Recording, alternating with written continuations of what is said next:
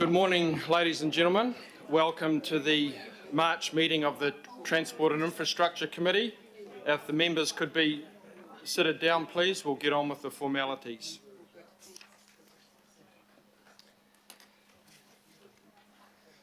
Right, first item up is apologies. I have received apologies from IMSB member James Brown and will be replaced by member Tao Henare.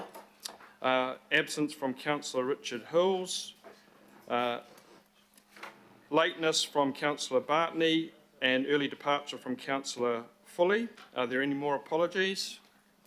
Councillor Newman is lateness.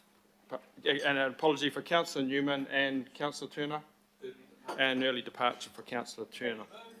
Moved by Councillor Walker, seconded by Councillor Simpson. All those in favour, say aye. Against, no, carried. We also have to do move a motion for attendance by electronic link, and today we have Councillor Fletcher online and Councillor Leone. There's a motion up on the screen to approve electronic attendance. Moved by Councillor Ferry, seconded by Councillor Turner. All those in favour? Aye. Against? Carried. Item number 2, declarations of interest. Are there any declarations, Councillor Baker? Yeah, obviously as a board member on Auckland Transport, in terms of the things where the board has made decisions, I will need to be, if I do any speaking, it will be speaking as in that regard and not as a governing body member, if that's the appropriate way to deal with it. Okay, okay. Thanks for making that declaration, Councillor Baker. I don't think it's going to result in any conflict or anything, but thank you for drawing it to our attention. Item number 3, confirmation of minutes for the 16th of February 2023. I'll move that they be confirmed. Do I have a seconder? Councillor Walker. All those in favour? Aye. Against? Carried.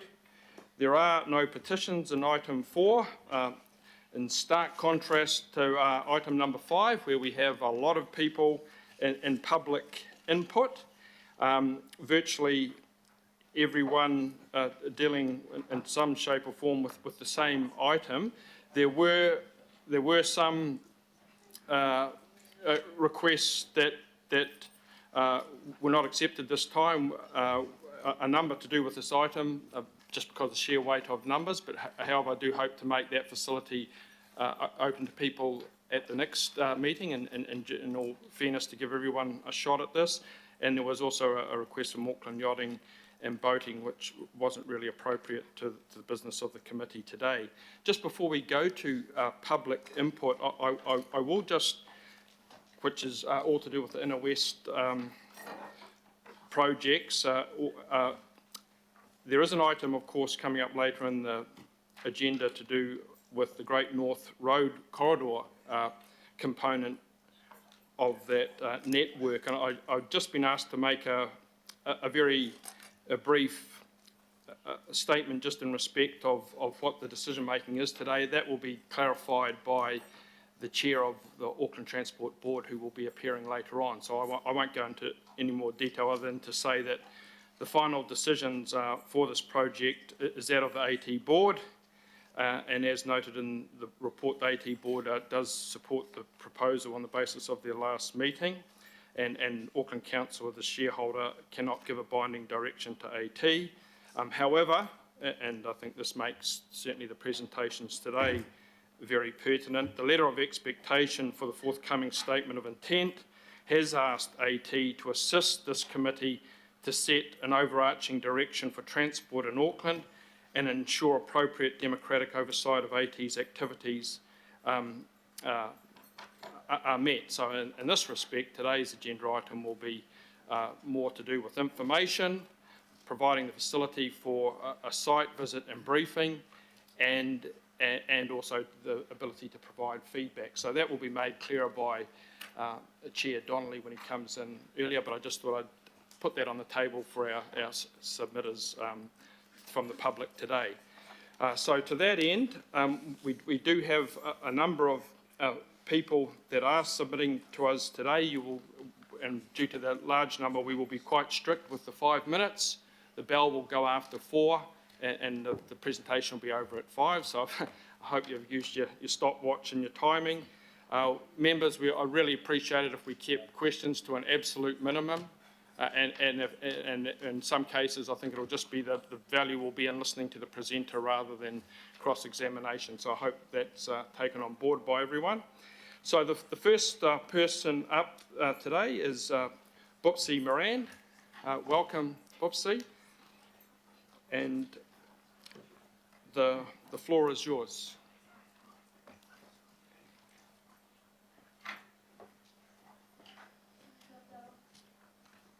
Tēnā koutou, tēnā koutou, tēnā tātou katoa. Ko Bupsi toku ingoa I tupu mai aho ki Los Angeles, Enari, Tamaki Makaurau toku turanga waiwai inayane. Hello, my name is Bupsi. I've lived in Auckland for 15 years. I'm a relief teacher at Newton Central School, and my 2 children attended there. So I'm opening with the question, how did you get to school when you were 9 years old? And these photos were taken Monday morning at 8:30 in the inner west area. So that's how we travel in our suburbs. I couldn't find a photo of myself, so that's my mother and me 40 years ago, and I still have my mom's face watching my kids cross the street, in particularly Nixon Street. We've been waiting as Newton Central for 4 years. Our principal took time off school, as you know how hard that is, to present, and 3 months later they carried $615,000 to improve our area. But so I'm specifically talking about Great North Road, the region between K Road, Karangahape Road, and Grayland Library. So this student on the left was 9 years old, year 5, and I walked by her Monday, and I told her that Waka Kotahi had given 51% of the funding, but we were still waiting, so hopefully today we can endorse the construction of this project, because this is now the 3rd local board term that nothing has improved for our students. And still, while we wait, this is how we move in our area. We bike, we bus, we walk. Lots of us do it. I just don't think maybe all councillors see how we move in our inner west suburbs of Freeman's Bay, Grayland, Arch Hill. Mothers pregnant on bicycles, that's how we move in our city. And parking is an issue in the case that no one's using it on that stretch. So that's Monday, 8:30, completely empty. If you see on the bottom right, there's a warehouse space that's completely empty because everyone's hiring stuff. So they have capacity and there's space. And then I was there last night and there was no one using the spots either. Just on that stretch between Karangahape Road to the library, they're pretty much empty. So students from Newton Central School, they attend Pasadena Intermediate and Western Springs College. So you can see it's a 15-minute cycle. The fastest cycle is actually down that ridge towards the school. Or that girl that was walking from Newton Central to Auckland Girls. So making it safer for them is really important. And you can see all the Western Springs College students, that's their catchment on the top left. And so they're all walking, cycling through that area to get to Kura and school.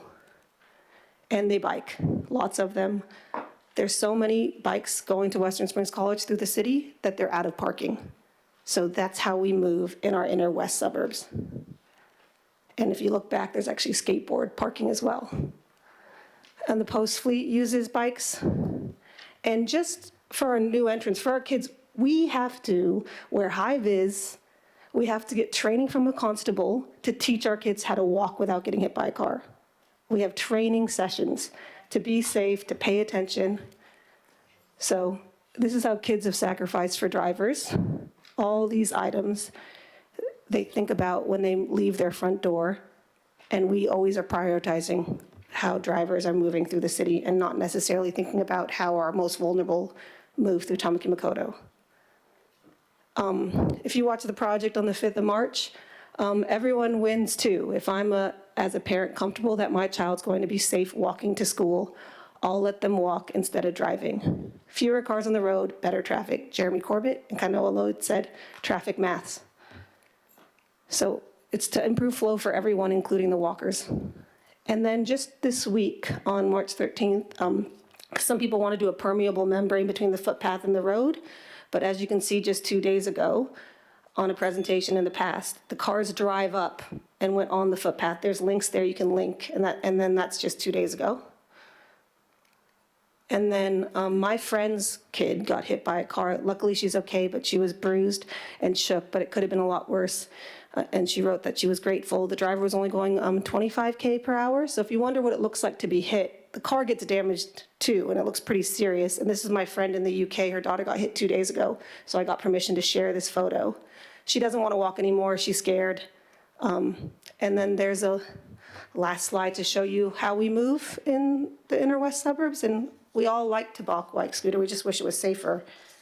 And we are asking our most vulnerable residents to be safe and to be brave just to get to school. And I don't think that's very fair on our kids. And I'm here also because the teachers can't be because they're striking. And I present often because the teachers and students can't be. Today, my daughters are here because there's no school. But I don't think you hear enough from teachers and students, and I think we can do a better job about that. And I'm just here to share their stories of how they get to and from school. And I think we can prioritize that a little better when we think about mobility in Auckland. And just at the library, while we were waiting to prepare to come to here, a girl from West Auckland was hit by a car. I showed her my presentation, and she's like, I was hit, a car ran a red light, they were speeding. I was coming out of dance class, and she wasn't at school because the strike. But I pretty much come to a lot of kids who have near misses or hit more and more in the last 5 years. So I hope we can do better. Tēnā koutou, tēnā koutou, tēnā tātou katoa. I'm happy to take questions. Thank you very much, Whoopsie. Is any quick questions of clarification? We'll only have two, Councillor Foley and Councillor Dalton. Kia ora, and thank you for your presentation. Yeah, it's really confronting, I think, when we hear from locals who live in the areas and see the sorts of, risks that people are taking when they're walking to and from school, especially when it involves children.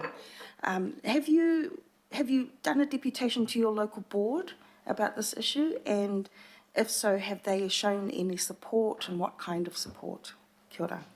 So on this third slide, our principal, I was actually there when they presented. The principal presented about the safety issues in 2019. Of course, we had COVID, but they had actually promised $615,000 to improve the safety, particularly in Nixon Street, where the cars pull off the Newton exit and aren't looking for walkers. It's like every day is a near miss.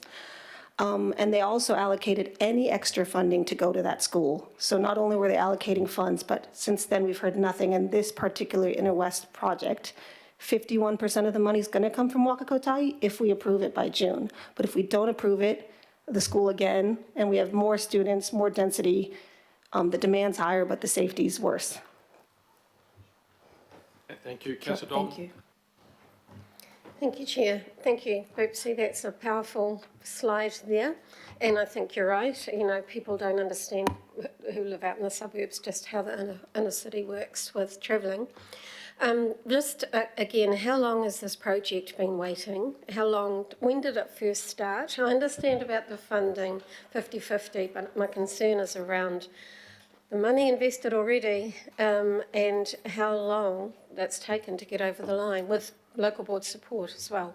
So the reason Monmouth is an issue is it's not that the school's on Great North Road, but all the kids are taking that route to get there. And also you have the loading trucks. So you have the Audi, the Toyota, all of them are parking. So when I would cross with my kids, we'd wait like 5 minutes because you can't see, it's blind spot. So the new improvements, we're gonna allocate parking for these loaders. So they're basically just gonna finally look at the whole route to school and make it safer for the loaders, work with businesses, I'm sure. But the main priority was all the walkers and cyclists that are coming off K Road even. You kind of hit and we walk as a school, 350 kids to the city. We walked to town hall last month. And we always are walking to school events because we're central, so we like to model that. But if it's unsafe, so we've been waiting since 2016. As a kuda, that's always the kuda that's walking to the library, walking to the city center. We brought it up since at least 2016. The improvements, we got K Road, were just kind of stopped right in front of our school. And they won't do any of the local school improvements until Great North, because they want to dig once. So that's why. Thank you. Okay, thank you very much. Obviously, we'll move a collective vote of thanks at the end, folks, if you don't mind. Thank you very much. We'll call up our next speaker to public input today, who is Gail Bordock. Welcome, Gail. You've got 5 minutes, same story. Bell goes after 4 and again at 5.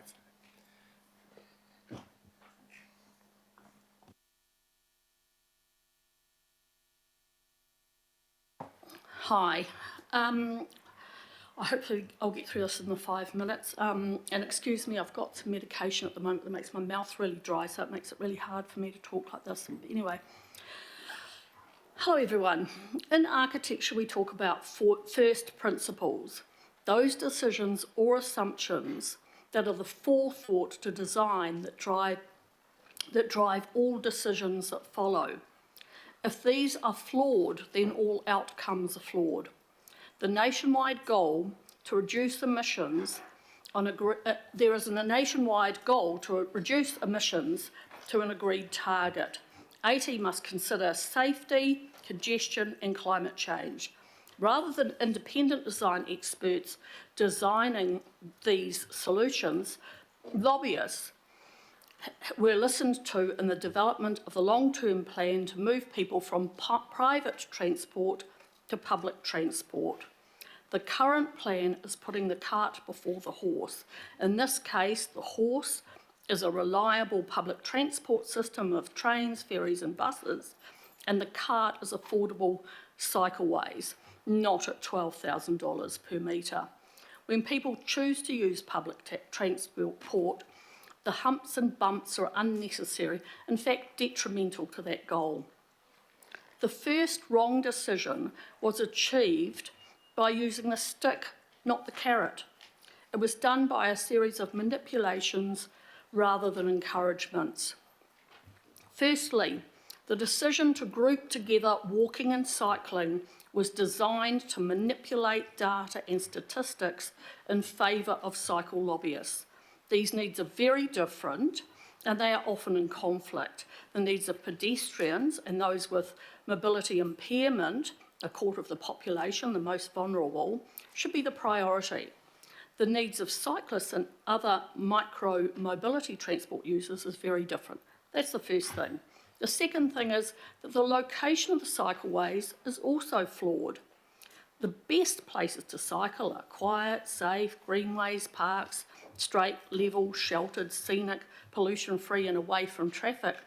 The decision comes from a place of car hating, and viewing roads as real estate was made by transport bloggers who call themselves Greater Auckland, but they're certainly not making Auckland greater. They chose the opposite location, noisy, busy, unsafe, full of fumes, conflicted with traffic, the arterial roads. Several mayors supported the ludicrous ideas of Ludo Campbell-Reid to take away all of the aspects that would encourage traffic flow.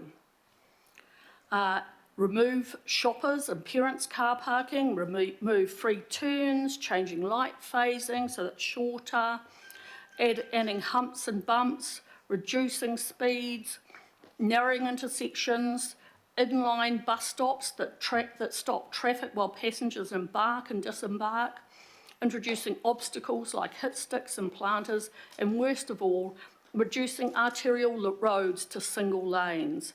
These are unwanted by all ratepayers. NZTA admitted on News Talk ZB, and in my written presentation that'll be in the minutes, there's a link to this. On the 11th of June 2021, that NZTA admitted to News Talk that they were purposely creating congestion in order to annoy people out of cars. AT aligned with NZTA, and in that same podcast, Matt Lowry of Greater Auckland admitted that they knew that this was creating more emissions.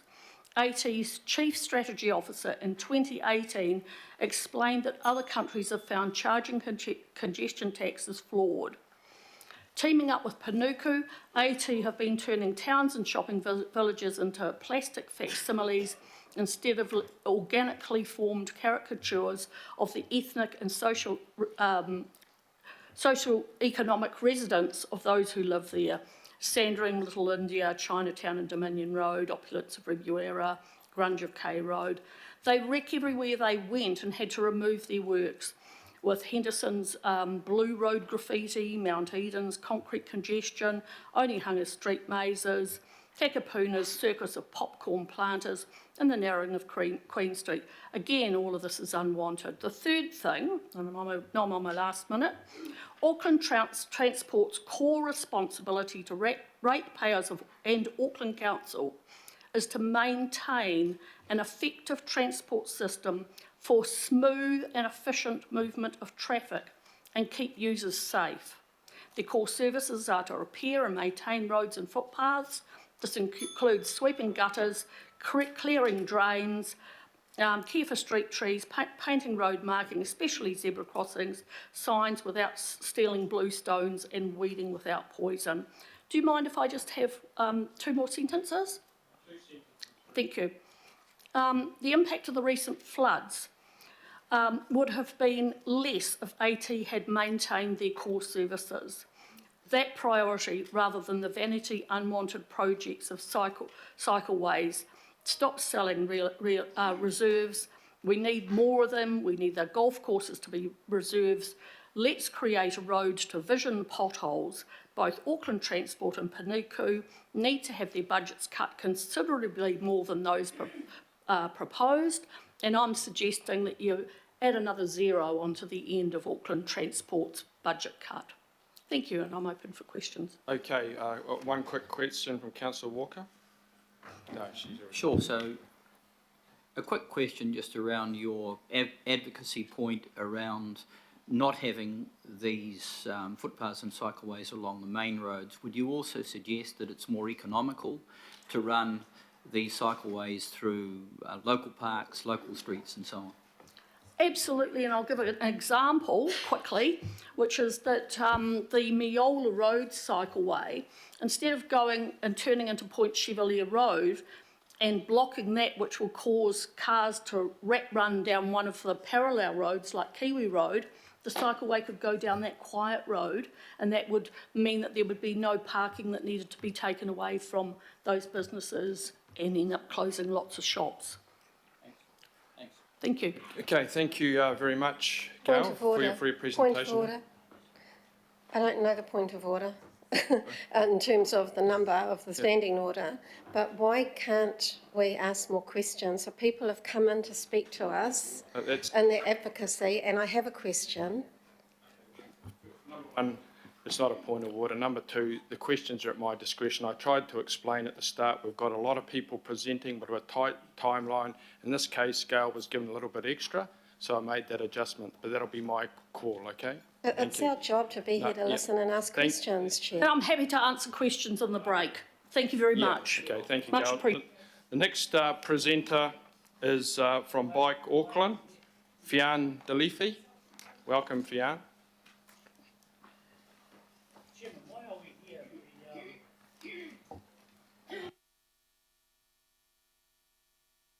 You are allowed to ask questions. I made an explanation as to that speaker was given a little bit extra. Well, I'm not really concerned whether you think it's good enough or not. I've made my ruling and that's it. Thank you. I just said you are allowed to ask questions. I prefaced the meeting by saying we have a lot of submitters. We've got a lot to get through, so I appreciate questions kept to the minimum. So that's the ruling I've made. Thank you. Sorry about that, ladies and gentlemen. Fiona, over to you.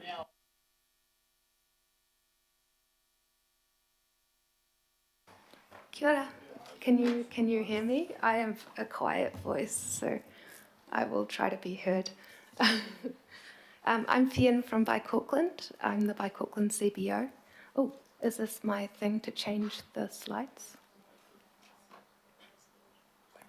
I haven't done this before, if someone can advise me.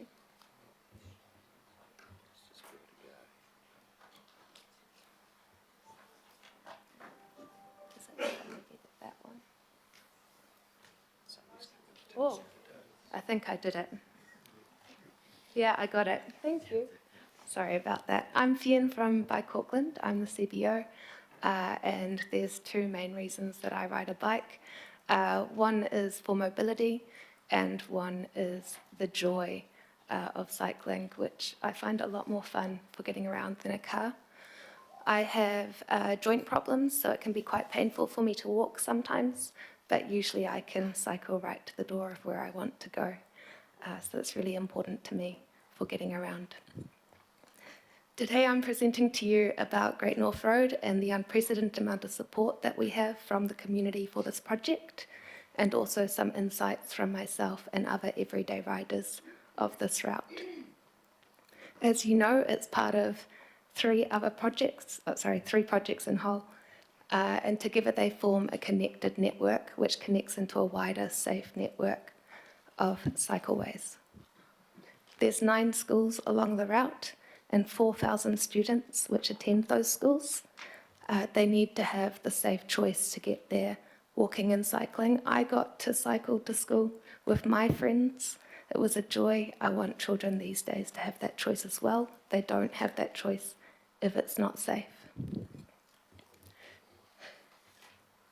This is Great North Road. A lot of people will not cycle Great North Road because it feels really unsafe, and looking at these pictures, I'm sure you can understand why, especially with the large vehicles. As Boopsie said, a lot of parents won't let their children walk and cycle along this route either because it feels too unsafe, and I really don't blame them.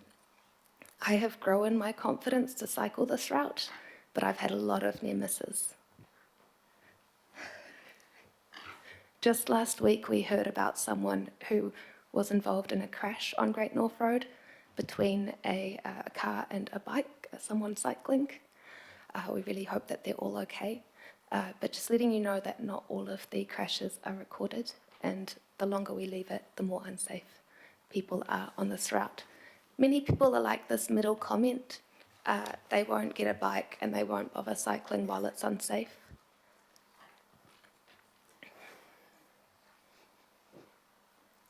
And you can see from these comments as well that pedestrians and drivers are also unsafe on this road. But we can fix that.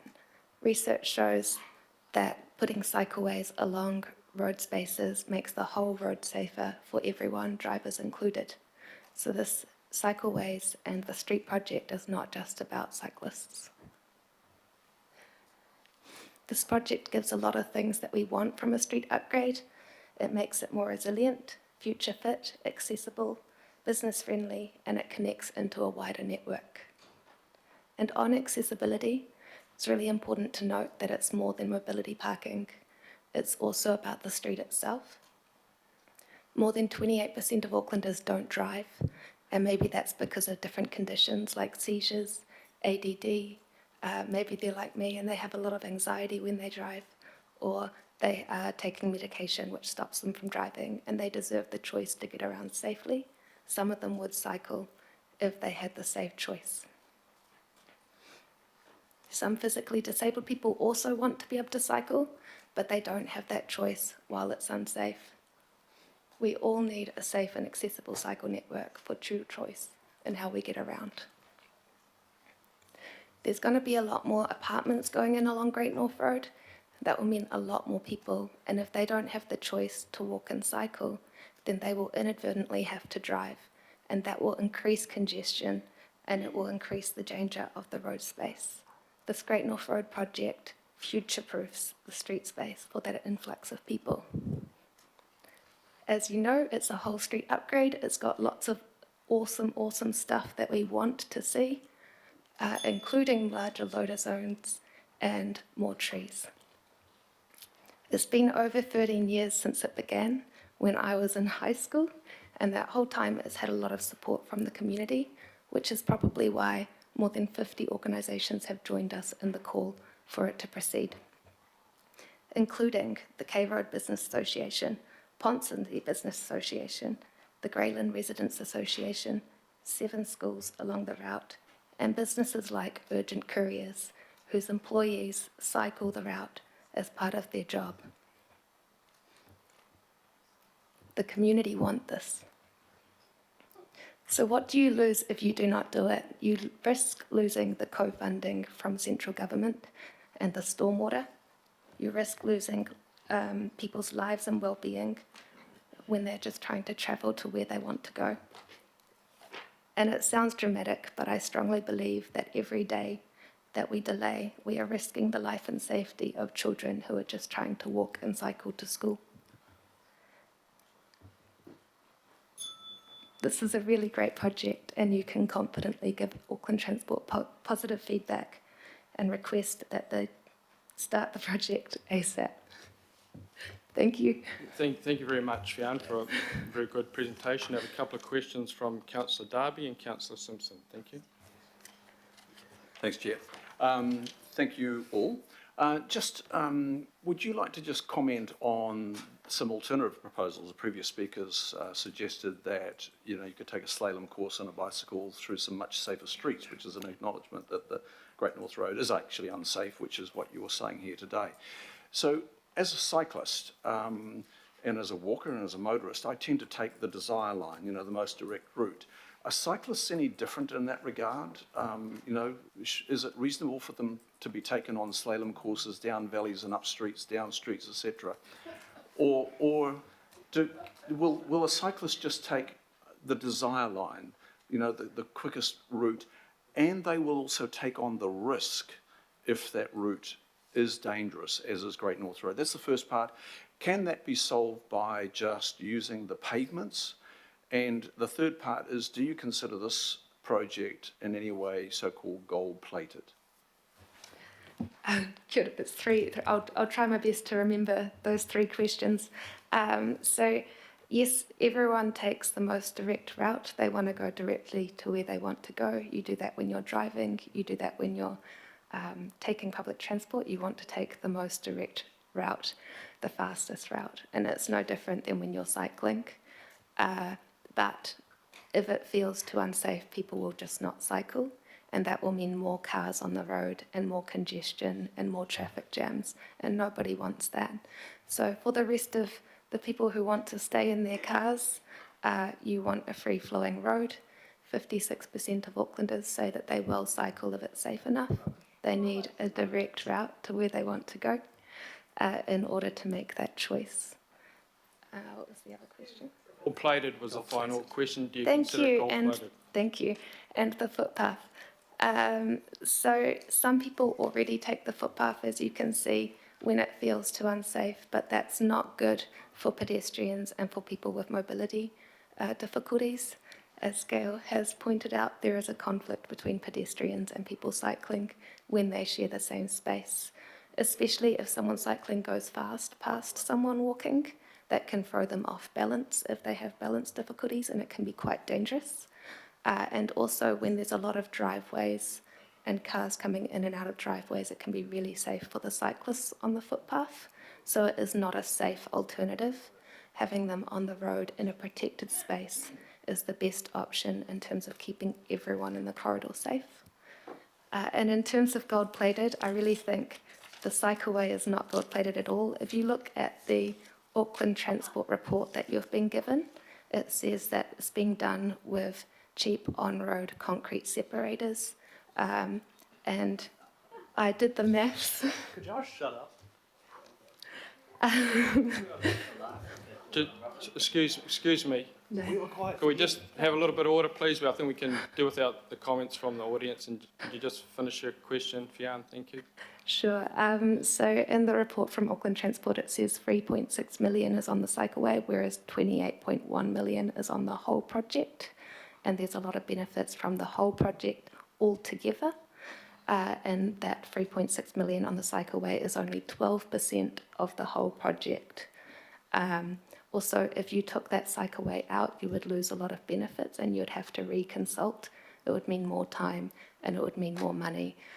So as a whole, the project itself is fantastic, but the cycleway part of it is not gold-plated at all. Okay, thank you. Final question, Councillor Simpson. Thank you for your presentation. Can I just confirm what you said in the slide before, that your advocacy was supported by the Residents Association and the local board? Yes. Thank you. Yes. Do you want to comment? I'm actually from Greyland Residents Association. We definitely support them. Incidentally, that very intersection, I was bowled off my bike by a car making a right-hand turn into McDonald's, looking for the gap, not the cyclist. And just a point on direct routes, you're absolutely right. Cyclists will take the direct route. Any other route that's been proposed involves hills, and fine in a car, but on a bike, when you're using your muscles, you take the flattest route, which is Great North Road. And Great North Road has the width, all the side streets are so narrow, you'd have to take away residents parking on the street to put a cycle lane in. It's just not workable. Okay, thank you very much for your presentation, and as I said, we'll thank everyone at the end. Next member for public input is Lisa Prager. Welcome, Lisa. As you're coming up, usual story as with everyone else, 5 minutes, the bell goes after 4. Over to you, Lisa. Thank you very much. It's very nice to be here again. I too am a resident of Greylin. I own a business in Westmere. I grew up in St Mary's Bay, and I've lived my entire life in Ponsonby, Greylin, Westmere. I have to take a bit of a different position from Bike Auckland, who are funded or were funded into their position by Auckland Transport. I think the bias that we have heard here today is very concerning. Let's first of all talk about safety. Life is not safe. We take a risk every day when we step into our cars, when we get into an airplane, when we eat our cereal. The idea that you can mitigate all safety in all situations is not realistic. Now, I understand the concerns of children. I live right next to a school. But I also know that by spending millions and millions of dollars on cycleways, which the New Zealand police have said, we do not support children under 12 years old riding bikes on their own. There are too many critical decisions they need to make along the way. This brings me to the grand gold-plated plan, which I know intimately looking at Garnet Road, because in 2017 I had Auckland Transport bowl up and go, hello, we're moving your bus stop 20 feet down the road and we're going to take away all your parking, we're going to destroy your business, all in the name of safety. And we said, hold it, let's analyse this. So when I first had a conversation with the contractors, I said, can you show me your plans? They laughed. They said, no, we're just going to make it up as we go along. And that is indeed how we come to have the Greylin debacle, where shopkeepers and retail that had operated successfully for over 100 years suddenly found themselves in a state of discombobulation. Suddenly, 17 car parks were removed. And you all go, well, we don't need car parks. We hate cars. People should cycle. Well, that is not the reality. We are in the middle of the greatest global transition this world will ever see. And we need collectively to work together to share the existing roads, to care about cyclists and pedestrians, to understand that buses provide these services, but to suddenly spend millions and millions of dollars that this city does not have on this concept is ridiculous. And that is why over 2,000 people in 2017 signed our petition going, we don't think this is the way to go. Now, I love the way everyone goes, our community all wants this. That's not true. There is a diverse number of opinions. And the fact that Bike Auckland has managed to mobilise such a spectacular public and media campaign is only supported by the fact that Auckland Transport funds them. We're not funded. We operate on the smell of an oily rag, which is, g'day, could you bother to write an email today? I want this organisation, who's in charge of Auckland Transport, to look at all the mistakes, to look at all of the debacles across our city, to listen. I mean, Desley, you know, just go for a bike ride down the waterfront. It's more dangerous now. And in fact, having just crisscrossed back and forth in the hospital to meet an ailing mother, I too feel more unsafe as a car driver on K Road facing traffic without any wiggle room. All of our broad, wide, easy, safe roads have been destroyed. Now, I want to be clear here. I'm a cyclist, but I ride an e-bike. Why? So that I can use the quietest, safest roads and make my choices as I move. So I think it's time we threw out all of this idea of spending billions and billions and billions and billions on gold-plated cycleways and took a long, hard look at how can we share the assets we currently own, and how can we engage in an education process. Because you know what's happened? We now have the cycle wars, where people hate cyclists. Now, I don't, because I'm a cyclist, but I've certainly been tarred with it, and unfortunately, Auckland Transport has tried to shut me down by sending me a letter every 3 months going, we're not going to engage with you because you're rude and you're outspoken and we don't like what you have to say. So the bottom line here is, people, we need to look from a whole range of perspectives. Thank you. Very much, Lisa. Any quick questions of clarification from Lisa? Okay, thanks very much Thanks for very your much. presentation, Lisa. The next person up is Daryl Ojala. I hope I've got your surname right there, Daryl. Welcome. And Close enough. You've got 5 minutes. Thank you very much for your time to present to the committee today. My name is Daryl Ojala. I've been a resident of the inner city for over 40 years. I currently reside in Tuarangi Road in Grey Lynn, and today I stand here as an independent petitioner. I'm not representing or presenting on behalf of anyone else or any lobby group or association. And I've studied the Great North Road plan in depth, driving up and down the street and looking at the plans and details. I'm a business owner for over 25 years. Firstly in Franklin Road, then moving to Great North Road where Bunnings is now located. So I've got an in-depth knowledge of the road. In both of these early destination businesses of ours, parking was a major factor for attracting customers. I do not support the current AT design for the following 5 reasons. Number 1, trees and planting. The AT plan calls for 20 mature trees to be removed, the trees that age from 10 to 20 years or so. This is approximately 1/3 of the existing trees. The immediate effect on the road will be disastrous. The community vision expressed through the consultation process has been for a tree-lined boulevard. There is provision for replanting, but there are different species to the existing beautiful trees we have, and of course they'll be very small, and they'll take decades to match those that are already there. The existing deciduous trees provide shade in summer and let the winter sun in, and we need more of these trees along the street. We want it to look like another Franklin Road or Hepburn Street, beautiful tree-lined streets that we have in our city. Number 2 is safety. One of the main reasons AT has proposed this plan is to improve safety to the street and reduce the number of accidents. We all want to see this improve, especially for the children that we've heard about here today. But the removal of the centre median strip presents new issues where right-hand turns into the side streets or businesses now have to stop in the centre lane until they can move right.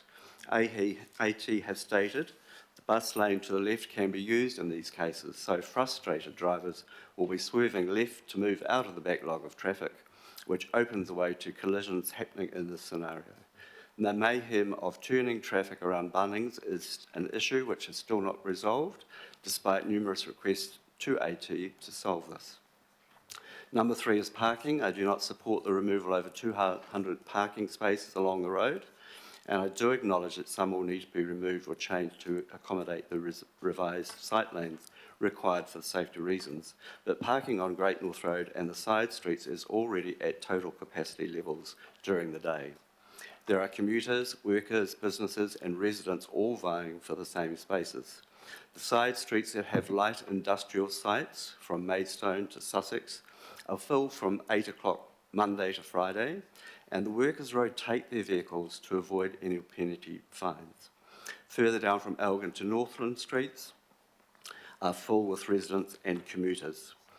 Soon there is going to be added another 140 apartments between Harcourt and Elgin streets, where limited on-site car spaces have been provided in the development. So this is going to mean there's going to be about another 100 or 150 car spaces that are going to be needed for these residents for these developments. And this is going to be compounded in future years when more of these developments are going to be added along the ridge. AT's proposal to remedy this is to change the time limits on the current spaces. That is, reduce them, say, from 120 minutes to 60 minutes, from 60 to 30 and so on, to try and create better turnover. This may work briefly while it's strictly patrolled, however, the workers will just start rotating once again to beat the system. So it's not a viable solution to a very serious problem, and you can see that removing 200 plus car spaces is no solution at all. Number 4 is Greyland Village. The more serious issue is the lack of planning for the continuous of the design to and through the Greyland Shopping Centre. ATF constantly told us there is no plan, but if you look at the cycle plan, you'll see there is a plan, but it's just not a detailed plan. And it stops at Surrey Crescent and starts again at St Joseph's. Greyland Shops, it's my village, it's where I go to shop, it's where we all go, the butcher, the hairdresser, the dairy, the bread shop, everything. It's a little village. Once car spaces are removed from around the village, the businesses, the dynamic of the whole area changes. So this is another major concern of the plan. We don't want Great North Road nor Greyland Village to become a transit corridor. And we think it could end up becoming like Kaiba Pass, Newton Road. The local community very fiercely vocal back in 2018 when this was attempted once before. Number 5 is the cycleway. In my opinion, it's not the best location for a separated cycleway. And we need to look at different routes, and we could look at Williamson Avenue, we could look at Cromer Road. A lot of people are already using Williamson Avenue as their preferred issue. This would bypass the village and avoid the confrontation that we're going to have in the future. Thank you very much. Thank you very much for your presentation, Darryl. A couple of quick questions of clarification from Councillor Lee and the Mayor. Thank you very much, Mr. Oyala.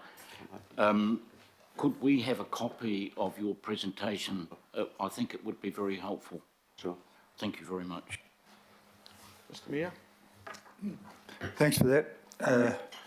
I currently live at the start of on the corner of the start of this thing, at New North Road in Hereford, and my last house was nearby yours in Tuarangi, so I've been at both ends of this thing, and I can tell you that I cycle quite regularly between the two and use Williamson Road and the footpath, because the New North Road is less desirable for cycling.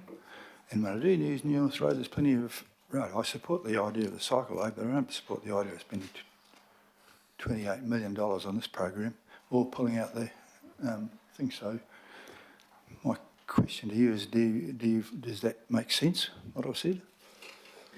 I think that we could look at using Williamson Avenue with painted cycleways, and it could even be a trial. We don't need to make it a confirmed decision, but we could give it a go. It could be a trial that AT have undertaken many trials over the city to see if things work. And we could do that so that the connection, there's a good connection through Surrey Crescent, through Prime Road, that comes through Dryden Street, that will connect into Williamson Avenue. And there's already lots of connections through Greyland Park cycleways, through Grosvenor Street, that are already in place. With halfway down Williamson Avenue, there's a signal pedestrian crossing. So there's safety factors already there in place for cyclists to make them feel safe and to use that. And it's probably a more direct route than Great North Road through to Clay Road, actually. And people talk about, the main objection is gradients, but, electric bikes, why do we worry? And also, we've already got Meola Road, there's a gradient, College Hill is a gradient, Auckland is a city with gradients, so, that's how you cycle. Okay, I'm going to ride it tomorrow, the proposed route, and I'm going to ride the other one, the alternate. Cool. Thank you very much, Darryl, for your presentation. Thank you very much. The next presenter is Chris De La Tour. Welcome, Chris.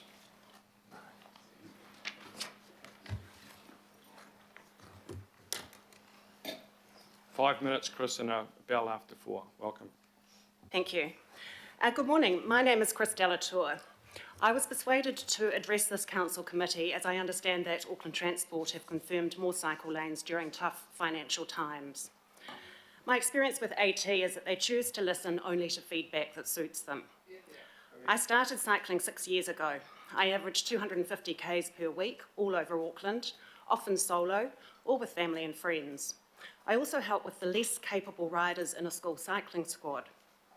I have voluntarily written and implemented comprehensive health and safety procedures for 2 secondary school cyclist squads. I sat on the 2 Auckland Transport Community Liaison groups trying to rectify the Waitemata safe route problems. I am one of many cyclists in Auckland who are dismayed by the proliferation of poorly designed and hazardous cycleways being retrofitted into Auckland roads. The strong lobbying from some bike groups is really alarming, as there are truckloads of other cyclists out there who have different views. As a ratepayer and cyclist, I have serious concerns about the costs associated with AT's track record of implementing unsatisfactory cycleway projects. The most recent being Ngāpipi Road from Ōrākei Basin to Tamaki Drive just last week, as well as GI's Tanawha Street, Mission Bay and Upper Harbour Drive. In fact, I cannot recall a cycling project on Auckland streets or footpaths over the last 5 years where safety and design issues have not been raised. Many councillors here will be aware of these. The costs associated with fixing, or in some cases part fixing or not fixing, the safety problems arising, are outrageous and make AT look incompetent. So my question to this committee is, why has approval been given for more of these designs to go ahead? It does not seem a good business decision to spend ratepayer money on projects that can create more problems than they solve. I'll give you just 5 examples of safety issues in current and proposed designs. Firstly, bi-directional or 2-way cycleways are generally too narrow and therefore far too dangerous. Secondly, cycle lanes routed behind bus stops and more recently, routed between bus shelters and passengers disembarking and embarking from buses. Thirdly, lack of consistency in design, including confusing on and off-road routes, bends restricting views and materials used. Fourthly, this is a goodie, large concrete separators or Tim Tams. The consequences of a cyclist hitting a concrete block are quite significant, so many won't go there. And lastly, lack of maintenance for existing cycleways. There seems to be no budget or machinery for regular sweeping of debris such as gravel, glass, tree foliage, i.e. hazards for cyclists. Overgrown shrubs and weeds continually restrict cycleway widths as well. These design issues all lead to collisions with other users, which will become more frequent if user numbers increase. The bike lobby mantra of build it and they will come should actually be, keep building it like this and they will not come. I do understand AT's design ideology and all new housing and roading developments should include appropriate cycleways funded by developers, absolutely no question. Also of benefit is funding the completion of purpose-built cycleways such as Te Whao. However, AT seems to be unwilling to reach out to any sensible road cyclists when trying to retrofit cycle paths. We ride thousands of kilometres around the city every day and know most of the potholes, drains, gutters, debris, vegetation, gravel, road furniture, idiotic light phasing and unsafe intersections. We also know what works well. We are motorists and business people too, and we have sympathy for loss of parking and small businesses trying to survive. Auckland's transport consultations and surveys are a joke, hijacked by bike lobby groups. Waka Kotahi recently published results from the Waitemata Harbour Connection survey. Of 4,389 survey responses, 66% said they would walk or cycle across the harbour if they could. Really? The implication being that 66% of the population are likely to walk or cycle across the bridge on a regular basis? I don't think so. Are these the sorts of survey results AT are generating and spinning to in order to justify their projects? Of course I want cycle lanes, but I am opposed to poorly designed hazardous ones. I urge this committee to seriously consider why ratepayers should tolerate more spending on hazardous designs. Why should ratepayers also be paying the costs of debating and fixing the safety problems that result? Thank you. Thank you very much, Chris. A couple of quick questions from Councillor Fletcher and Councillor Walker. Thank you, Chris, for your submission. I declare conflict in terms of my question straight up. I have 3 grandchildren at Richmond Road School. So I'm really pulled by so much lobbying. I want my grandchildren to be able to safely bicycle to Richmond Road School. But the chair has very sensibly suggested, while we recognise that it's a delegated responsibility to Auckland Transport, there is political input that we want to make, and I want to make it in an intelligent way. And so the chair has, I think, very sensibly suggested a site visit. How do we actually really understand this unless we are prepared to commit the time to go and actually look at the area? What would you recommend? You could tell us now, or you could come, because I know we're short of time, but in terms of that site visit, to maximise the use of time, to actually look at those safety issues, to recognise the needs of children in the area, but have better design, I'd really welcome your sensible input into how we can optimise our site visit for this particular matter. Yes, well, look, certainly I would be happy to assist. I would say, just with regard to children cycling to school, as a parent myself, with a now 18 and 20-year-old, and there was a point made earlier about children shouldn't be cycling by themselves under 12. I completely agree. I work with a cycling squad at the moment. The youngest kids are 13. I don't actually believe kids should be cycling by themselves until they're around 15 or 16, personally. And that's ones that are reasonably competent. So I would suggest that if your children are primary school aged children, that they shouldn't be unsupervised cycling to school no matter what. That would be my comment from a cyclist and from a parent's perspective and from working with school kids. Yeah. Councillor Walker? Question, can we receive a copy of your submission, and can it be in the agenda? And the question is, essentially what you're putting, are you not, that there are systemic issues as well as local issues with this proposed cycleway? Yes, look, I deliberately didn't address any specific cycleway project because I believe that all of these, there are problems with all of these projects, and that is what the message was that I was trying to convey.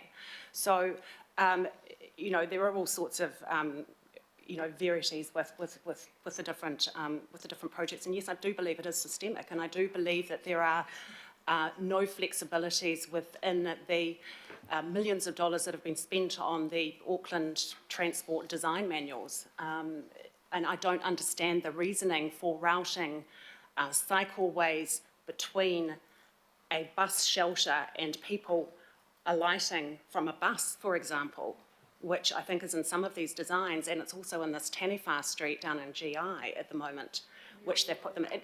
It just is ludicrous. It just doesn't make sense, and I don't understand why they would even consider it. Thank you very much, Chris. Thank you for your presentation. Our final presenter today is Paul Stevenson. Is Paul here? Fiona Anderson instead. Okay, Fiona, this is on behalf of the Greyland Business Association, I understand? Yes. Okay, welcome, Fiona, and you can perhaps introduce yourself, and you've got 5 minutes. Hello, thank you for giving us the time. I'm Fiona Anderson and I'm here with Carol Gunn, representing the Greyland Business Association to confirm our overall support for the development of Great North Road. First, a little bit about the Greyland Business Association. We are a volunteer organisation with a paid membership base. We are, I think, the only city fringe business association that isn't a bid. We are hoping to rectify that with and become a bid for 2024. That'll give us greater resource to work with the likes of AT and also a better ability to promote the business community of our area. Hopefully you've received and managed to read the letter from our chair regarding the position on the Great North Road development. Paul apologises, he can't be here today, so you have us to represent. We want to see the development, part of which is cycleways. It's an area of growth, bringing additional commerce as well as residents. We've been engaged with AT on Great North Road for around 18 months to 2 years regarding the upgrade design. Our main feedback has been around beautification, balancing movement in place, and the parking solutions. In the last 7 months, we feel like some progress has been made. We don't want to see this project put off. The issues around it will not change and could in fact become worse. Though, as you can expect, we still have concerns. We don't want, as Daryl put it, a transit corridor. We don't want a motorway for bikes and buses without character or sense of place, moving people from west to the city without stopping, exploring and enjoying. This area is retail, business, hospitality and community. We are in favour of change, and the improvements are needed to cater for the transportation needs of a modern city. But please remember and support the people who are already there. The businesses who rely on Great North Road every day for their trade and income. Let's make sure the changes make things better for them and don't cause a disruption that drives them away. Parking is always a hot topic whenever change is suggested. It's tight there now. So the changes have to be carefully planned and considered to ensure the customers and staff have the required access. The current and planned growth is likely to heighten the demands for both resident and visitor parking. The plan must ensure safety of pedestrians as well as cyclists and motorists. There is currently a flush median strip which allows people to cross the road. The current plan removes this, and we're concerned that replacing with controlled crossings might not be sufficient. And it's called an improvement plan. So it's essential that this investment creates an environment that inspires thriving street-level business and is an attractive place to linger and spend. A commitment to the current planned urban design budget is a minimum. We want to think trees, planting, shading, street furniture, make it interesting. And we'd expect to see a future-focused approach, building the infrastructure that will take the area forward and set the stage for further development, be that private or public. We've hosted meetings with the Great North Road businesses and conducted an email survey. The sense has been that most are keen to see improvements, but the general concerns of disruption and ongoing parking are evident. Grayland Village sticks out in the discussions around all three initiatives. There's an information vacuum which leads to suspicion. The village is a centre of our community and must be preserved. A collective vision is possible. AT and council need to work hard with locals to agree it. Not all on our board see Great North Road as the right place for a cycleway. You've heard from Daryl today with his views, but we are committed as a group to Grayland and will work together as a board to get the best outcomes. Construction brings disruption, and this needs to be staged to minimise the impact on current businesses and community, ensuring high levels of transparency and communication, real collaboration with those affected.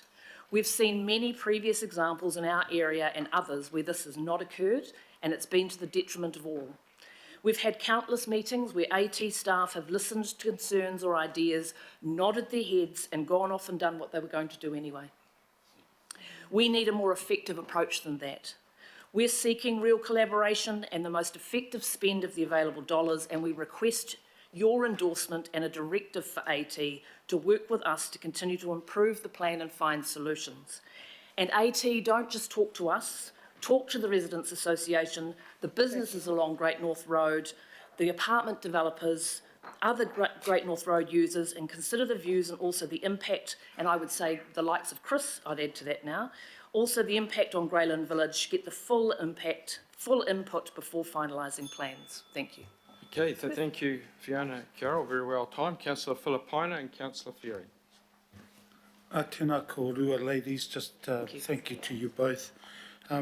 Two very quick questions. Number one, is your presentation part of, it's been forwarded through to committee? This, no, but there is a letter on record, but I can provide this. Yes, please, that'll be great. And the second one is that how has the consultation, communication with AT, Auckland Transport, been during the process to date? It's got much better of late. Early on it was pretty poor, but it has got much better, but they're still not getting out wide enough in the community.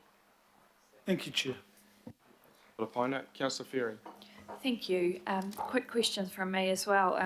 I'm really interested in your members' views about the truck loading issue. So you might be familiar with the car truck party safety concerns, some of which Bopsy mentioned. Is that something that's come up for your members, and acknowledging that there are some plans to address that in this scheme? It's definitely come up with the car yards, because obviously it's vital for them. So finding a solution to how you make that work with the community of children and pedestrians and motorists, etc., is important. So yes, it has come up, but there isn't a huge solution there, no. Thank you for your presentation. There should be a motion up on the screen now to receive all the public input and thank all the presenters for their attendance. And I would mean that sincerely. That's been outstanding presentations today, and certainly from my part, I've appreciated hearing from both sides, and I look forward to putting it to the test on site. It's moved by Councillor Fletcher. Do we have a seconder? Councillor Darby. All those in favour? Against?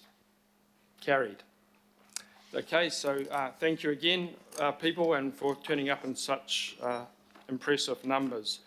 We move to item 8, which is local board input, and there's none received there. Extraordinary items, none that I know of there. So we go straight to the first business of the day, is the Kiwi Rail update, and we have Dave Gordon, the Chief Operating Officer. And the purpose of this report, of course, is to receive an update from Kiwi Rail on the Auckland program, which of course is very dear to the hearts of many councillors served by the rail network. Welcome. Thank you, Chair. Just to introduce on my left, Gwyneth McLeod. She is responsible for developing, in partnership with Auckland Transport, the long-term network plan.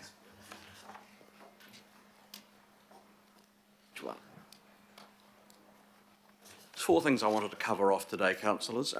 May I just have an indication of time, Chair? So I think, Dave, we're given in the order of 10 to 15 minutes for these presentations. That was the brief. Thank you. So there's 4 things I wanted to cover off, bring to councillors' attentions, where we're at with the passenger rail, some of the freight issues that are becoming more apparent, where we're heading with the program business case, and finally just some reminder of hot topics. This pack is, this slide presentation's in the pack, I believe, so I won't read the slide per se, but I just answer the question, will we be ready for City Rail Link opening? And the answer, there's some bits and pieces, but the basic answer is yes, we will. We're making good progress on the jobs that we're doing.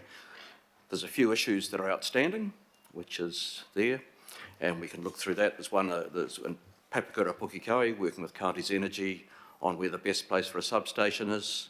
Drury West Station, there is some litigation, which is currently just closed off, and it may be actually more sensible to rebuild the Newmarket line after City Rail Link opens rather than before. So there's bits and that's because of the level of disruption. So there's bits and pieces that you would expect in a major project, but I think summary, we're travelling pretty well. 2 remaining uncertainties. One is the Henderson Station, and in particular how we might integrate that with the rail network rebuild, and I understand councillors are considering that next week as part of the overall funding request for the CRL project, so I won't go into that here. And there's the never-ending issue associated with the resources for signalling and the trade-offs within Auckland and between other sites in New Zealand as to how to get there. But overall, I think we're travelling well. We're talking about the rail network rebuild. We are on track. We will be handing back the first section that we took over. That is the section from Otahuhu through to Newmarket. We said we'd get it back on the 20th of March, and we will. It'll be done, and we'll hand it back on time. And I want to say thanks to all the people who were disrupted by that. If it's any small comfort, so were we, our officers by Ellerslie Station. But we did it, we've got it on time, and we move on to the next area. So, and I was really impressed. I took a train ride yesterday, stopped at a couple of the Eastern Line stations. There are 80 people out there handing out the pamphlets, giving the information, so through there.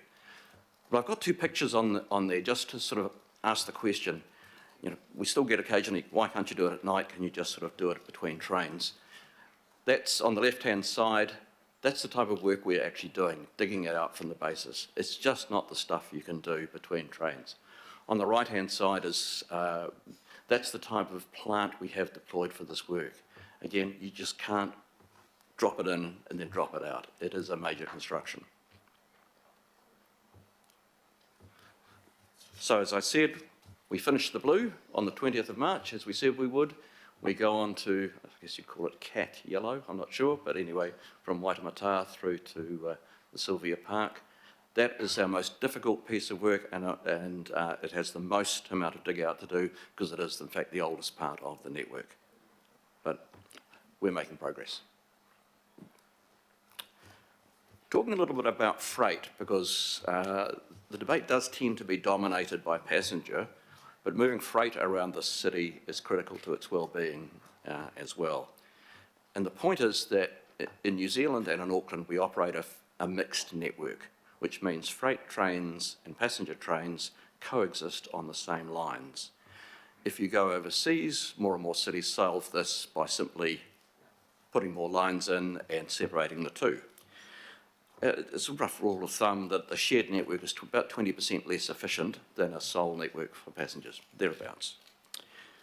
So a big thing really, what drives the freight task in Auckland in particular, and the thing that dominates is the, what scenario you have around ports of Auckland. If it stays, certain things have to happen. If it goes, different things have to happen. But the implications for the commuter service are, as I say, immense. So at the moment, Auckland has circa 800,000 TEU, which is a measure of its 20-foot container, international measure, and about 100,000 of those we take on rail. So if we look at what happens if Ports of Auckland stay, which is what it's doing at the moment, say it's 15 years, we can move around about 250 to 300,000 containers on rail. There's things we'll need to invest in, people and plant and equipment, but that's it. We could not take any more than that by rail. So the growth of the port, everything else would have to be handled by truck unless there's considerable network investment. So there's a limit to what we can do. We can do better than we're doing, but we can't solve the trucking issue. But if Ports of Auckland stays, and people say we want to have more rail service to the port, to move beyond that sort of 250 to 300,000 TEU, we need to put a third track in around the east. And to be clear, what that means, we would have to go into the water across Hobson Bay, Oraki Basin, Pariwa Creek. We'd have to do a 500 metre tunnel, and we'd have to take open space, commercial land acquisitions right throughout the rest of the corridor. So it is a big investment and a big hurdle if you're going to do that. Separate Westfield Junction, we want to do that anyway. We need to expand the yard, we need to get away to get better roading into the yard. And the fact of that is really the bottom line. If port volumes subsequently end, then most of that investment is of nil value to the commuter network. So it's a very binary decision if we want to take more stuff by rail out of the port beyond the sort of $250,000 to $300,000. And I just got up on that screen the model as it sort of sits at the moment. You've got a big Ports of Auckland, a big port of Tauranga. We've got Southdown Inland Hub, that is New Zealand's third biggest container port. We've got the development at Ruakura being done by Tainui. That will be a major thing. And you've got a relatively modest North Port. But that's what you have to do if you want a rail-served port in Auckland over the long term. The counterfactual is that the port goes. And I've just done a quick assumption about, let's say 50% of the traffic goes to Tauranga and 50% of it goes north. Who knows what that mix might be. The train program to Tauranga takes approximately 450,000 TEUs. So that's our current train program. So we would have to put double the train program down to Tauranga for the volume and put the equivalent of the current train volume up to North Port. So what do you need to do that? And I've got my schematic there. You've got a big North Port, a big port of Tauranga. Probably you'd need a big inland hub somewhere up in the Huapai, etc. area, and you've got a much more modest Ports of Auckland. So it's still a major investment to do that. Either option is not free. You get a better case for the third and fourth mains to increase Tauranga volumes. Still need to do some work on Southdown. You'll need, as I said, a freight hub to the north, and obviously you've got to build the Marsden Point link, otherwise it's not going anywhere near that port, and investment in North Port. But the thing I really wanted to draw councillors' attention to is the point sort of in the middle there, which says brings South Down Avondale into play. And this is something that's really emerging from the work that Gwyneth has been leading, and how important South Down Avondale is to Auckland Transport's future as a whole. So just to anchor yourselves, councillors, you can see the existing network is in red. The green is a long-term aspiration of the light rail, and the blue line is running from South Down to Avondale. So effectively, it's a parallel trans-isthmus crossing in place. So it's got a dotted line because no one knows quite where it fits in terms of operationally. So just talk about it. It's designated. We've actually owned it since the 1940s to do precisely the task, which was to take freight rail out of central Auckland. So at the moment, every train that goes north has to leave South Down, actually head into the city, turn left at Newmarket and go back up through that way. So it goes all the way through the commuter network, climbs a steep hill, and one coming back does the same. So every train that goes through, freight train goes through there, means at least 2 passenger trains don't, because it just takes more time to go through there. So you can see that the more that goes through there, the more you undermine some of the targets that Auckland Transport have for running a regular passenger network. And bluntly, if half of Ports of Auckland tonnage goes to Northport, we would totally destroy the public transport aspirations of it if it all had to drive through Newmarket. We'd just clunk up too much time. So and that was what the people in the 40s actually recognised when they designated and started buying the land for South Down Avondale. So the question has always been, when? When does it happen? Because if it's built and freight goes through there, then the entire inner circle of Auckland area can be metro solely traffic. So you get a much more intense service in the middle. Now, Tommy Parker and his team are presenting after this, and so there's no surprise that Tommy has seen my presentation. They need to use the corridor, and we have to find ways to share. KiwiRail is committed to finding a way to share the corridor with ALR, with light rail, if it is to proceed. But the coda to that is if it is proceeding, and we are to share the corridor, then there is no way we can come along later and do the earthworks, etc., needed for conventional rail. It has to be done at the same time. You couldn't, I don't think the community would take 2 major earthworks projects in quick succession going through their community. And secondly, there's certain things being built, etc., that you can only do once. So there's a position on South Down Avondale as a whole within Auckland's transport network has to be made concurrently with the light rail decisions. And there needs to be 2 tracks alongside each other. And if I just, hopefully this takes me back, I go back a couple of slides, you end up with the paradox that you build a rail line for freight, which will be busy, but not that busy. So why wouldn't you run passenger services on it? And you start ending up with potentially a passenger service, just sort of imagining Henderson, say, to Panmure or Sylvia Park and Glen Innes or something like that. So there's quite a rich number of issues to be brought into line when we think about this, because you wouldn't build it just for freight. That would be madness, because you've got capacity to run passengers on it. So there's a lot of hard work to be done, and I know the light rail team are consulting on this at the present moment. But the big thing about the program business case that Gwyneth has been leading, it has brought much more sharply into focus councillors and Auckland Transport. What role does South Down Avondale play and when? Because our predecessors in the 40s had foresight. They reserved it then. So when do you push the trigger? So I'll move on to that business plan led by Gwyneth. Really 2 points. To date, we've focused on, well, what do you need to build? What do you need to build for it all? And we're now moving on to the different question, well, that seems like a lot to do in one thing. What compromises do you make in order to make that happen? And then the follows, how long you're willing to be living with compromised growth. So there's actually not too many surprises coming out of this business case. I think we've been talking for a long time.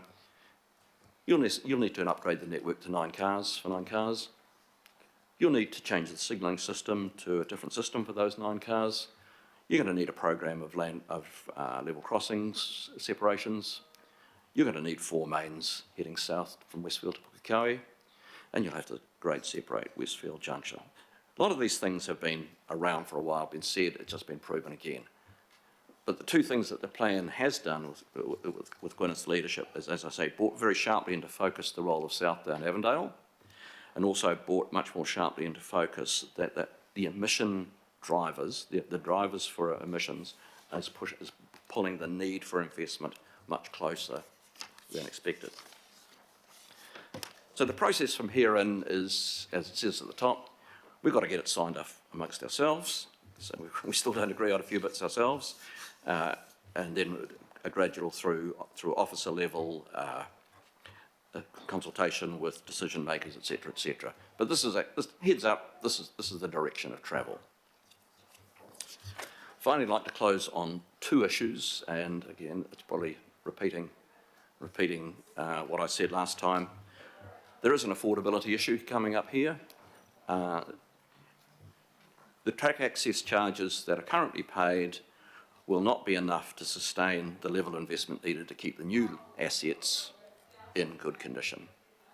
And those costs, at the moment, the model says, well, AT and KiwiRail are the only 2 users, so AT pay its share according to a percentage of use, which is not really disputed.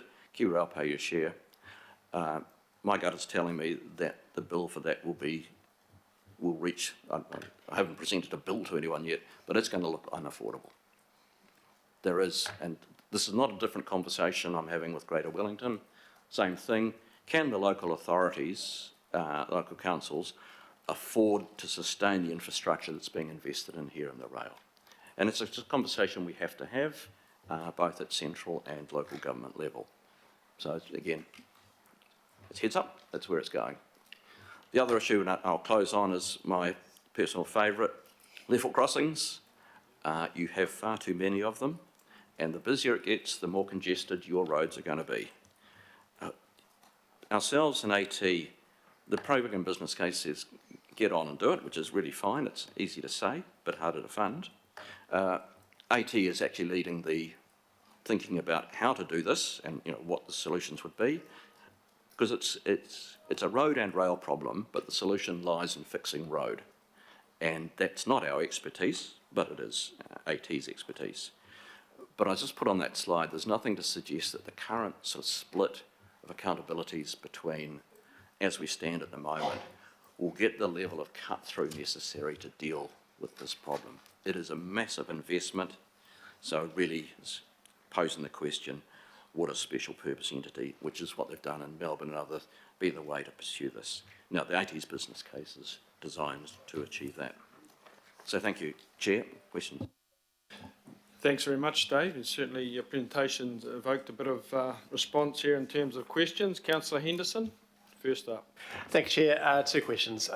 So with CRL now delayed, has KiwiRail revisited the timeframes for network improvements for the CRL to try and reduce disruption for users? We've been working on, we have had for a while a fairly good view of what that delay might be. Our program has been based around those types of dates. So we're doing it as quickly as we can, but we have, and we will be, as I say, we will be finished before CRL opens, but I can't do it much quicker than I'm doing it.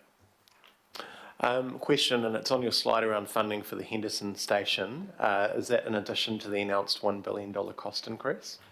It's part of that package. I might ask Barry. It's part of that package, I believe. Yeah. Through the Chair, that's correct, and we'll bring that to councillors next week. So we'll pick it up then. Absolutely essential. Thank you, Chair. Okay, we have in this order Councillor Turner, Ferry, Walker, Baker, Bartley, Darby, Lee and Newman. Councillor Turner, I told you they were interested. Thank you. Wow, is all I can say. You said 20% less efficient when both services are running. Is that for both services equally? Well, what it basically means is that a freight train just takes up more time than a passenger train does, and particularly if a freight train is crossing from one track to another, it consumes time paths. It's actually not 20% less efficient for the freight because it's consuming the time it's consumed, but it's less efficient for the passenger because it's having time taken away. Okay, and there's no change to that when you're talking about the CBD and getting in and out of the ports? Well, no, exactly the same thing happens. That the more we rail service the port, the more it takes away from passenger opportunities. And I'd just like to make just one statement, just one comment. Electrification and double tracking as far as Helensville, just that was never mentioned, and is it thought of? Well, I think it's obviously been considered, and whether it's Helensville or Huapai as a first stop, it's not in the current thinking of the plan. Okay, thank you. And one more thing. Per metre, the build cost of track in this project, how does it benchmark to the cost per metre of track on a global scale? I'm not going to give you a terrible answer. It depends. I can build it cheaper on the Canterbury Plains than I can in Auckland. I was just compared, how are we tracking with the cost of construction? Well, the cost of construction in New Zealand's at pretty insane levels at the moment, and we've got the same issue. I still think we're efficient. Because we trade off every time between keeping services running and building. So the greater the access KiwiRail has, the more efficient our build is. But it's a bit like, at some point you get to the hotel that runs efficiently with no guests. So we've got, Is there something council can do to help reduce those outrageous costs? Truth is no, not really. You're fighting against global pressure. Councillor Ferry? Thank you. Two questions. First one follows on well from Ken actually, is around the construction costs. Are they likely to come down in the future or indeed continue to go up? Because it's all very well to say they cost a lot more now, but if they're going to cost a lot more in the future, now looks pretty cheap. And then I've got one other short question. Well, I think the answer to the first one is I wish I knew. There are signs that some of the absolute peak of pricing is coming off, but the truth is we've had 2 cyclones and resources will be potentially pulled away. New Zealand is a fixed quantity of construction. So I would hope that it doesn't continue on its same trajectory, but I think we are facing a construction shortage for a while. Thank you. The other question is just in relation to the rail network rebuild specifically. I'm keen to know, there was some, and this might be detail that needs to come back, the mobility issues around people who can't take a rail replacement bus instead of a train for a variety of reasons. How has that gone with stage 1, and are there any changes planned for future phases as a result of how that's gone? I'm going to have to pass the question, okay. Because it's the service and the replacement service is provided by AT, and they are better qualified to talk about that than I would be, Councillor. Okay, I'll follow that up with them. Thank you. Councillor Walker? The massive amounts of money being poured into light rail and the substitutive role in large part of Southdown Avondale, how soon can the council receive some modelling and some information that you're suggesting that goes to that? And also, how soon can we receive some information around the passenger service relationships, the 20% decline you mentioned that is obviously going to impact on the passenger services CRL? And how quickly can we receive some information around the costs that you're raising that go to our affordability? As pointed out in slides, we intend to take this proposed plan through our respective boards and committee, being Auckland Transport and Kiwi Rail. We need to build that to build some certainty. There are points of divergence between us still at the moment, and the intention would be going into the latter part of this year, making that information available across the lot. And just a related question around south down to Avondale. Because that corridor is not being used for anything else, I'm assuming that delivery of that is much simpler than retrofitting things elsewhere. I'll get the light rail team are better to talk about that than me at the moment, but yeah, there'll be areas which are simpler. A big chunk of it just runs parallel to State Highway 20 through Mount Roskill, and it's a greenway. However, it also runs right through the core of Onehunga, and I can't imagine that would be any easier than it is at the moment. So it'll be a mix. Thank you, Councillor Walker. So we've got Councillors Baker, Bartley and Darby coming up as the next three. Thanks, Chair. G'day, Dave. So just two questions for you. The first one is on the network improvements. I commute every day from Papakura on the train. It's about a 3.5 hour daily commute. People coming from Pukekohe currently, you add 40 minutes on a very good day. It's a 40-minute bus journey to get to the train at Papakura. My concern is in regards to the Southern Line closure, Papakura to Puhinui. Auckland Transport's ability to provide services is directly connected by the process which you undertake to fix your rail.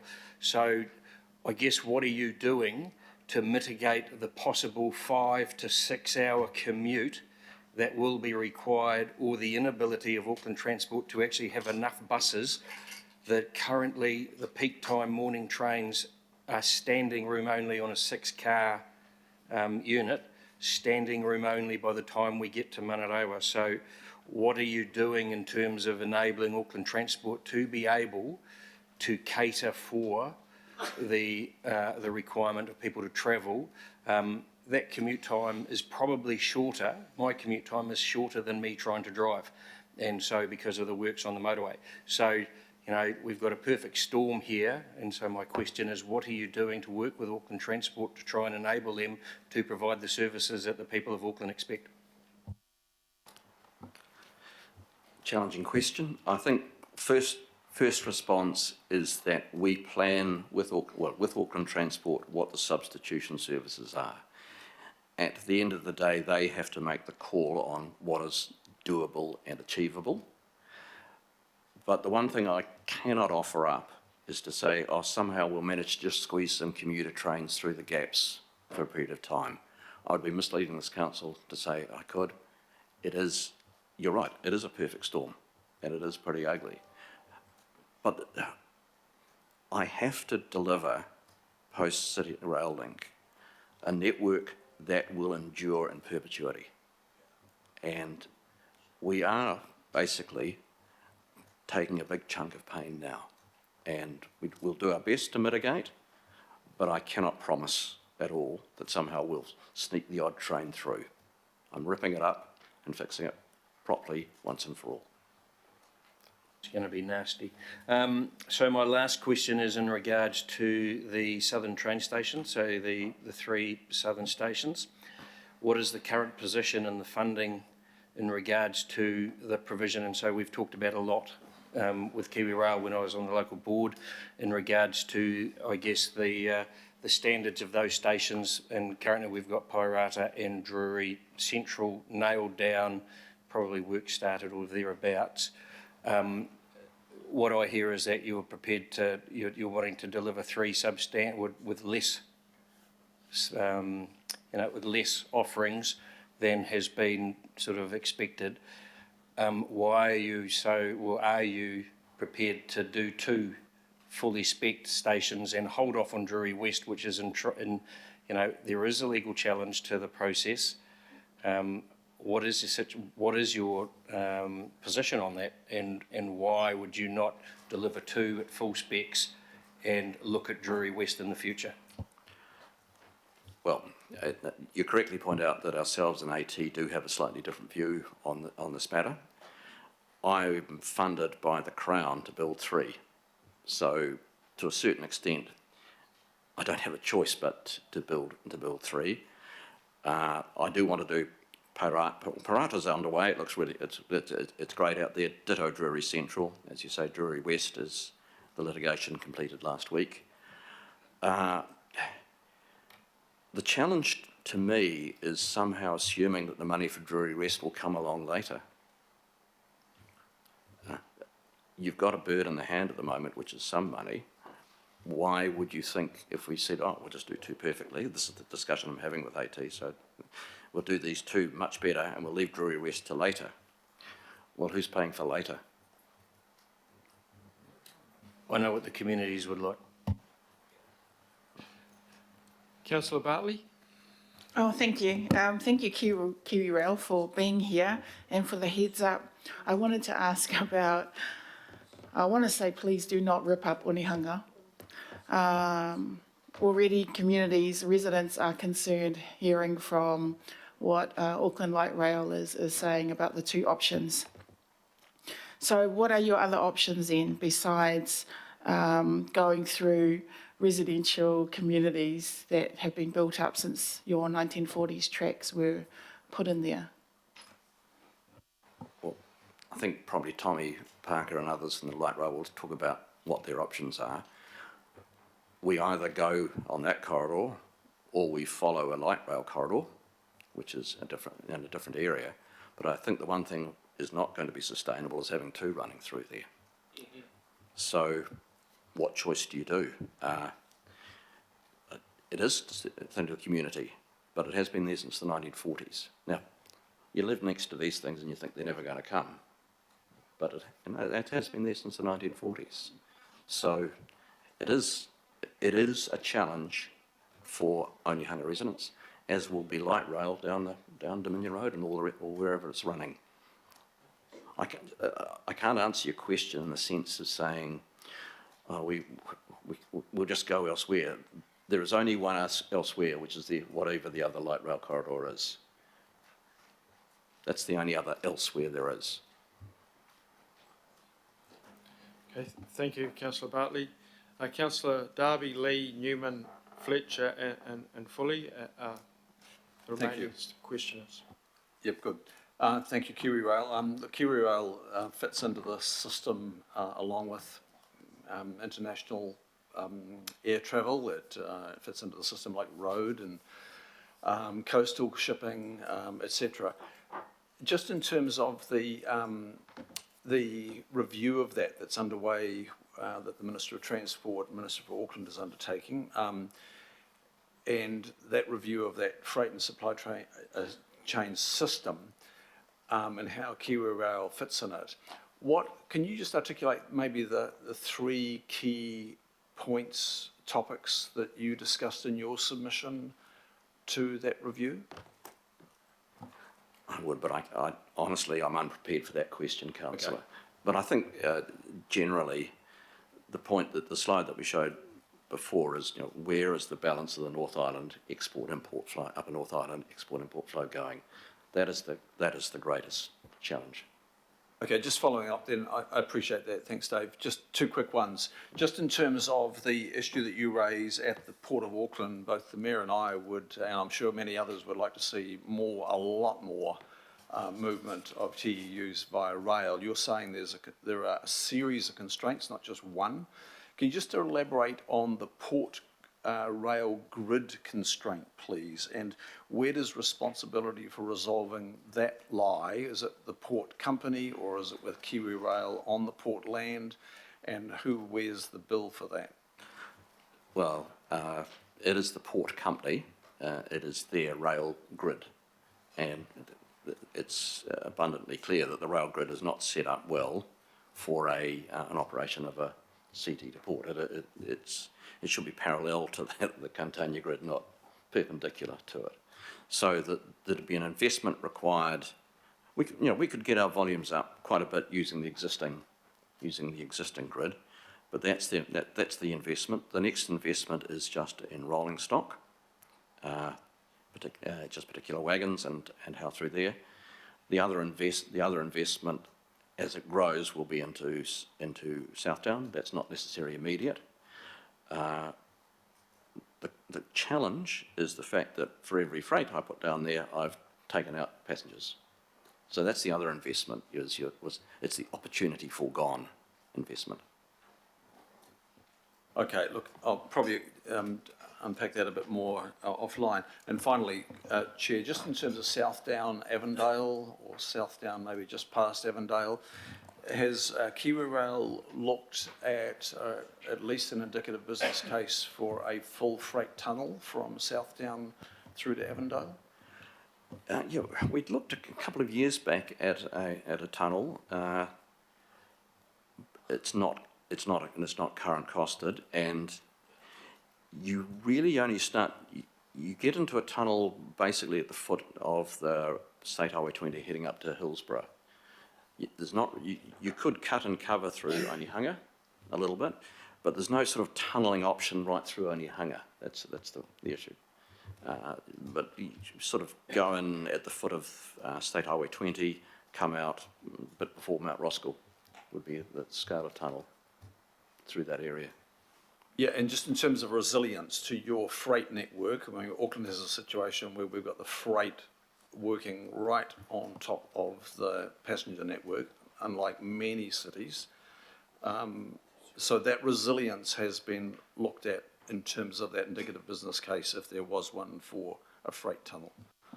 Absolutely. So that's the work that Gwyneth has been leading in partnership with AT.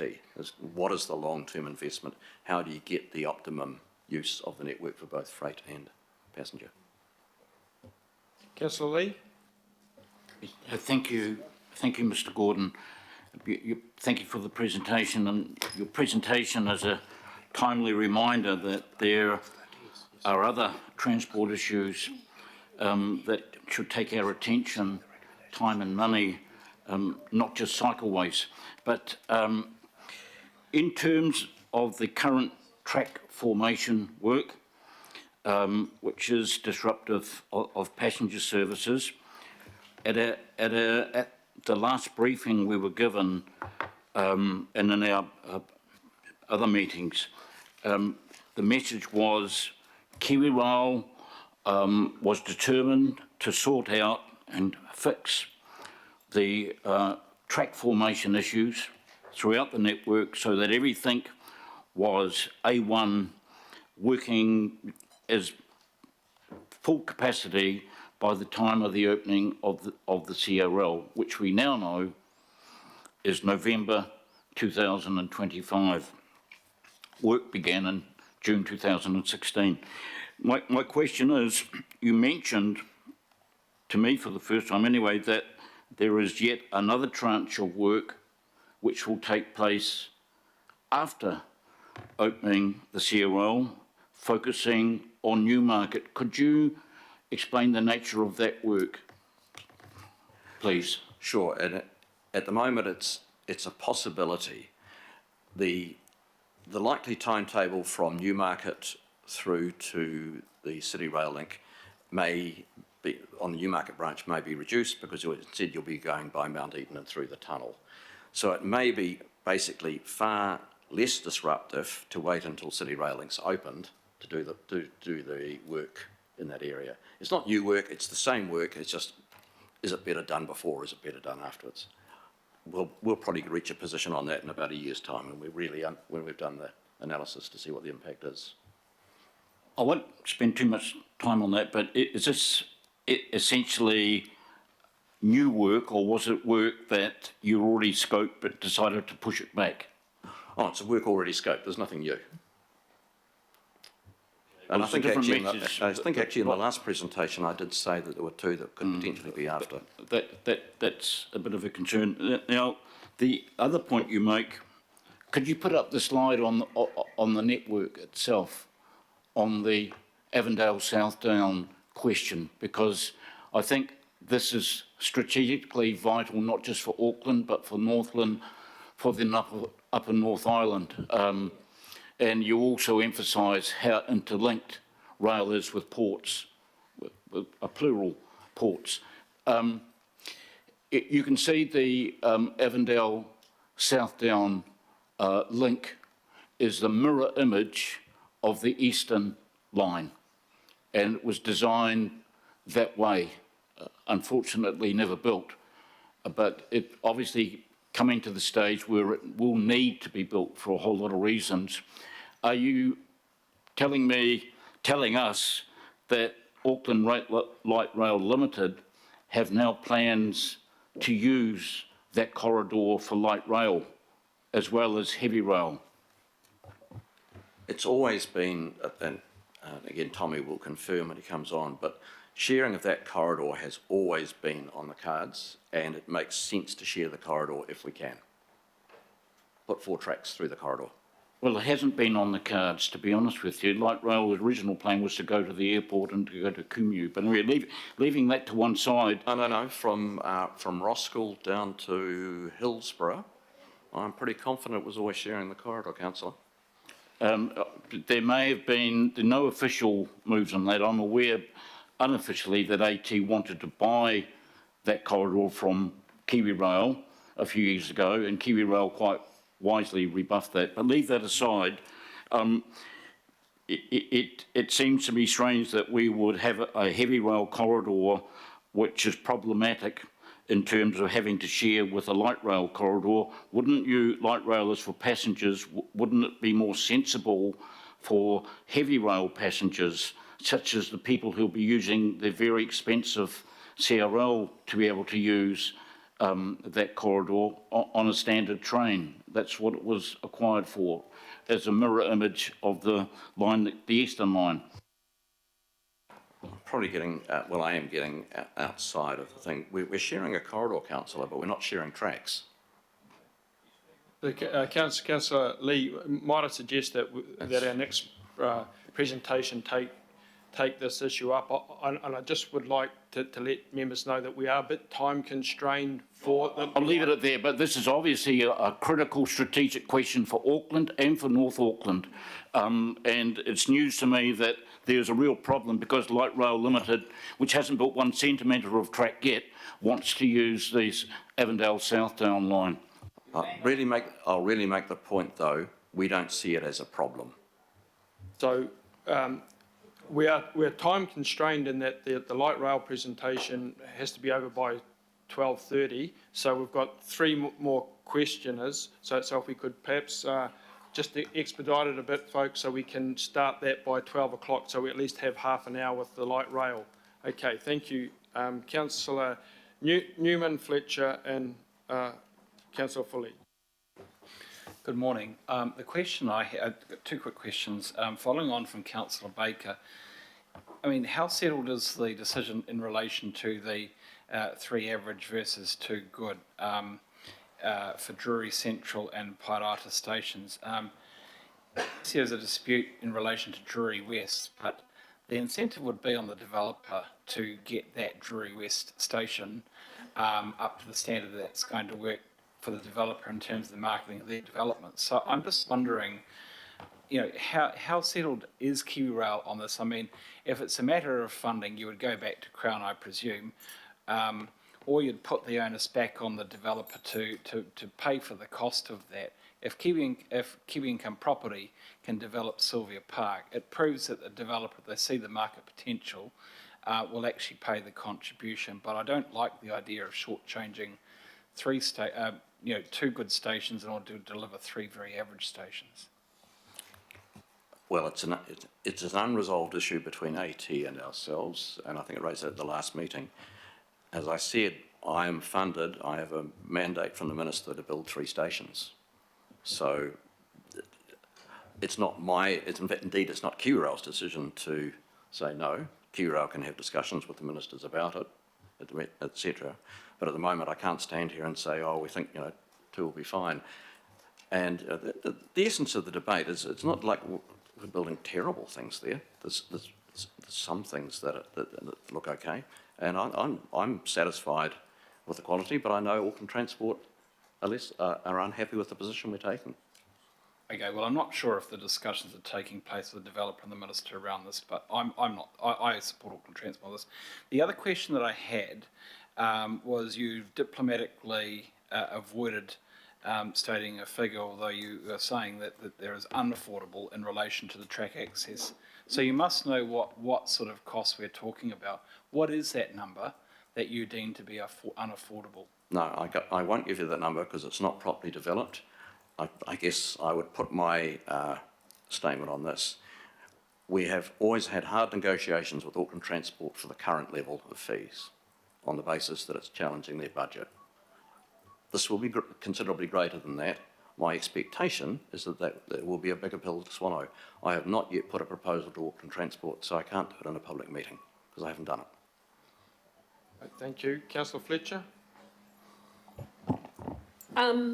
Thank you, David, for an excellent presentation, and I want to thank Barry Potter and the Chair for putting this before us. I've felt for a long time when Auckland Council, the legislation was put together, the government of the day in its wisdom decided to put Waka Kotahi or NZTA on the board, non-voting, of Auckland Transport, but didn't put Kiwi Rail or give Kiwi Rail that forced alignment in terms of discussion. So I really appreciate the opportunity that we have to have some insight into those challenges as we go forward. I've got a particular interest in grade separation, and I know that AT is leading the work on that.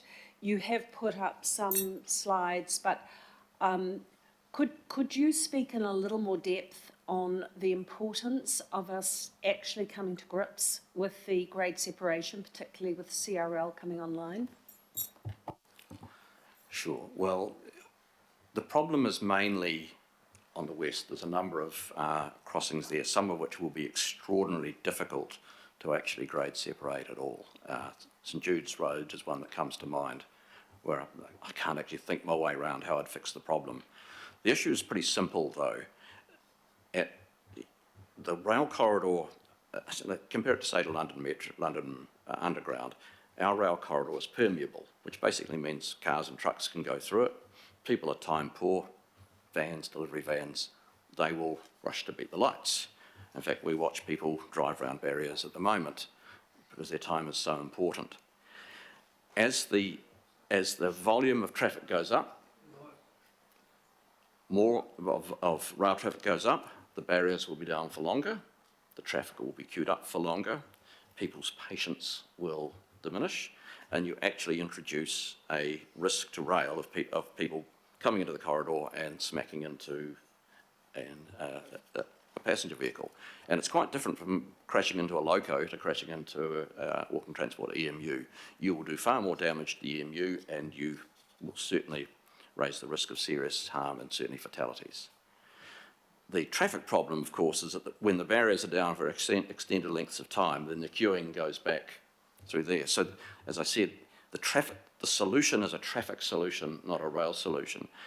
But the experience in Melbourne has actually been that when the closures have been done and done properly, they've actually been able to create more of a community and an uplift of property value around the crossing itself. That's been the Melbourne experience in a number of areas, that there is payback. Now, there's some real challenges in Auckland. I went down south on behalf of one councillor over Christmas to have a look at some of the crossings, and it's challenging. It's difficult things to do, but which is why it will take a strong political will to make it happen. It's really easy to close someone else's crossing. I've closed a few in my life, and it's always a battle. Okay. Thank you, Mr. Chairman. I don't want to prolong things here, but I do see that this is a fundamental part of this committee's work, where we have the delegation of producing the Auckland Transport Plan, and I would like for us to, at subsequent meetings, have a better or greater visibility on the leadership that Auckland Council need to take on this matter. Thank you, good point. Final question, Councillor Foley. Kia ora, thank you, Chair, and thank you for the presentation. First of all, thank you for making sure that the work that starts at Otahu station has been returned on time on the 20th of March. I know that many of our constituents in Manukau will really appreciate that. My question relates to slide 6. On slide 6, it shows the Manukau branch line work, which will start, I think, in 2025. Just wondering whether that work will include bringing online the Manukau spur, which is something that the people of Manukau have advocated for decades. Kia ora. That's my only question, Chair. The truth is, I'm not sure what you mean by the Manukau spur, councillor. Do you mean the turn left to head south? Yes, so currently you can't train directly from the city to Manukau. You have to go through Poinui or Papatoetoe and then get on a different train because the spur's not connected to the network. But perhaps that's something to take away and think about because the work's not going to start till 2025 anyway. Well, you can't turn south from the network, but you can certainly turn heading north from the city into Manukau. That's because the spur's not connected. But that's... Yeah, no, and the turn south is something that I don't believe we can achieve. Ports of Auckland have their CT port there and would require a shift of Ports of Auckland to achieve the turn south. Okay. We can maybe pick that one up, Councillor Foley. Yeah. Thank you. Okay. Thank you. Okay, thank you very much for the presentation there today, Dave. So we've got a recommendation just to receive the update from Kiwi Rail. We've got so it's moved by Councillor Walker, seconded by Councillor Fletcher. I don't think there's any discussion. There was a lot of really good questions there, I think, that have teased out about a work. Yes, could we arrange for that to be sent through? I thought it was already in the pack. It's in the pack. Okay, it's in the pack, so you can just refer to that. Okay, it's been moved and seconded. All those in favour? Aye. Against? Carried. Thank you very much for a very informative presentation today. So we now have the presentation from Auckland Light Rail Limited, the update. We have Tommy Parker, Sarah Azam, Ruth Stokes coming up. We also have Megan Tyler online for any questions later on. And we understand, Tommy, that you're a bit time constrained here, but hopefully be able to cover everything and answer a few questions in the 30-odd minutes that remain. Thank you. If it goes over 10 minutes or so, I'm happy to answer the questions. So, yeah, kia ora tātou, good morning, everybody. Thank you for the opportunity. Ko Tommy Parker, toko anoa, ko te Tumuaki o Auckland Light Rail aho. So I'm the CEO of Auckland Light Rail Limited, and it's my pleasure to come and talk to you this morning about this exciting city shaping project. So, go further, faster. The project's all about getting people around the city. And we all want a more mobile city that's easier, faster and safer to move around now and in the future.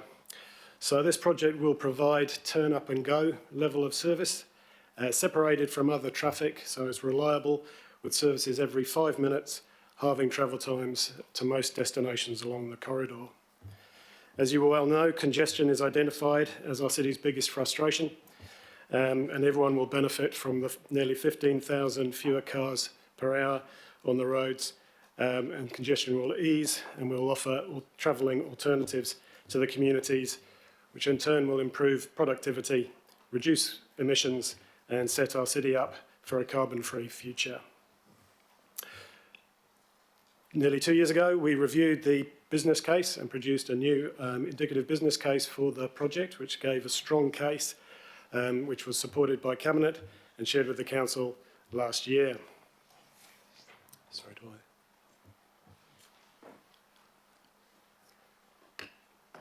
So this project is another piece in the puzzle in terms of putting together the transport system for a growing city. Tamaki Makaurau's public transport network is a work in progress, but vibrant growing cities need continuous investment. As you know, over the last few decades, made big improvements with the Western Ring Route being completed, busways, shared paths, walking and cycling, City Rail Link, and the Eastern Busway coming on stream shortly.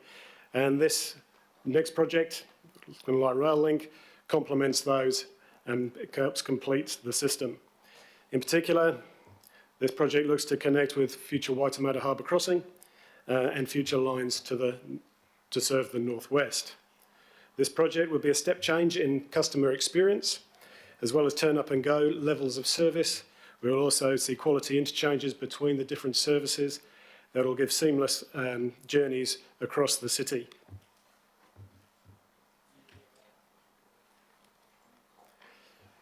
And this will help contribute to a better connected city. So this project supports your vision for a quality, compact city, well served by public transport. We need to do a quality job in managing positive growth. But the benefit of this route is that it enables the growth where you want to see it, in the communities of Wesley, Mount Roskill, Onehunga, Dominion Junction and others, focusing growth around good high levels of public transport. The future light rail stations will be more than just stations, offering connection and amenity that will attract housing, businesses and shopping to create centres of activity. And this will help reshape our neighbourhoods to be vibrant and better connected. We anticipate, with the indicative business case that we submitted, predicted 66,000 new homes in the corridor by 2051 and 97,000 new jobs over the next 25 years. But I want to reiterate the importance of integration and how we're planning this route. So this, you'll see on the screen, the ATAP approved rapid transit network for the city. The yellow lines is what you were talking about in the last presentation, heavy rail network, blue is the busways, and we're talking about the red lines that complete the network. And the first route is the route from the city centre south to the airport, which I'm talking about today. And now you see how it interconnects with the other services, both rail, but it also connects buses, ferries, and with walking and cycling networks and other rail services. We're looking forward to being part of the integrated plan that's emerging, and we will contribute to that and share the information around that.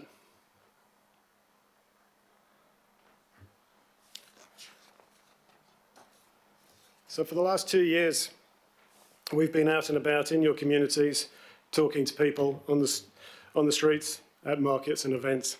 And we've heard strong support for the project and strong desire for a rapid transit network in the city. And that's we've seen particularly strong support amongst younger constituents. That sentiment we've had confirmed to us in recent polling that we've done, and that's been done externally. And the two polls that were done recently, one showed 64% support or neutral, the other 72% were neutral or supportive of light rail in the city. So we believe that confirms that we have a popular mandate to realise this vision. So how are we going to make it happen? Big challenge. So we've got a head of steam, we've got some momentum underway. We've progressed, so from the indicative business case that was confirmed back in January 2022, we brought on board a strong design and engineering team with a lot of capability and a lot of capacity, and we're now working towards confirming the route and station locations, and we hope to confirm those by the middle of this year in order to lodge a notice of requirement and consent the consenting phase.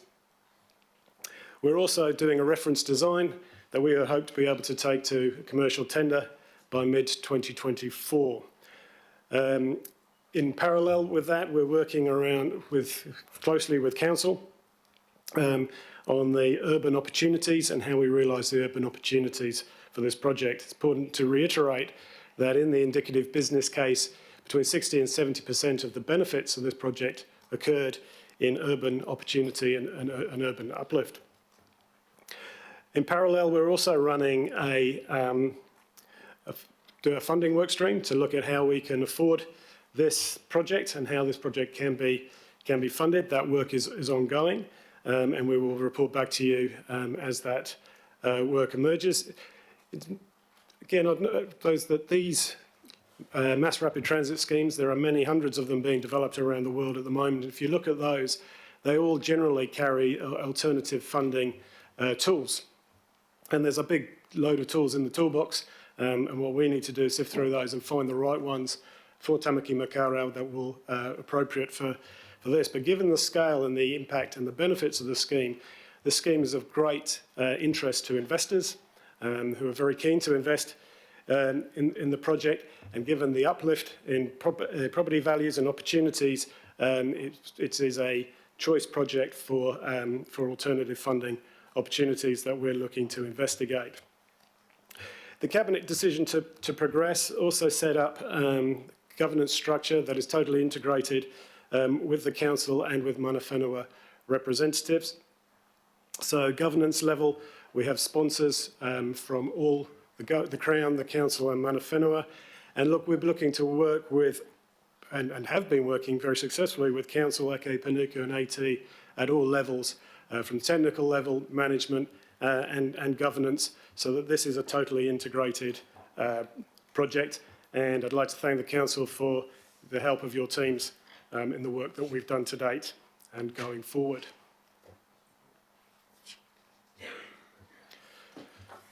So talking to you today, as you heard from Dave in the last presentation, we are reaching the next phase of our consultation, which is helping us to decide on the route and station locations. We have been listening and we have been talking an ongoing consultation for the last 2 years, and we've been getting a lot of feedback, and our philosophy is that, you know, we do need to listen, we do need to be open, and we do need to hear the issues, some of which are challenging and some of which are very, very rewarding. So we are continuing, and specifically, or as we move towards the route decision, there's a number of areas where we're looking for particular feedback. This plan shows the northern part of the proposed route. This would be below ground, and this gives us options for station locations that we would like feedback on. Obviously, we're not being below ground, we're not tied to any particular road corridors, but can have flexibility. And the important thing here is that we get the optimum station locations to get the benefits for those communities and those areas. Moving to the second part, which is proposed at grade. And here there are those route options. And as you've just heard, the Onehunga alignment, there are now, we're looking at 2 options. And I'd reiterate that we're in a process of planning, we're in a process of finding the option. And we are under legislation, we need to look at and show that we have looked at all options. So the conversations that we've had with KiwiRail and the work that we've done together and looking at the KiwiRail designation is totally appropriate and what we need to do. And what we've found is that not only is it an option, there may well be benefits for both parties in doing so, in terms of, as you heard, the need for the Avondale Southdown line going forward. And as Dave said, we do the earthworks once, we do it together, and that will, save cost and overhead if we do that collectively. So I think there's great opportunities there. We do need to discuss it with the community. We do need to hear the community, and we are committed to doing that. And we're looking at there's also the IBC option, which was along State Highway 20, that is still being considered, but we want to understand views on all parts of that and all options in that corridor. Similarly, we are talking to the Mangere community and further down in Fivona around options for alignments serving Mangere and the surrounding area. So there's a lot more information on our website. We've got consultation documents, which hopefully you've been able to access. And yeah, as I say, we're all ears and we're looking forward to receiving that feedback. Just a little bit more on some of that. This is the engagement program. You can see pretty comprehensive. Talking to neighbourhood liaison groups, all the elected officials, including your good selves, face-to-face engagement at local markets and events, stakeholder briefings, Auckland-wide digital surveys and awareness, and we will be back to talk to you about that and what we've learned once it's complete. These are the events that we will be present at, as you can see across the whole alignment, And look, we would be very pleased to see you and hear from you at any of those events. So, he waka ake noa. He waka ake noa. We're all in this together. We do want to work with council and your CCOs at all levels. It's going to take a big investment to ensure we maintain our current quality of life and productivity, and we are going to need collectively to make brave decisions to get ahead of the curve and to tackle congestion and protect the future of our city. So we need your support. We want to work with you, with your teams and with your communities. Tēnā koutou, tēnā koutou, tēnā koutou katoa. Thank you very much, and I look forward to your questions.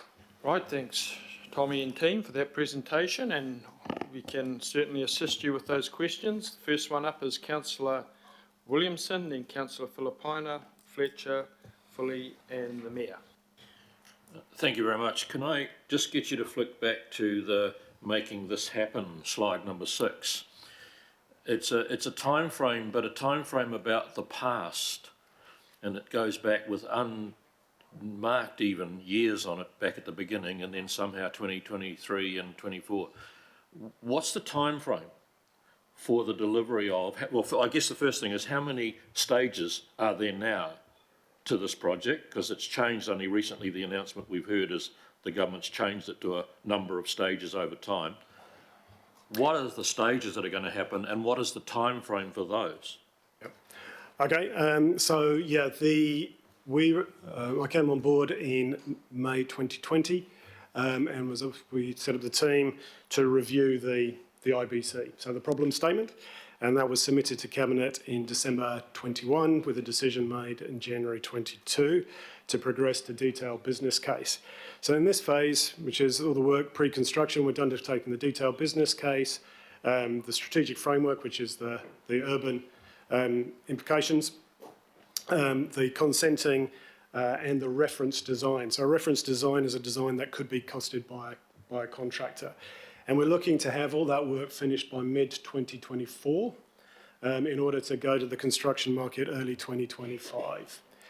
In terms of the staging question, look, we've always been looking at staging options, and we still are, and as we refine the design, we're seeing how we can deliver this. It's very rare for a project of this size to be delivered in one go, so that's what we're working through, and that will come to public middle of this year.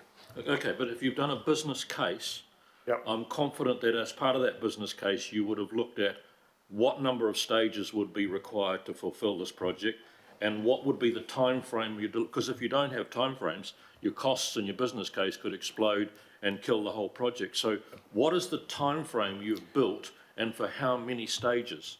Okay, so in the indicative business case, when we were comparing between options, we assumed that the whole thing would be built in one go, and with the cost over a time frame of 6 to 8 years.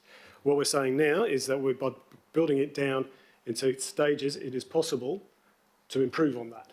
So we're staying consistent with the business case that we've done, and we're looking at, as we're getting into a more refined delivery, opportunities to improve that. So staging is an opportunity to firstly manage the costs, and secondly to bring benefits earlier than might be achieved otherwise. So I'm probably not making myself clear. How many stages are you now planning, and when will each of those be delivered? We'll be back to you on that in the middle of this year. So you don't know though? Well, there's got different options, and we're assessing those options. Okay. Thank you, Councillor Williamson. Councillor Fletcher. Oh, sorry, Councillor Filipaina. Thank you, Chair. Tēnā koe, Tommy, ngā mihi ki a koe, and to you and your colleagues, tēnā koutou katoa. Look, Tommy, I think you didn't mention Māngere, but further on in your slides when you first started, is Māngere definitely on the route? Absolutely, Councillor. So the importance of connecting, so the importance of this area is it connects the communities and those areas of future growth, and connecting them to opportunities and jobs in the future. As we talked about, 97,000 job opportunities. A lot of that's the airport and the city centre. So connecting Māngere to the airport and Mangere to the city centre is absolutely key to the business case. We're now in a conversation really as to how we do that. What are the options?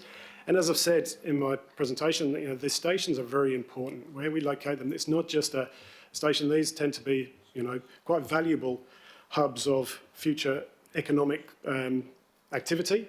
So we want to maximise that, and how we do that best is in conversation with the people that live there. So that's our commitment. Thank you, Chair. I just wanted to make an acknowledgement. Just let me know when I can do that to the staff of the Auckland Light Rail. Just let me know and I can make the acknowledgement. Thank I thought maybe you were wanting a little spur to that Mangere line at one particular road. No? Well, interesting. I know that that the little spur to Miller Road will be quite good, Chair. Okay. But I'll wait. We'll follow up on that one. And so I'll do the acknowledgement after Pātai. Kia ora. Councillor Fletcher. Thank you, Tommy, and thanks to your team for the presentation. My question is in and around, as you remind us, we're all in this together. And right now, the financial climate for the whole country at the moment is incredibly difficult. So we have the Mayor and Councillor Darby as part of the sponsorship group with Waka Katahi and with Kāinga Ora. Within your board, I'm just really interested to know how it works at a governance level. We've got is Shane Ellison still on the board? Yes, Shane Ellison has joined the board, yes, just recently. Right. Okay, so in terms of the board, who do you see as understanding and representing the Auckland Council interests within this? Well, look, it's a great point. So the governance structure is that the council representative is at sponsor level. They set the direction and make the big decisions. Our board is a more of a capability level, so with expertise around project delivery, economic development, urban development, consenting. So they keep us honest and on track in terms of the project development. I think the answer to your question is at a sponsor's level. Yeah, because, I mean, Dame Fran must be aware that, and I can understand, because you said to us that 60% of the funding would be in terms of value uplift. Was I right in hearing that? That's 60%, about 60 to 70% of the benefits. So when we're doing the economic assessment of the business case, obviously you're looking for the benefits to exceed the costs and give us a positive BCR. And that's the benefits here are located in the uplift and the community opportunity. That doesn't necessarily follow through to cost and funding. So, we are going to have to be thinking about alternative funding tools and those sort of things. So could you tell me, with the business case, who undertook that and what input did we have in terms of perhaps the Auckland Council perspective? Well, Megan may want to comment on this. So in terms of the indicative business case, so if you just look at it, the IBC is really the problem statement and outlining, are there potentially more benefits than there are costs? And the answer was very clearly yes. And that depends on us getting the right the right mix and the benefits in terms of the station design, station locations, which is what we're working through now. Your point around funding now comes in very important in the detailed business case, and we need to submit to Treasury a funding plan that will stack them and show that this is deliverable. And Council are fully involved in those conversations. So following on from that before Megan speaks, I guess from our experience with CRL, and as those sitting around the table know that I have been arguing for a long time to understand who's going to fund the operational costs. It's not just the capital outlay. I think I'm really just trying to, I don't want to interrogate this too deeply and can't do it here today because of time restraints, but I really want to know that this has been fully factored in, because right now I know the Mayor is in battle mode in terms of central government to get to help council, but in many ways I would really like to know more about who's going to meet the operational costs for the CRL as well in this. So I want to know that all of these things are being fully factored in. So Megan, can you give us greater insight into the business case? Through the chair, thanks, Councillor Fletcher. I can't add anything more in terms of detail of the business case. If there's something more that Tommy can give you, he will. Can I just speak to the council aspect of this? So it's very clear that the current council position, which was of course from the last term, was that this council is not going to fund the capital spend cost of this project. As Tommy said, in terms of sponsorship, there are three main parties in the sponsors. It is the government, the council and mana whenua representatives, of which there are three. So council has a role at a governance level. That is the position in terms of funding. The question of operational funding, though, is absolutely right and was always said in the business case, and the work that will continue is now and into the future is once it is clear the route and the mode and all of that element, then who is the best operator and therefore where will the costs lie? So that is a question that is yet to be answered, but council as part of that governance group will be part of those conversations. Also, in terms of some of the alternative funding arrangements that Tommy referenced, the ministry or the government is starting to consider that work. There's been no decision by this council or position on this by this council about that. That work continues, and we will bring it back through the sponsors if there's a need for any decision or position on that. I hope that's helpful. Councillor Foley. Kia ora, thank you, Chair, and thank you for the presentation. I do want to just say thanks as well to Dame Fran, who met with me last year to give me, a more detailed update of what's planned for light rail, in particular for our Manukau ward, and also more recently with Jen Scott and Mary Martin from your staff. So I'm really appreciative of the time that they've taken to, to talk to me about what's happening. However, at the risk of sounding like a broken record, in my previous role as local board chair for Otara Papatoetoe, we've raised often the issue of the transport divide for those of us who live past Mangere, going out to south and then further out to East Auckland. And I'm sure that you're aware that the areas that have least choice in terms of transport are those areas further south. Now, I do understand that the route going out to Manukau and south and east is future-proofed for light rail in the future, possibly, and that there is an alternative that's been proposed for the people of Manukau and further out south in the form of something that's between a bus and a light rail. That's been presented to the local board, over a few years, that those are different options. I want to ask when that is going to come online, so that alternative for the people of Manukau and further out south and east. Kia ora.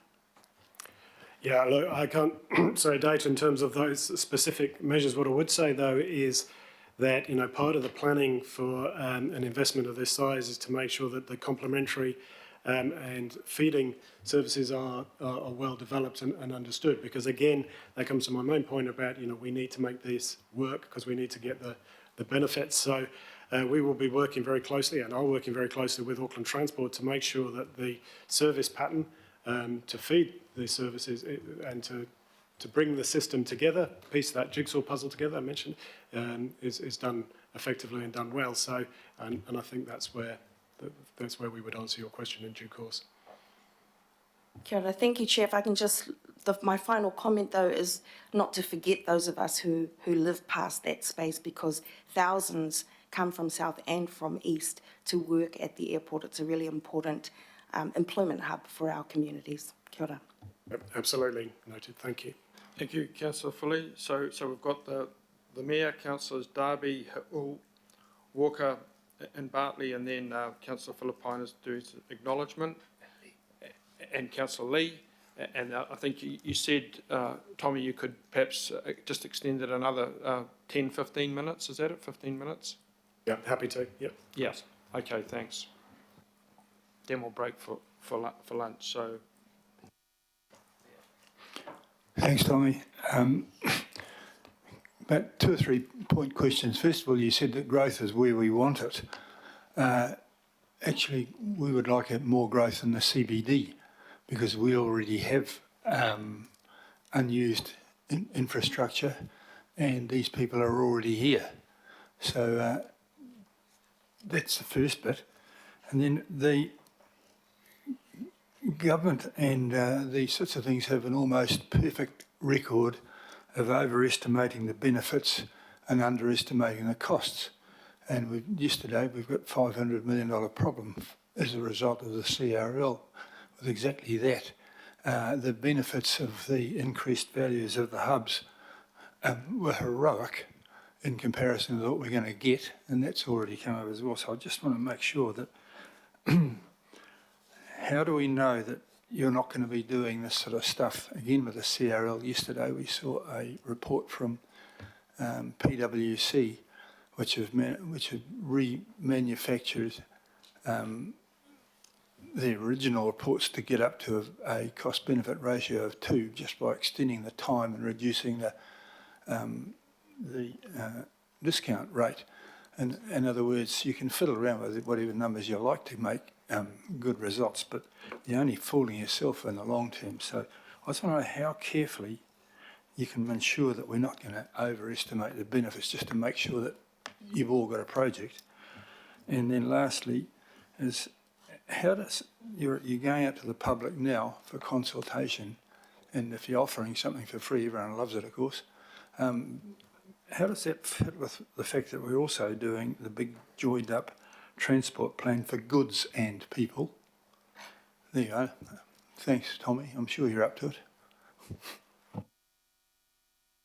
Okay, so look, in terms of overestimating or underestimating the benefits and the costs, look at, these big infrastructure projects, the big costs and the big risks, and we have to work very hard to understand those risks, and we need to get, and look, clearly we need, as a nation, as a city, we need to get better at understanding and managing those risks. The route that we're taking, we're trying to be as transparent as we possibly can and share that information so that we're really open as to what benefits we're calculating and how they've been benefited. So we're committed to that, and as I say, stakeholders from council and Auckland Transport are in regular contact in that to understand how we're putting this business case together. Yeah, look, in terms of the transport plan, we're looking to fully share the information, to participate, and to be open, and so that the learnings that we get from the consultation are shared and understood, and hopefully useful for all of us. At the end of the day, we're all after this joined up network. I totally endorse the need for freight to be there. The work that we've done with Kiwi Rail about getting a combined freight and passenger service has been very useful, very beneficial, and as I say, I think there are some good opportunities there for win-win for that. So we need to plan the city collectively and in an integrated way and make sure that we've thought of everything. And that's what we're aiming to do. Thank you, Mr. Mayor. Councillor Darby. Thank you, Tommy. Tommy, I was just reflecting on the CRL. The CRL first started in 1924. That's when it was first conceived. So you're doing well, Tommy. A lot better than that project by many, many decades. Look, we often get in Auckland here, we get bogged down in the costs. We lose sight of the vision and the big dream of connecting better, and you've articulated that reasonably well. You've mentioned the quality compact, the better connected overall, and Auckland Light Rail is part of a much bigger system. It's not a route, it's part of a light rail plan. It fits in with heavy rail, it fits in with bus, it fits in with ferry, walking, cycling, etc. Tommy, as Aucklanders, we tend to kick things out the door pretty quickly. We're brief on having the vision, and then we all become a member of the Cost Accountants Club, and we deal to it, and we make sure things don't proceed. That's the truth of it, to be honest, and that's why the CRL took over 100 years to deliver. We can't keep doing that. Tommy, I want you I know So you're Darby, you an engineer. interrupted me the other day by saying you shouldn't be doing a monologue and going on and ask specific questions. You've just been ramping on without one single question. Okay, I think, thank you, Councillor. I think we'll allow Councillor Darby to finish his question. I tell you what, he's not the only one, I can tell you that. But we'll allow Councillor Darby to finish his question. Please go ahead, Councillor Darby. Maybe I'm just too heavy on the vision and not too much for a cost accountant. But carry on, Tommy. I'd like you to just outline what is that big vision for Auckland that drives this project? What does Auckland look like as this project, the route, unfolds, and then the balance of the network, North Shore, North West, and other layers, and how that fits into the whole system? I want that articulated. So look, firstly on costs, look, it is a very big number. There's a lot of zeros on the end of the cost, and we do take that very seriously, and we do need to make sure that we're really held to account on the money that we spend. But to come to the question, it's about getting the benefits, and it's about bringing the city together and connecting it up, providing those alternatives, and taking the cars off the road. What we've seen develop as we've done the work, the connection to the North Shore becomes very important, and this opportunity to provide a new public transport spine, which ultimately could go from Albany to the airport, is really quite exciting, with a high level of service, and changing that perception of public transport. Throw away the timetable and it's a turn up and go, and then interchange once CRL's complete. And I've done his work. There'll be regular services on the existing network. If we can interchange with those, high frequency every 5 minutes, then people will be able to get to all corners of the city with 1 or 2 changes, and that's a big prize. Okay, thank you. We're just mindful that Tommy has to go very shortly, so we'll get Councillor Lee, Walker and Bartley in, and then Councillor Filipaina will finish this up. Thank you for the presentation. You'll be aware that at this time the council is grappling with a major budgetary problem. I just want to talk about costs, if I may, because news media reports indicate that the cost of the light rail scheme P50 is 14.6 billion at last reporting. A Treasury report suggests that could go to 29.2 billion, and some parliamentarians, perhaps unkindly but understandably, are referring to that as 30 billion. But whatever this thing costs, are we talking about the single line down a tunnel via Sandringham Road now to Auckland International Airport? Was that what this 29.2 billion or the 14.6 billion P50 is costing? Yeah, so let me just clarify on the cost. So yeah, in the indicative business case, the work that we submitted, we did P50 costings because that was the right number, the right to compare between different options. Just to give you a bit of background, the actual net present value figure of that is around about 9 billion, and we'd included 5.6 billion of contingency in that figure. Now, I personally don't believe that doing a range with a P90 and a P50 when you haven't done a design is appropriate, because all it does is compound risk. Now, Treasury requires that to happen, and they did their work, and they came out with the 29 billion figure. That's not been used in any decision making that we've been a part of. But and I would say, I'm on the record as saying that if it did cost 29 billion, you wouldn't do it, because you wouldn't have a business case. So, that figure is a distraction. We don't know, by the time we complete the reference design and the work that we're doing, we'll have a much better idea. We'll have a far tighter range, and at that point, it is appropriate to have, in my view, it is appropriate to have a range. So that's that. In terms of your other question, yes, the alignment that we're looking at is similar to the IBC. There's been a few refinements that we're working through with the communities, But generally, I think it's wrong to say, I mean, it's obviously the section from Mount Roskill through to the city, as we said, is below ground, and therefore not tied to a particular road corridor. In terms of where the stations are located, that's still that's the consultation that we're undertaking at the moment. Yes, just in terms of, you use the word mandate to proceed, but with all due respect, I would question that. The last time that the general population has ever been asked by anyone was by the New Zealand Herald, about in 2019, I think, and it said, would you use light rail to Auckland Airport? And I think 13,300 people responded, and the figures were light rail 6%, bus 1%, taxi 2%, drive and park 9%, and train 82%.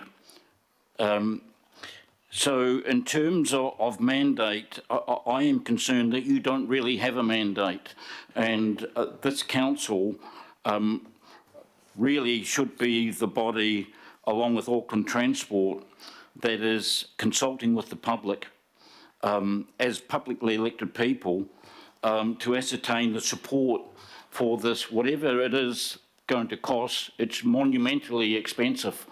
So I just wonder whether, in terms of consultation, whether you'll work with the council and AT to actually interact with the public, because they are statutory bodies.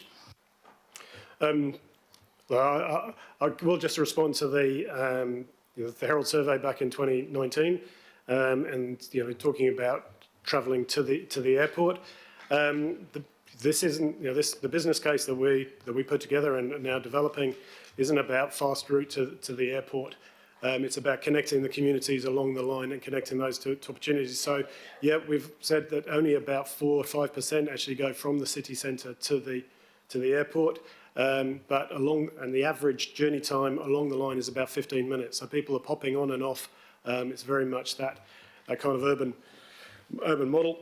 So perhaps that would suggest the difference between that survey and the surveys that we've undertaken more recently. Just one more question, Mr. Parker. I take on board what Councillor Darby said about Aucklanders setting up plans and then criticising them and abandoning them. Well, we had a plan in the Auckland plan that went back 20 years for a heavy rail connection to Auckland International Airport, which would have cost a fraction of what this one is costing and was widely supported. So it's a point worth reflecting on. But we've heard today that despite Light Rail Limited spending some, was it 50 million on consultants so far, hasn't made that much progress in actually building anything. But we heard today that you also have ambitions to run light rail down the Avondale Southdown corridor. Is that in terms of the single line from the city centre, or is that wider ambition, such as the one we're hearing about through secondary sources about you wanting to, or people wanting to use light rail to go to North Shore? What is the big picture? Because we've only got a fraction of it. Yeah, okay, so look, the ATAP plan is as per the plan there, that there'll be 3 light rail lines, and we've been consistent with that throughout and looking to connect those and plan those jointly. So in terms of going to the shore, we're working with the Harbour Crossing team to make sure that we're joined up in terms of our assumptions and conclusions, so we could advise you on that. In terms of the Avondale Southdown line, yeah, as I say, we're obliged and need to consult and talk to the public around all the different options for the line that you see there from the city centre through to Auckland Airport.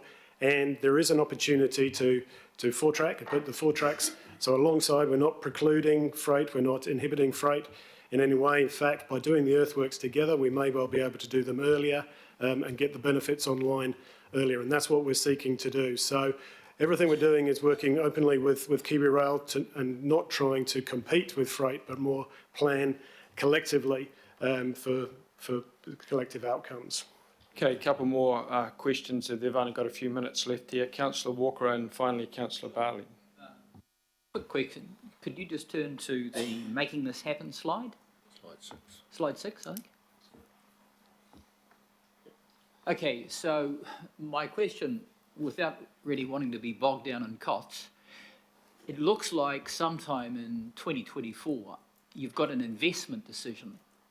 But prior to that, there's a whole lot of stuff coming up, including notice of requirements and the like, that's costing a huge bundle of money. If the investment button doesn't get pushed, have we wasted a whole lot of effort and money, particularly given the substitute of issues around KiwiRail that might well deliver the same outcomes? Yeah, look, obviously we're putting together the pieces as we progress, and we're sharing that, and we're with oversight and governance to make sure we're on the right track.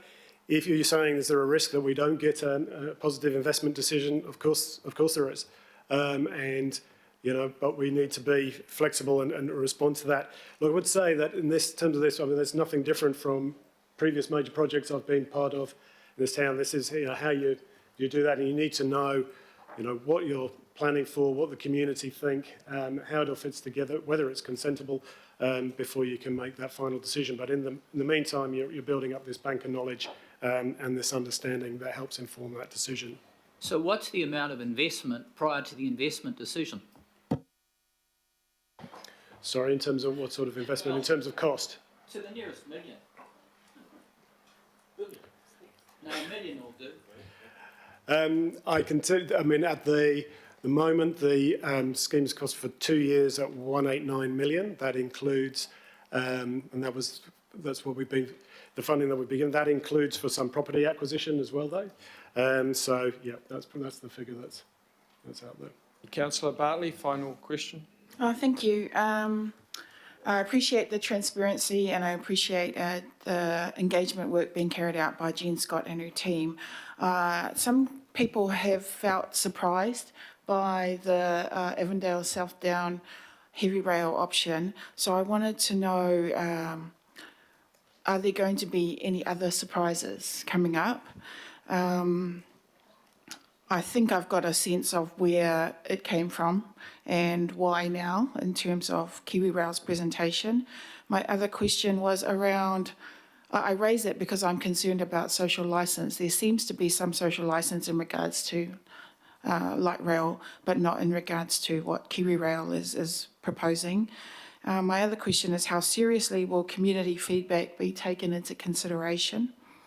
And also, do we have all the information for people to be able to decide what option they support, especially, if we're looking at how many homes are affected in Onehunga, and will this take trucks off Nielsen Street? Because I didn't get a sense that it would, given KiwiRail's presentation saying that you still need some kind of east-west link. Just trying to get, is there enough information for people to make a choice? And is there going to be any more surprises? So look, I apologise if it was a surprise, or if, but look, I think you can sort of hear from Dave's presentation and ours the conversation that's been had, the desire to join up the planning and make sure that we're allowing for everything. Once, I'm a strong believer, once we start drawing lines through people's communities, we need to be open and we need to go and talk rather than do it behind closed doors. So that's the decision that we've taken. The feedback is taken very seriously, both good and bad, and challenges. We need to understand that, and it will feed directly into the decision making. I hope there are no surprises. We will be open and show, what we are considering, what we're not considering, and why. And so I hope there's no more surprises. And hopefully we've given you enough information to help inform. If not, we'll work hard to make sure we get it. Right, thank you, Councillor Bartley. Councillor Filipaini would like to make the appropriate acknowledgement. Yeah, thank you, Chair. I'm just going to put my timer on for 1 minute, and hopefully it'll be less than that. Tommy, I just want to acknowledge, and people have been talking around this table around consultation. I want to acknowledge your team for consultation. I can go back to at least 2018 in regards to all this with Minister Twyford, and then we've also had the current Honourable Minister Michael Wood. So I just want to acknowledge all the consultation. I'm glad that it's Waka Kotahi has taken up that consultative process, because I know it's been that the community has been heard. I want to acknowledge also the Māngere Watahuhu Local Board who have been involved in that process, and for us it's going to do that. So with Dame Fran Wild now, with Lee Orton, got 12 seconds. I just want to end up saying, just recently, Tommy, you had Jen, Enon and Mary talk to myself and my colleagues. So thank you so much, and that's my minute. Kia ora. Okay, thank you, Councillor Filipaini. In light of that acknowledgement, and maybe ask you to move that we accept the update from Auckland Light Rail, Well, and thank you, seconded Chair. by Councillor Fully. Kia ora. All those in favour? Aye. Against? Okay, with that, I think time, thank you, Tommy and team, to adjourn for lunch, ladies and gentlemen. It's 1:45. We'll maybe look to reconvene at 20 past for anyone that hasn't bought their lunch. There's a few sandwiches in the councillors' lounge. So we'll meet back at 20 past 1. Thank you.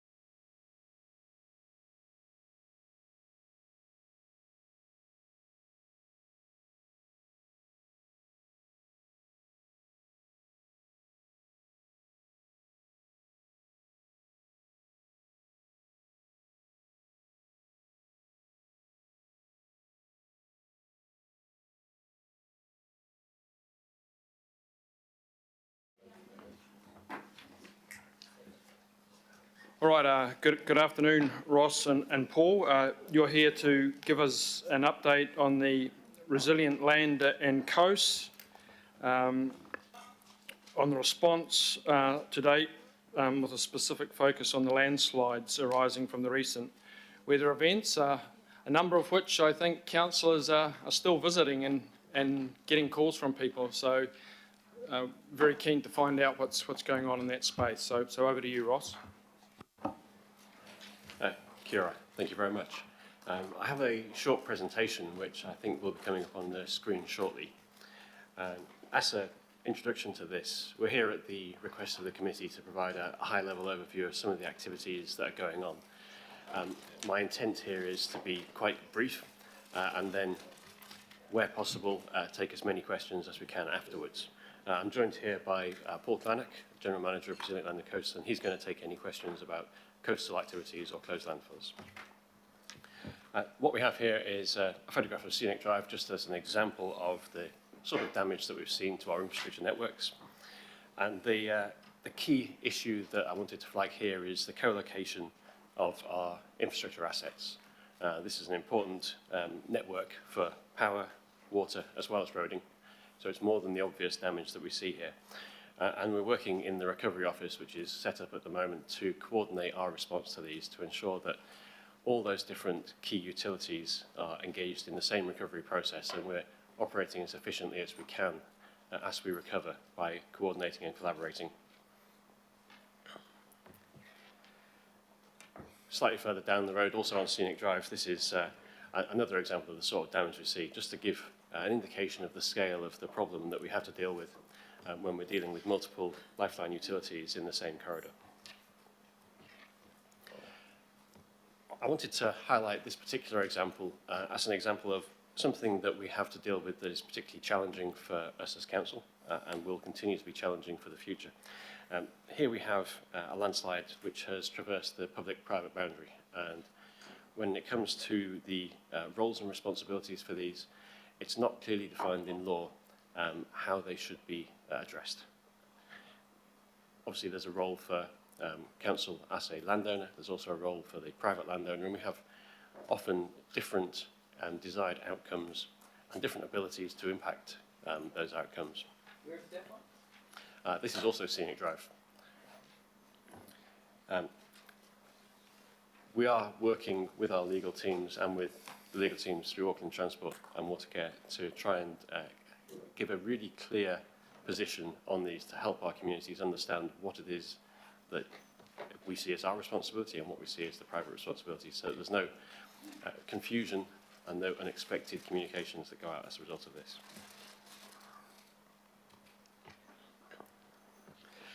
And this is just another example, this time from Birkenhead, showing the co-location of infrastructure and what we see here is a stormwater drain and a footpath, but a smaller example of the same type of problem. Here, moving over to Muriwai, this is near the boat ramp at Muriwai, and shows a different problem that we will be dealing with as we go through the recovery process, which is defining the level of acceptable risk that we will tolerate in our public spaces for members of the public. We've known for some time that there has been landslides in Muriwai, and there have been rockfalls in this area for a number of years. Defining what is acceptable to society is not easy, and as we go through the recovery process and spend money trying to remediate these sites, defining the standard that we recover them to has to be done in consultation with the community to make sure that their appreciation of the risk that's left is the same as ours. And finally, I wanted to just show you this slide, which gives an indication of the distribution of landslides across the region. It's not all of them, it's just an indication of the broad distribution. You can see that it is covering a huge amount of the region. And I wanted to highlight this because we're doing a lot of work in the hazard assessment space, getting a much better understanding of where these risks exist for us, collecting all the data that has been presented to us as a result of this event, and making sure that we're utilising this to the best degree we can. And we're working with central government agencies, including Crown Research Institutes, to make sure that we collect that in the most efficient way possible and that we use it in our future decision-making processes to make sure we're a bit more resilient in future should a similar event happen again. So I ran through that very quickly. I hope that's useful to you. I wanted to leave as much time as possible for questions, so I'll pass over for the questions. Paul, have you anything particular to add to that, or should we just take the questions now? Through the Chair, happy to move to questions. I'm here simply to answer any questions that might relate to some of the work that we're doing in the coastal management, coastal response space, and also in respect of just some of the inspections that we've been completing on our 200 closed landfills throughout the region as well. Okay. Councillor Turner, you have a question. Thank you very much. You said you have that sort of demarcation between your responsibility and private people's responsibility, and they're overlapping. But there's lots of situations where Auckland Transport can't fulfil their responsibility even when it's quite small and minor, and that's stopping the public from being able to fix their problem. And so one of those pictures you just showed there, that one with the driveway hangover, and there's one of those on the scenic on Victory Road, 173, and they can't get in because all they need is some mass-to-mass ratio at the toe of the road to be able to do their work. How can we get around these problems? Through the Chair, it is very challenging and it varies on a site-by-site basis. The first problem that we encounter is that what Auckland Transport and Auckland Council's responsibility is in these cases isn't well defined, and that means that we have a risk that we don't respond equally to each individual case. And we want to make sure that that is better defined, so we're working quite hard at the moment to clarify those roles and responsibilities to make sure that everyone gets equal treatment. And the only other thing I just wanted to ask was, you know, you showed one under and the rest were all overslips there. I've got lots of photos of underslips which are always directly opposite blocked drains.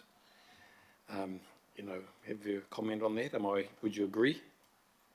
Through the Chair, I would agree that drainage is often involved in landslides. We know that most landslides are triggered in Auckland through the effects of water, but it's also a combination of other effects as well. They're always going to be marginally stable before they fail, and it's the thing that changes that triggers that failure, and often that thing that changes is the water.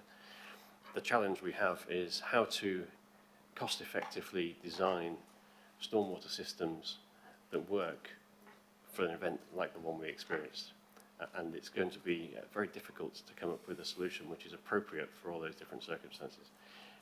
In my experience from the ones I've seen, blockages have not been the major problem. It's been the volume of water which would have overtopped any system, any engineered system that we'd built. I'll politely disagree and move on, thank you. Councillors Walker, Simpson, Baker and Sayers. Sure. So look, I've certainly read what you've got here around flood recovery, but what it's not covering off, and I'll express this by way of a question, where is the response around the huge amount of education that's required as it goes to cliffside properties, as it goes to people that are discharging stormwater inappropriately, around the education that's required for people who have a responsibility to keep a stream clear, but they really don't know how. Instances where the wrong sort of vegetation is being planted. And also a related issue, and that's around revegetation and planting in areas around streams, but acknowledging that if you get a severe storm event and that vegetation gets undercut and it erodes, it then blocks up grills and sometimes causes catastrophic events, which is what has occurred in communities that I've been interested in and am engaged in. So my question is, where's the program for working with the community in this, which is urgent? Thank you. Through the Chair, my colleagues from Healthy Waters will be speaking next, and I'm sure they'll have something to add to my response. From the landslides and geotechnical perspective, I fully agree with you that there is an education piece needed, and I met with EQC and MB just yesterday, and we talked about exactly this issue. There is a multi-party, multi-agency response needed to make sure that communication and education is consistent. I haven't talked about private property here today because this is the Transport and Infrastructure Committee, but private property has been the predominant focus of my efforts over the past few weeks, and I expect that will continue. Thanks, Councillor Simpson. Thanks, Ross. My question is around, it's a pretty horrible slide you put up, by the way, with all the slips across Auckland. It's pretty bad. My question is around the repairs to the slips, noting that probably the areas most worst, that are still affected are basically on the west, Bethels, Tehinga, Muriwai, Piha, Karikari. How long do you think it'll take us to be able to clear those slips from that area? Through the chair, I can't give an accurate answer on that. There are so many parties involved, and they're still assessing the risk on some of them to be able to get in, that it's unclear. I suspect that there will be some that will take a very significant amount of time, and when I say that, we're talking months rather than weeks, and that's just for the clearing. Some will not necessarily need to be cleared. In fact, I would suggest many would not need to be cleared because they're not causing a direct hazard. And in those cases, the solutions will range from allow them to revegetate naturally, to support them to revegetate, give them a bit of extra shove in the right direction, all the way to some sort of managed intervention depending on the risk they pose to assets, to people and land. Supplementary, and then one more, please. The last information I got from that area was the land was moving between 1 and 2 metres. Are you using LiDAR data? Is that still the case? Through the chair, the latest information I have from Muriwai is that the movement has slowed down significantly. I don't want to give an exact number because as the numbers get smaller, the level of quality assurance you have to do to get that correct increases, and we haven't got the final numbers back yet. But we have a good degree of confidence that those are slowing down and slowing significantly. And when I talk about movement in Muriwai, we're not talking about the landslides moving as a mass, continuing to move down the slope. What we're talking about is the material at the crest, small lumps of it, sometimes large lumps of it, falling off. But we're talking about lumps the size of 1 or 2 metres cubed. And that's where we get the 1 or 2 metres of change from. That sort of movement is slowing down, and those movements are becoming smaller. Yeah. And my last question, Mr. Chair, through you, it might be to you, Paul. We have a number of walkways to the sea that have been blocked off due to slips, which are on our land. Do we have an estimation on how many and how long it will take us to fix those? Through the chair, we have some good data around how many access ways have been impacted. We're just working through some of the management options to apply to those access ways. Can they be reinstated in their current alignment? Do they need to be abandoned? Do they need to be reorientated to provide access back? There is some good work that's happening in that space, and my suggestion through the chair is to provide, once we've got that information around access ways and some of the coastal restoration as well, that we bring an additional update back to this committee or the PEP committee to discuss some of the progress that's been made there, how we've triaged that and some of the related costs. Through you, Mr. Chair, a suggestion. We seem to be doing flood resilience all through you, so keep it all in one place. Well, certainly this part of it, I think, yeah, that makes sense. Okay, Councillor Baker. Ross, firstly, mate, just want to acknowledge you jumped off a plane, I think, on the anniversary weekend and straight into high vis and headed out to work your what's it off. So I just want to acknowledge that, big trip to Orua Bay, so good to see you up there. But how do we unlock what you have in your head in terms of knowledge and get it out there, into our bylaws? And so do we need to, and it's probably a question for Craig at the back, in terms of our stormwater bylaw, is that sufficient in terms of, I guess, protecting and putting in place things that will help us keep waterways and things clear with private landowners as well? But in terms of things like Muriwai and Awhitu, which are cemented sand dunes in that west coast area, and I remember, I think Phelan Piri was giving me a story about how you'd told him about the liquefaction, sort of, I don't know if that's the right word, but that slurry of compressed wet sand and how that's actually a warning really that things are not looking good for those cliffs. How do we unlock that to get it into that people know, and that, you know, we know that if that's occurring, people can actually take action instead of looking at it and going, well, that's interesting, and then having the hill fall down. And so, you know, I just want to see us being able to get that out there, and how do we unlock the knowledge that you have that's actually, you know, it's incredible, but it's also really, really helpful for our communities to know, so they can be proactive in terms of looking after themselves. Through the Chair, thank you, Councillor Baker.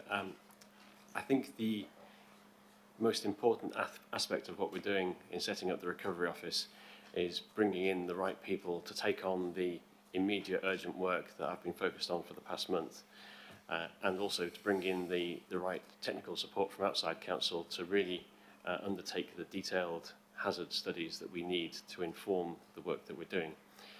And that will be a huge benefit to the community once the results of that are produced. But the key element is that I will be freed up to focus more on the strategic elements of what we need to do to improve resilience in future, which includes education, but also looking at how we implement the rules that we've got and whether they're appropriate. Councillor Sayers?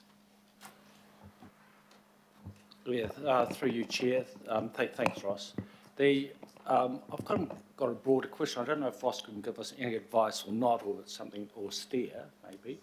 In terms of, it just raises that question. If things are a little bit blurred between, well, are blurred, between private and public responsibilities, that puts private landowners in a difficult situation, what to do now, and perhaps, you know, looking longer term, what should private landowners be doing around their own property in a preventative sense, let alone what council might need to be doing in a preventative sense. So that may well raise the, you said you were working with legal, which really kind of got me thinking in terms of the comeback or legal challenges because of that blurriness. You know, what might we face an organisation, or are we facing as an organisation from private landowners, either individually, collectively, post the slips, or part of this process now, in terms of understanding recovery of costs for them, particularly when those lines are blurred. So I guess the question is around how do we gain some visibility through Ross's team or legal about what's happening in that front, so we've got ideas as governors, and particularly around our budget setting, and two, how quickly can we untangle, define that blurriness or the responsibilities between public and private. Thank you. Through the Chair, I think there's probably two sides to the answer. The first is that in terms of getting clarity around the numbers, we have a legal team and a risk insurance team who together understand the claims that have been made and are in the process of being made, and will be best placed to comment on the exact numbers. I am somewhat removed from the claims process until specific advice is needed. In terms of clarifying our position, I agree that it is very important that we and New Zealand as a country have more clarity around those roles and responsibilities so that people can actually implement them effectively. If people don't know what they're responsible for, then it's very hard for them to make rational decisions. And I've been talking with a number of central government agencies to try and work on the best way to clarify that for everyone. Good question, Councillor Sayers. Thank you very much, Chair, for indulging the question. I guess maybe I can leave it in your capable hands to give that some thought and how that might be advanced. The associated question there, of course, is to do with private property owners that are wanting to do something but have to access or use council land, and how does council facilitate that? But I think, Ross, what you're indicating there is that there's probably a bit more thought needs to go into what the legal obligations are for the respective parties. Is that right? In terms of access to council land, that is something which is already reasonably well documented through the PCF team, Parks and Community Facilities team. They're used to landowner access requests. The challenge comes where private landowners want to build, for example, a retaining wall to support their land, but they want to build it on public land. And then there is a a legal issue around ongoing maintenance and ongoing access to that, which requires easements to be set up and so on to make sure that they don't become a public liability. Councillor Darby. Thanks, Chair. And thanks, Paul and Ross, for the emails you've been sending me outlining some of the challenges you've got. I understand it's several thousand slips across Auckland, several thousand. Do you know roughly, is there a more precise number? Is it 2,000? Is it 5,000? Or you're still discovering them? Through the Chair, we are working with GNS Science to try and get a more accurate number. Our approach is to use satellite photography, so we have tasked the satellite to collect cloud-free photography across the region, which allows us to see exactly where every landslide is. That process in itself takes 2 months and won't be completed until the end of this month. So to get a detailed picture, first of all, we have to wait till the end of this month where we have our satellite imagery, and then we have to rely on GNS Science and a whole range of other parties, as many as we can, to manually identify from those photographs where the landslides are. Because many of them will be in places that aren't accessible from roads, aren't visible from private properties, and so we won't necessarily have an idea of them until we look at the satellite imagery. My first estimate of when we would have a full number would probably take about a year. However, to understand the numbers that are actually impacting on assets and property, we'd expect that to be much quicker. Okay, and you mentioned to me you're doing, in addition to the satellite, you've got your LiDAR, you've got thermal imagery, you've got helicopter surveys, you've got something called hyperspectral imagery. You don't need to explain that one to me now. But you also said there's no intention to do site visits because it's a lack of resource. So for us to understand this in a year's time, can you, or Barry, as the lead officer, can you give us some confidence that we do actually have the resource going forward to undertake this work? Because there is some urgency about this. Barry, is that more appropriate that it is with you, that you can give us some assurance that we do have the resource within the council or the ability to contract the resource to do this work?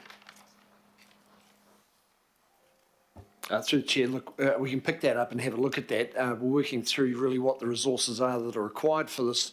So it's a very difficult question to answer specifically at the moment because we're in the process of actually understanding what's needed, how to go forward, what that approach is. So that's something we'd come back with. Yep. Chair, I would like just that to be noted so that we don't forget about that. We just need to make sure that if we're talking about doing this work and do it well, we need to track that through the budget process. Chair, just a couple of other points. You know, I've looked pretty closely at some slip areas coastal, which I've been discussing with you, Ross and Paul, and you know, it is quite common to see pretty poor vegetation management practices and stormwater outfalls that people just don't know that when you drop 1,000 litres of water on the top of a cliff, it's a ton of load. And then there's another 1,000 litres and another 1,000 litres and goodbye cliff. But without getting into that detail, there does appear to be a bit of a pattern in that area. And then when I go to compliance, there is no specialist arborist in the compliance unit. None. None at all. And they are misinterpreting the tree rules. So I think Councillor Walker asked the question about the communication that we need to be offering our property owners that are in these vulnerable areas. So my question is, how are we going to bring all that together with some urgency, because we don't have to wait for all the assessments to do that? How is your unit talking to plans and places and the regulatory team to ensure that everybody understands, you know, what is required, or you know, if you need a permit or a consent for something, you need guidance, where do you go? Because at the moment, I think it's very hard to find anything on the council system which guides me as a coastal property owner on how I can do the right thing on my coastal clifftop property. It's very difficult. Through the chair, I think obviously I can't speak on behalf of the client's team who aren't here today, but from my team, we are very keen to ensure the lessons learned from this event are well documented and shared with everyone in a way that makes them easy to use for the residents of Auckland, particularly those who are in vulnerable areas like cliff tops. I was speaking with a number of geotechnical professionals yesterday to try and start collating the lessons that they've learned. Because it's not just people within Auckland Council who see what's going on, but there's an awful lot of external professionals who have a lot of useful advice that we could be sharing. And we are in the process of setting up through the Recovery Office a rapid data collection and information sharing process through that, which we expect will result in high-level guidance of what is good practice, what is bad practice, what does it look like. Yeah, good questions, Councillor Darby. Councillor Foley. Kia ora, thank you, Chair, and thank you for the presentation. Last night, Councillor Filipaina and I were at the Mangere Otahu Local Board Business meeting, and there was a deputation from a group of residents from the areas of Mangere that were really badly affected by the floods. They were quite angry at this stage, and part of what they were saying was almost laying some blame on council because the stream, and I don't know if you're aware of that part of what happened in the floods, the Te Ararata stream, they say was not cleared enough, often enough, and that it flooded when the rains came down and affected many, many homes. Many of those homes were new. Some of those homes had been there for, 20, 30 odd years as well. And I'm just picking up on the point that Councillor Turner was making about, our drains and our role in that we've played in terms of, making sure that water flows properly, and thinking about also what we've heard out in the public from others that say that it didn't matter. There was so much rain that our systems, even if they were great, even if they had been cleared, just wouldn't have been able to handle that amount of rain. I just wonder if you can explain a little bit more, in your expert opinion and based on what you've seen on the field, what were really the main causes of the slips and the damage, in your expert opinion, and if you're able to, and express it maybe in a proportionate sense, how much of it was based on the riparian planting or the lack of clearing of the drains, how much of it was based on just the sheer volume of water and things like that. Kia ora, thank you. Kia ora. Through the chair, I'm afraid it's technically impossible to come up with a relative percentage of what caused the landslide. Even when we have a highly instrumented landslide before it moves and understand it and model it in great detail, it's almost impossible to say what the percentage element of it that could be attributed to groundwater, surface water, vegetation. The science just isn't available to do that, I'm afraid. Final questioner, Councillor Stewart. Oh, thank you. Very good report. I was just wondering, can you tell us the landslips that happened out Rodney Way? Back in 1965, one of the engineers for Rodney had actually said no more building out there, and unfortunately, I think, things changed and houses were built out there. How many of the slips that had occurred back in 1965, have you got any record of that? Through the chair, from the records I've seen, there was one slip in 1965, and the same location has slipped again. I'm not aware of other slips in 1965, although it seems unlikely that there wouldn't have been other small ones, but they weren't recorded as having impacted on properties. Because I'm just thinking that we're going to have to be very careful if we allow buildings to go back into areas similar to what's happened down in Esk. And I'm sure you're aware of the Section 641A of the Local Government Act, which, and I'm sure all you councillors are aware of it. If not, I'll just explain what it is. What is a natural hazard in terms of Building Act, and what properties or applications do these sections apply to? So Section 71 3 of the Building Act for 2004 defines a natural hazard in land subject to erosion, falling debris, subsidence, inundation, including flooding, overland flow. So it's a section I think everybody needs to get their head around. It's a really important section, and possibly if we follow this particular rule, we possibly won't have as many issues into the future. Thank you. Through the chair, I hope that you are correct. I think it's fair to say that organisations in central government are looking at the controls that we have in the Building Act and in other acts to ensure that they are fit for purpose and achieving our desired intent. Section 71 and onwards of the Building Act has been challenging to implement in the past because it's not clear how much risk is tolerable, and that causes us some troubles with implementing them. So I think there will be more work coming from central government on that, hopefully in the near future. Okay. Councillor Lee, you've got one question. Yes, I read recently in the Trade Journal One Roof that over 2,200 building consents were given by the council in 2022, I believe, for buildings and developments in risky areas, floodplains and so on. Is your section consulted by the consenting people when it comes to this sort of thing? Through the chair, we are consulted where the skills do not exist within the regulatory services team to respond themselves.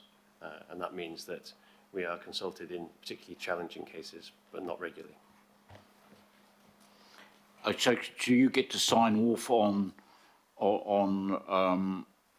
applications that cover risky areas? You actually get a sign off on that? How does it work? Through the or chair, is there a gap in the system? So through the chair, we get to give technical advice to regulatory services. Technical advice is given, no sign off. Okay. Right, and thank you, Ross and Paul, for the work you and your teams are doing on the ground. It's, Sterling's stuff, and obviously going to continue for some time yet. So we've got moved by Councillor Simpson, seconded by Councillor Fletcher. I don't think there's any need for any. George, if you had questions and there's a chance for comment, I would like to comment. Okay, well, way you go, Councillor Sayers. Yeah, thank you, Mr. Chair. I guess just by way of comment, the questions have kind of drifted into that area of, why riparian planting, keeping streams clear, keeping catchments and ponds free of silt, those type of things.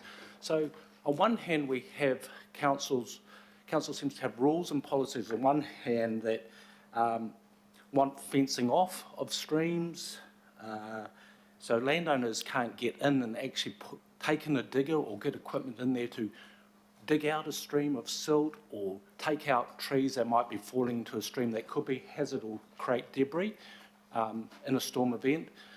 The council has rules and policies around planting up those streams as well. So again, we're creating a situation where water might not be able to flow as freely as it could. The council has rules and policies around, what was the other thing I thought of, planting up?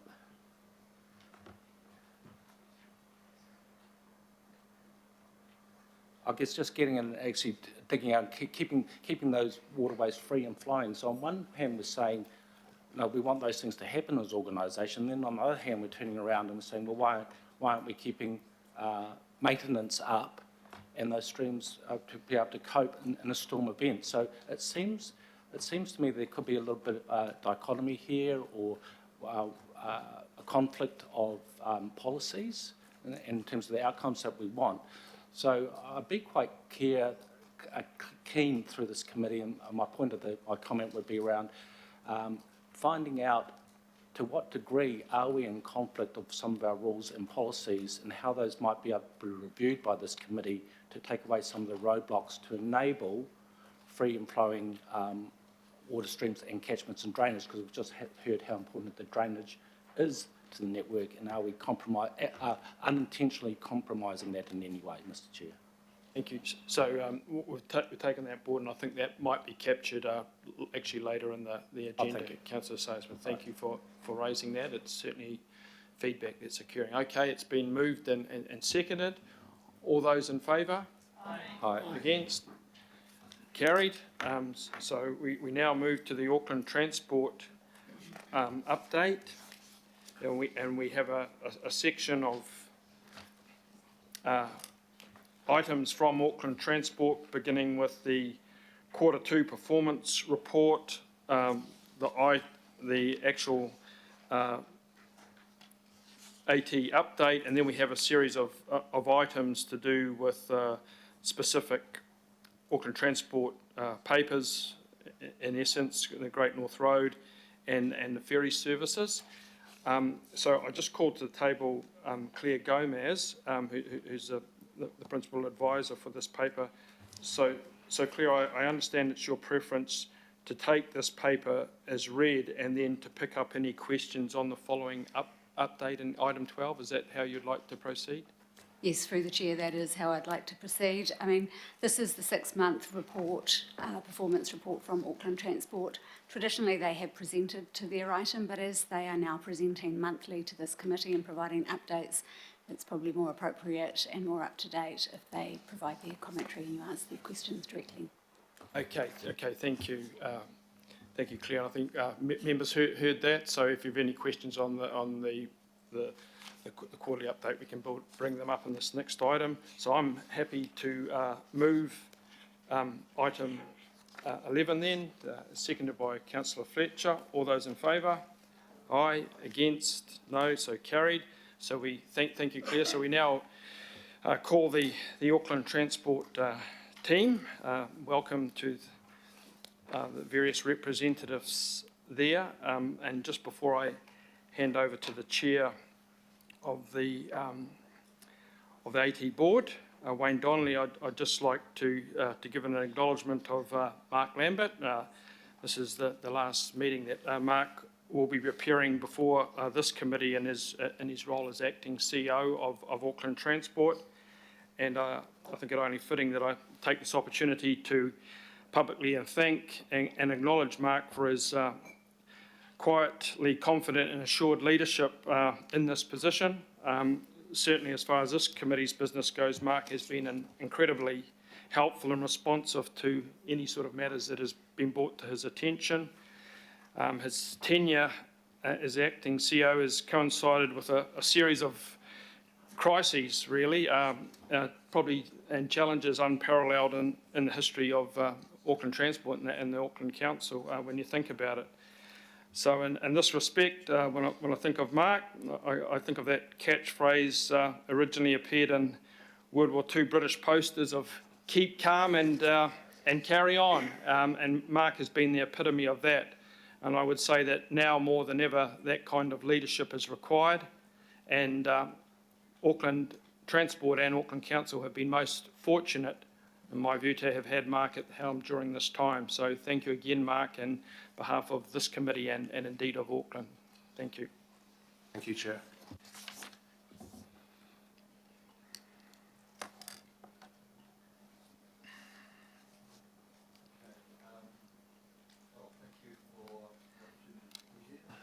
Mr. Chair, what we're going to do now is give you an update, and then we'll move on to the other items as you said. In terms of and that the contents are up there, I'll just move on to the next slide. My job is just going to talk you through the recent highlights, which probably are well known to everybody. As you say, quite an unprecedented 4 to 6 weeks that we've all been through, and it's we're through emergency management, and now we're dealing with recovery, and particularly in the west of New Zealand, but I know a lot of AT staff, I'm sure the same as council staff, a lot of people are still dealing with properties that were flooded and those kinds of stuff, myself included. And it's sort of, I think back to anniversary weekend, and on Friday night, we're all focused on our, the commentary on our much maligned plans to get people to and from the Elton John concert, and we're worried about the fact on the Saturday there'd be no trains at all.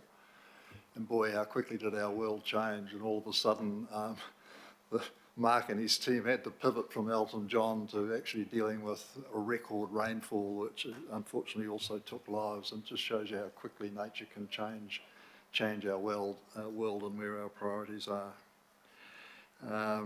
We're not through this recovery yet, and it's certainly going to have an impact on our coming year, isn't it?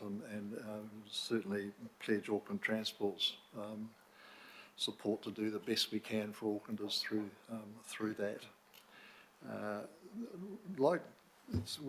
There's some really good news in the fact that public transport patronage is growing, and Mark will show in his presentation that actually there's quite a surge now, and it's picking up and really starting to pick up to high levels. March is always known as Mad March. This is a time when sort of everything that people want to do, Auckland comes together and creates a bit of chaos on the network till everyone sorts out what's the best way to travel, when to travel, and those kinds of things. But I think market's settled down again reasonably quickly this time, hasn't it? Through all that, we have managed to complete the implementation of the phase 3 of our safe speed management program, and the first couple of tranches have been in place for a while now, and we are seeing really encouraging results from a safety perspective when you compare roads that have had speed management applied and those who have where it hasn't. There's been a decrease of death and serious injury on the ones we have treated, while there's been an increase in death and serious injury on the rest of the network. So it does show that these interventions do have a role to play. It's been a very, very busy summer in terms of all the events that Aucklanders like to go to, and this has been a very challenging time for those who, with an AT and our suppliers, who provide extra buses and train services and things to these events, and by and large they've actually gone pretty well. And the other sort of highlight for the month is the appointment of a new chief executive, Dean Kimpton, which a lot of you people would know. And thank you, Mr. Chair, for acknowledging Mark in the way that you have.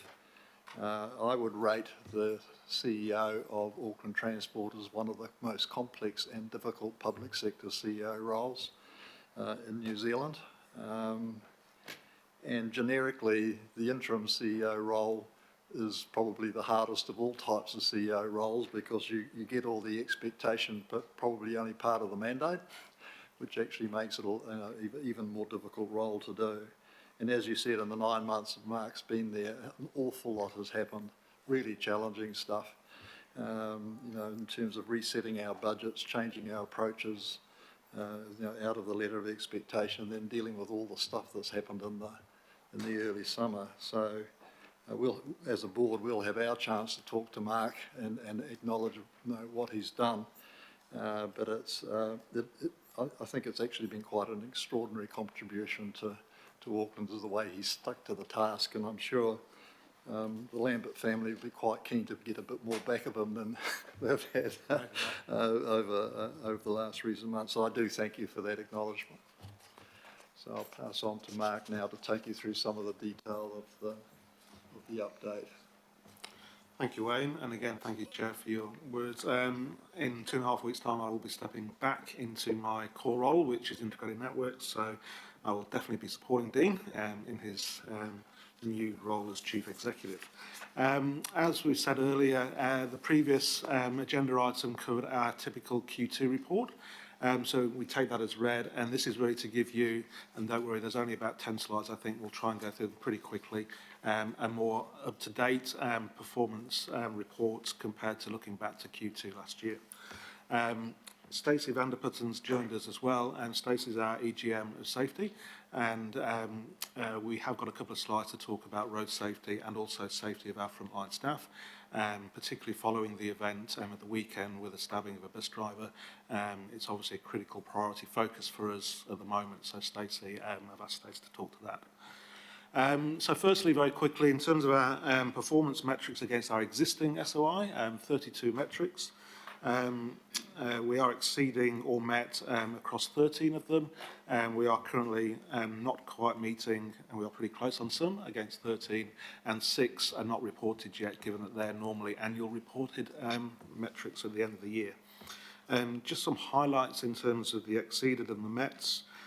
We now have, particularly following the introduction of low emission buses on Tamaki Drive services, 75 low emission buses across the fleet. We'll touch on it in more detail, and as Wayne's already mentioned, PT boardings is above target and is looking reasonably healthy, particularly during March Madness. Road maintenance results standards, not necessarily the volume of work. The volume of road maintenance has unfortunately fallen behind programme, given the bad weather and the refocus onto respond to the storm events, but the results in terms of smooth travel on roads that have been maintained is above our metrics, and our responses to complaints are ahead of target as well. In terms of targets which have not been met, unfortunately, as I said, death and serious injuries on our road network DSI is a serious area of concern, and Stacey will talk a little bit more about that. And rail boardings is falling below target, primarily due to the extent of the QERL network rebuild, which has been finalised, that work has, after the setting of this year's targets. So I've mentioned public transport patronage. This is literally the position as of last week.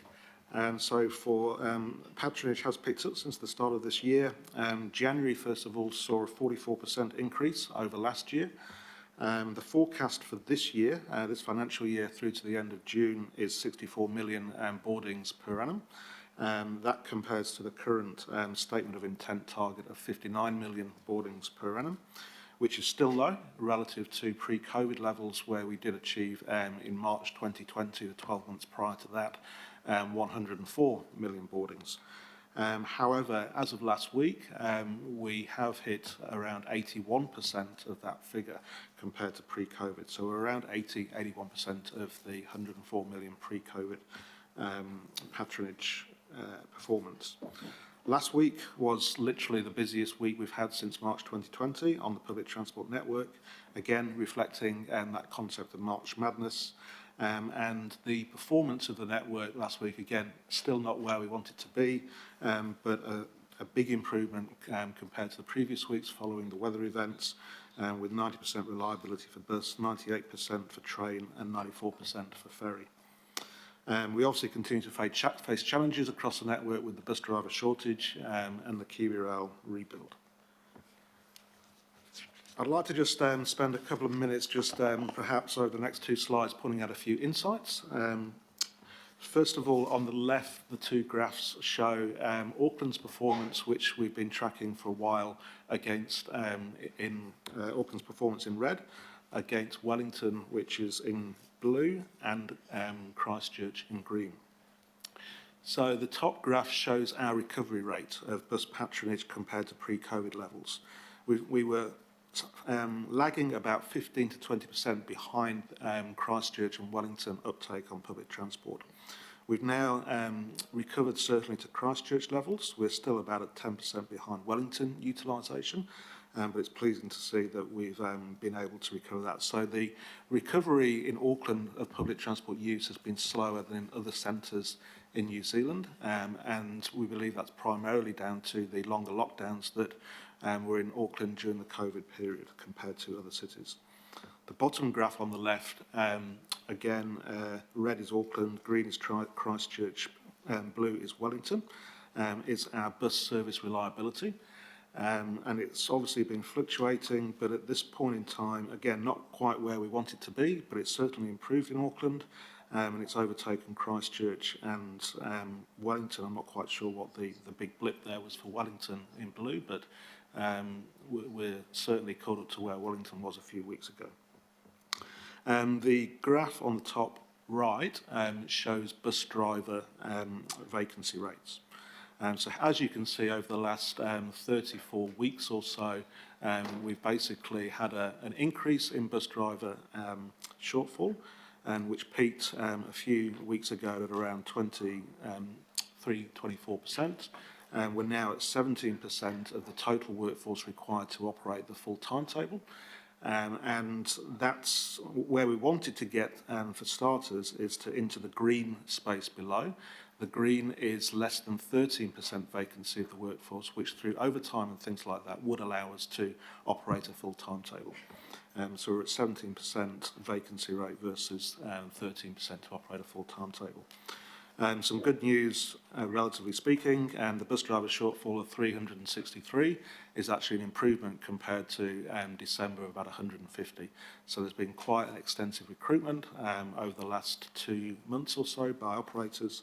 And I understand there's also 300 overseas candidates in the pipeline for our bus operators as well, which, if all came through, big if, would resolve the vast majority of the current shortfall.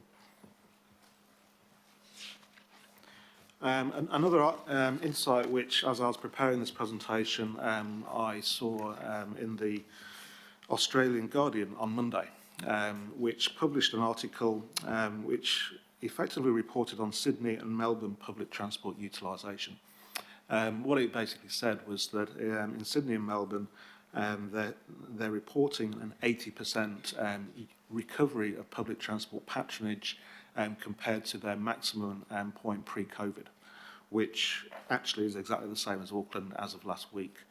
We've been on a slow recovery, as we know, but if we're able to maintain that 80% utilisation of patronage compared to pre-COVID levels, we will be in line, at least, with other global trends around the world. Why aren't many cities at 100% of pre-COVID levels? Why hasn't public transport patronage recovered and responded to pre-COVID levels? Part of the answer is the work from home. So the Australian Guardian reported that 20% of people are now working from home on average, and that equates effectively into 20% patronage reduction on public transport. Funnily enough, we haven't seen that in road use, but we are seeing that consistently now across main cities in the world around public transport. And on the right is a survey we undertake of our PT users around customer satisfaction. We ask a couple of questions around their travel behaviour, particularly around work from home. As you can see, pre-COVID to December last year, I never worked from home, which is the black, has significantly decreased. And the blue at the bottom and the yellow, I work from home 2 to 3 days a week, has quite significantly increased. And so our own users are saying that they're travelling less, certainly on public transport, and that equates to around 20 to 25%, which is the same as what has been reported in Australia as well.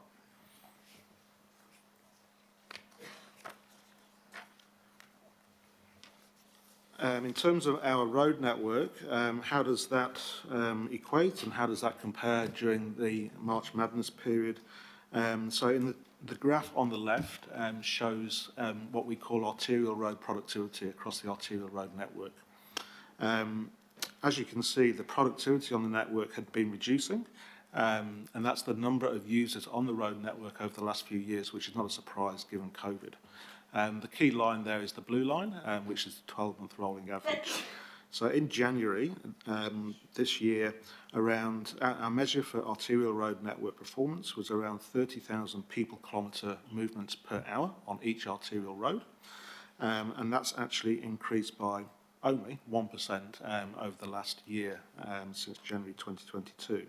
But as you can see, it's been fairly up and down over the last few years, but the red line is our target, what we're trying to deliver or enable the arterial road network to perform against, and we've been progressively increasing our target through road network optimisation to permit that. On the right-hand side is our measures of the arterial road level of service. And level of service effectively is the average speed of cars and congestion on the network.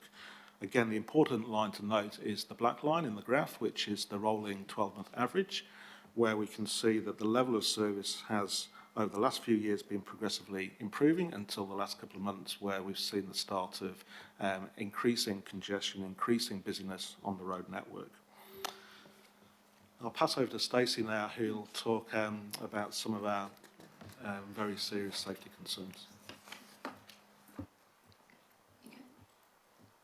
Thank you, Mark. So for the 12 months to February 2023, there have been 643 deaths and serious injuries on all Auckland roads.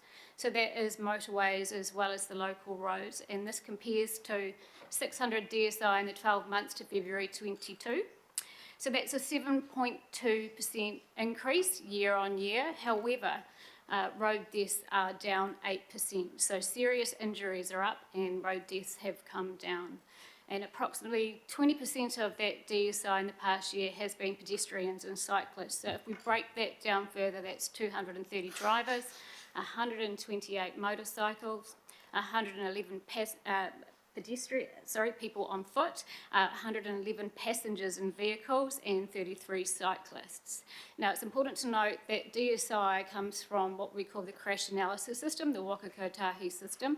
It only considers police-attended incidents in that. It doesn't consider other injuries across the network that may have obviously hospital admission as well. 49% of these DSIs are actually in 6 local board areas. So they're Rodney, Franklin, Otara, Papatoe, Mangarewa, Mangakiki, and Tamaki. And year to date, 8 people have lost their lives on our roads. The reason why I use that graph here, particularly to show you what we saw during COVID, in particular, when we look at 2021 and when we went into that lockdown in 2021 mid-year, you can see the trajectory in terms of that baseline that it's indexed to, it did shoot up. So currently we are under.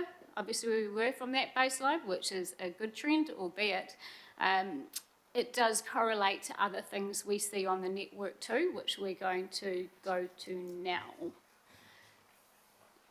So similar to what we've seen on our roads during that period is also similar to what we've actually seen with what I would say is a sharp rise in violence, threats and aggression.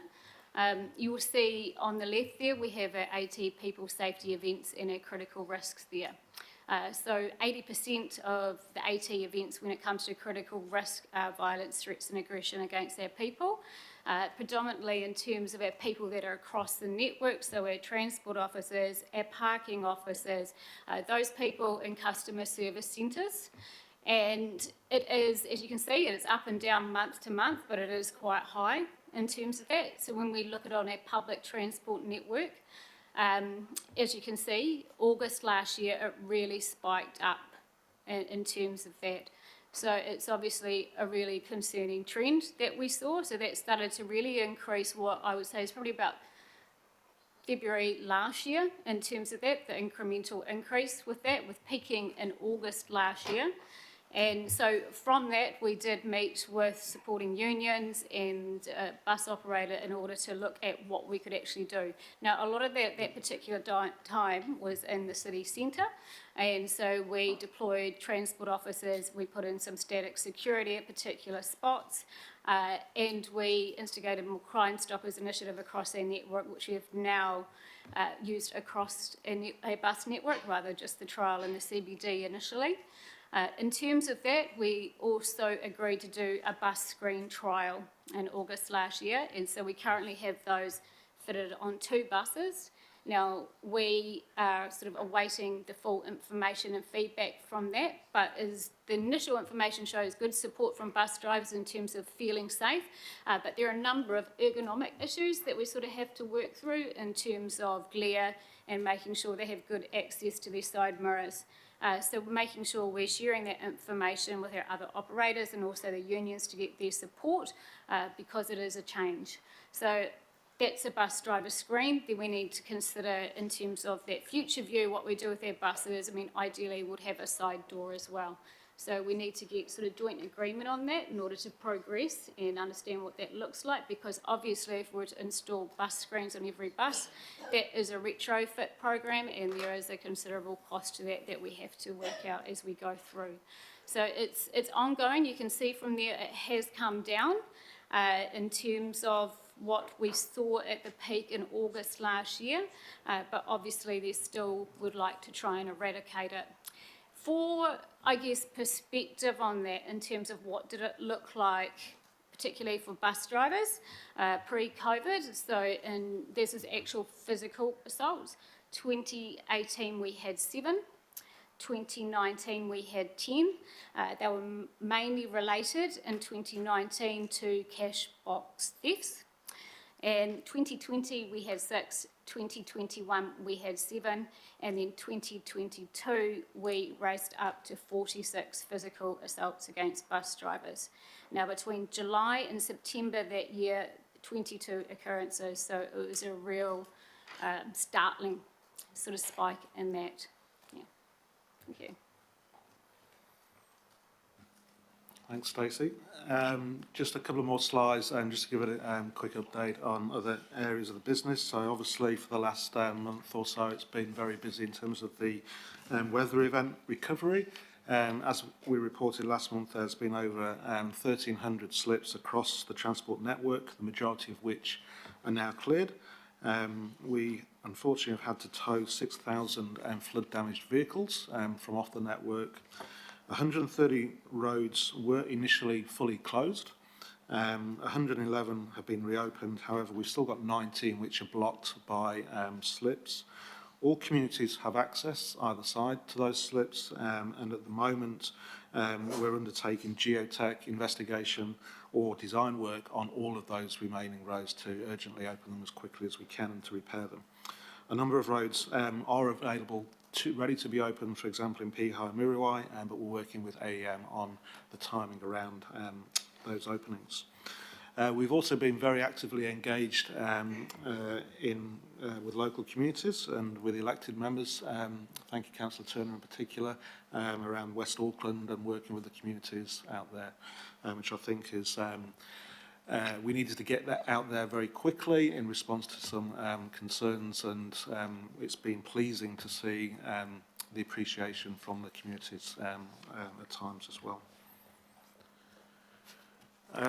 Very briefly, in terms of our capital programme, and I'll touch on our operating performance as well. Our capital programme, we have, to the end of January, we've expended 427 million, which is around 91% of the year-to-date January budget. 56% of that has been funded by council, with 44% being received from central government in one form or another. Recent highlights in the last couple of months include we've achieved a critical design milestone with the design of our new 23 electric trains, which are currently being manufactured. We secured 200 million of Crown funding for the Eastern Busway project. We improved 3 high-risk intersections through our safety programme, and as of December we secured Waka Kotahi government funding for our significant ferry new vessel build investment, which I know we'll be talking about in one of the later agenda items. We're in the process at the moment of reforecasting next year's programme to prioritise working with council staff around storm damage renewals, other renewals and asset management resilience, trying to focus in those areas, and obviously also committed on critical path projects such as the Eastern Busway and new trains, of which a significant part of our capital programme next year is already committed through existing contracts. In terms of our operating performance, slightly updated figures compared to the Q2 report.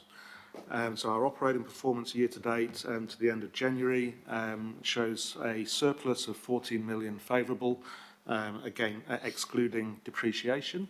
That's a 4 million unfavourable against revenue. We're primarily seeing a downturn or an underperformance against budget in our parking and enforcement fee area. However, bus revenue is significantly above target. And with regards to our expenditure and costs, we're 17 million favourable, and primarily that's been a focus through lower personnel costs, reduced track access charges from QRL as a result of not getting access to some of the track, reduced professional services and a reduction in PT contracts costs as well.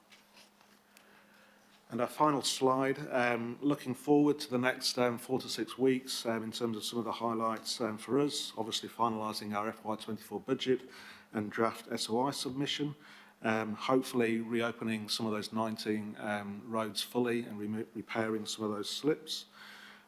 We have a sub-turning the first weekend of April, I believe, for the next stage of the Eastern Busway project, which is between Pakuranga and Botany, including the Reeves Road flyover.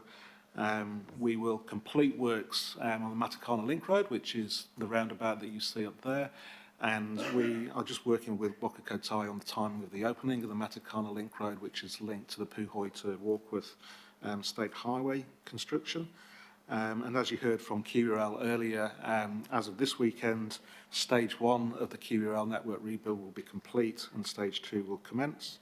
And of course, supporting the Transport Single Plan through the Mayor's Office as well. So thank you, Chair. I appreciate that's probably a lot of information, but I'm open to questions. Thank you, Stacey, Mark and Wayne. And in light of that last visual there, very appropriate, Councillor Sayers. I think you lead off the questions, and they're really what I call roundabouts, and certainly helping the flow of traffic on that road already, Councillor Sayers. But away you go. Questions on the update? All right. Well, thank you for the segue, Chair. Look, it's wonderful to have you along today.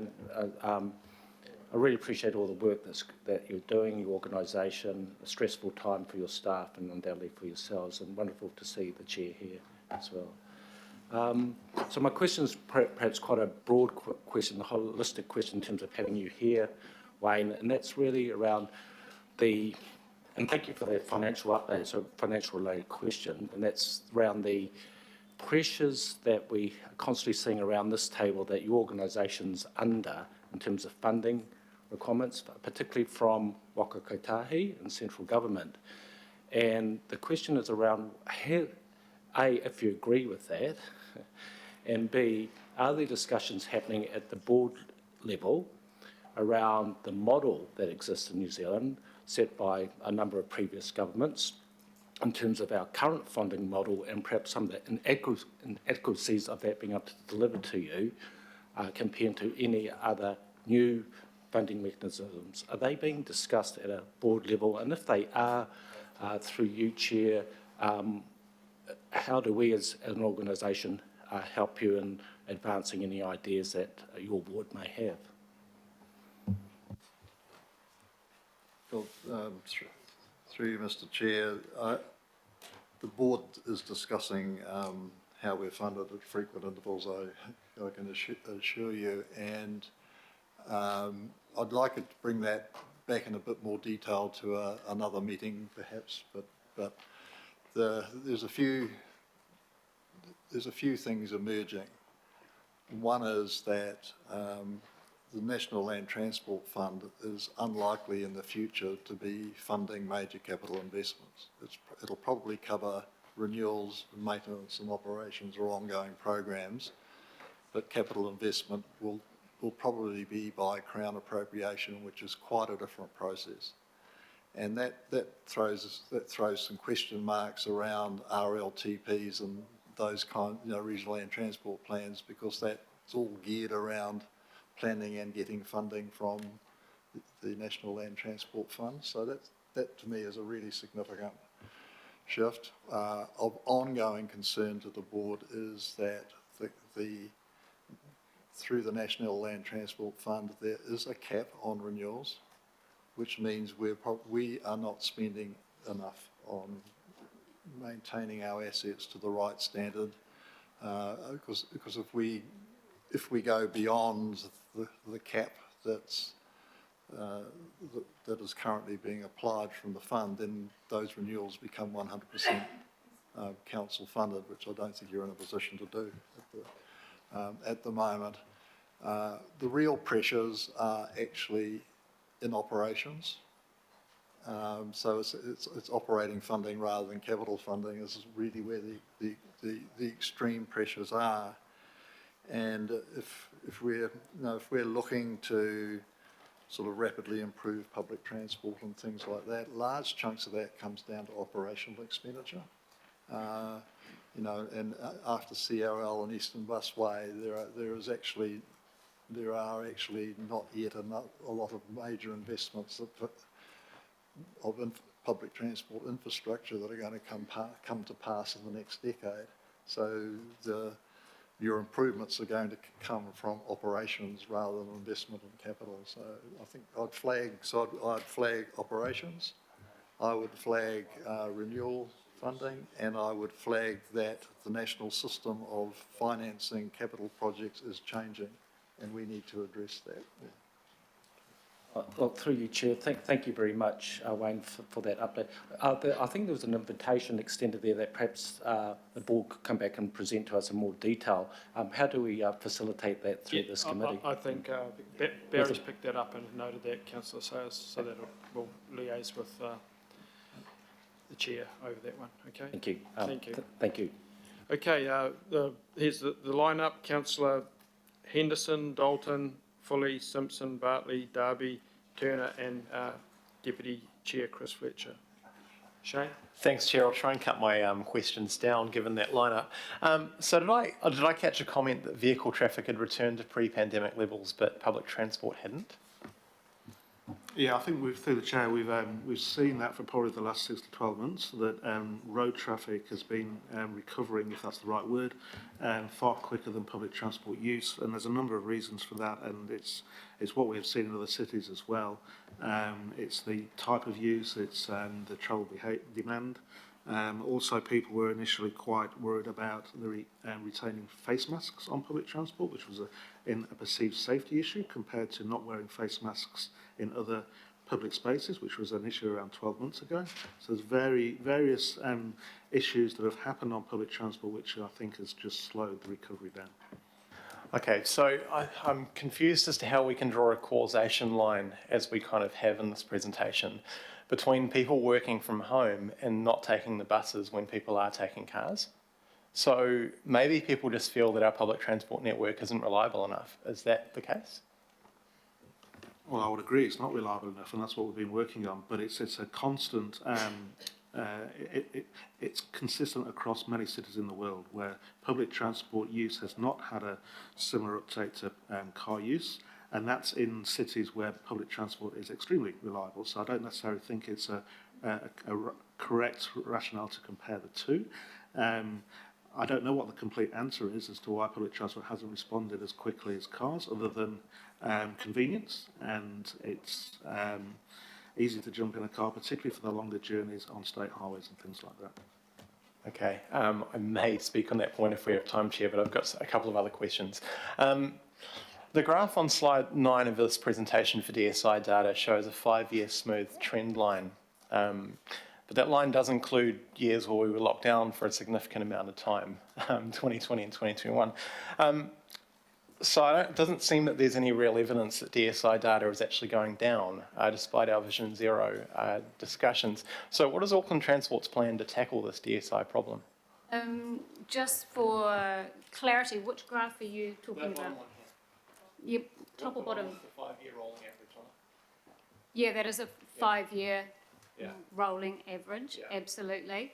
And so the bars are actually where it's going. So you can see what we call the trend line in terms of that it is slightly changing and downwards. That's including 2020 though. That was my question. Yep, absolutely it is. So in terms of that, have we made a marginal difference? Not where we want to be, obviously. Yeah, and that's why I did put that other graph in there, so you can actually see in terms of what happened through that period. And I guess we saw that across the whole in terms of increased risk-taking and different behaviours through that period that did materialise on our roads. Okay, so just one last question. Thank you, Chair. I'm going through the AT website and looking up the policy directives for Vision Zero and noting that this policy work appears to be fairly far out of date, talking about 2019 and 2020. Why haven't we done any policy work on addressing this problem, and do we plan to update these policies to have more of a Vision Zero approach? Absolutely, we do. So that's a good question, thank you. So we're actually currently reviewing the performance business case for road safety to make sure that it's actually looking at the right things and that we're focusing our attention. And of course, in terms of those measurements as well. So obviously, some of the lead and lag measures, obviously DSI is a lag measure, right? And so trying to look at other things in terms of that as well. So it is being refreshed. We are trying to take a new look at it and to make sure that we use the data that we have available in order to be able to make the decisions based on that. Like I briefly touched on, it is only CAS data that accounts for DSI. So when we did a study in terms of people outside the vehicle as an example, and we used Ministry of Health data across the Auckland Regional District Health Boards in terms of hospital admissions, it showed a considerable more what I would call injuries across our roads. Thank you. Thanks, Chair. Councillor Dalton. Thank you, Chair. My question to Stacey was around the DSI. So specifically the vulnerable users, who does fall into a vulnerable user category? When we talk of vulnerable road users, we usually talk about people outside of the vehicle, so in terms of motorcycles, cycles and pedestrians. Thank you. So I'm wondering if there have been any projects that have been delayed or are currently delayed that have not helped to reduce the DSI for the vulnerable users? I think that's fair in terms of has there been projects. I mean, it's about, obviously prioritisation and funding and where we put our energy, which is why we need to take a fresh look at it to make sure that we're taking all those things into account. Okay, thank you. Councillor Foley.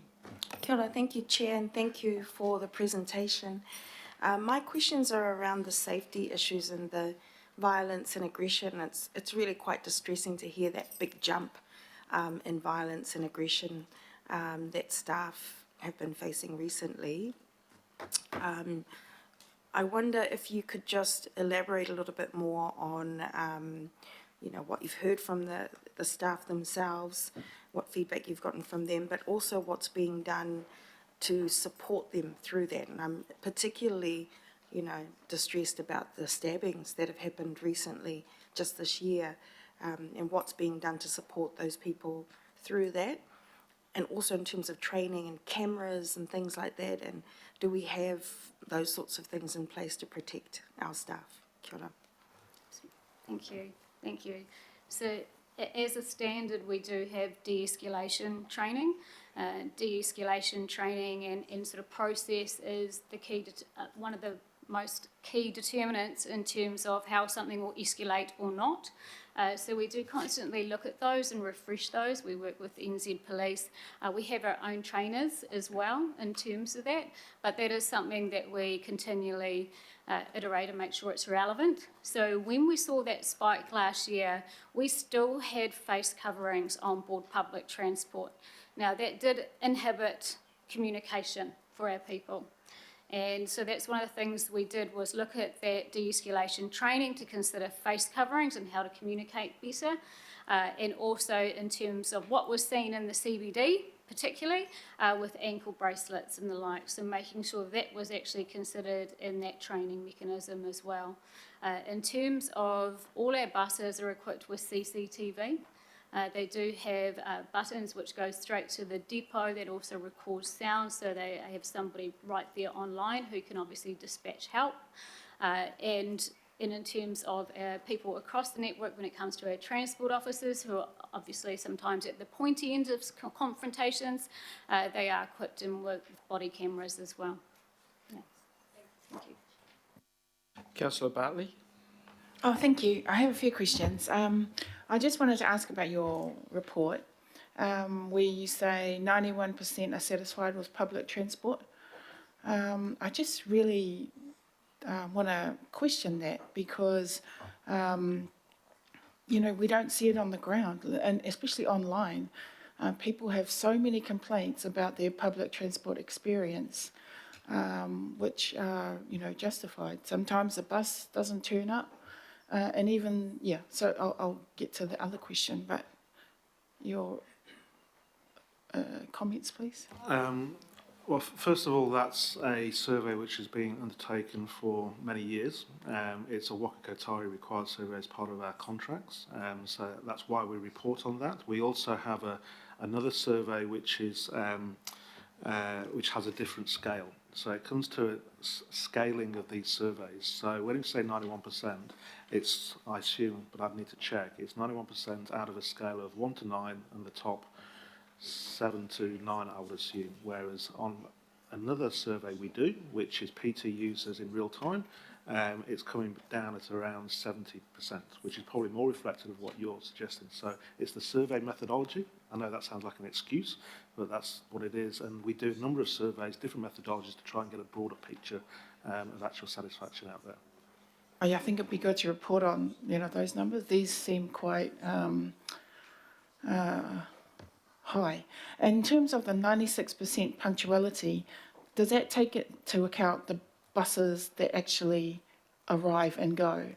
Because we've had so many cancellations, I don't understand how you can get such a high figure of 96%. So in terms of cancellations, that will be reflected in the reliability figure. So reliability is a measure of whether a service actually runs or not.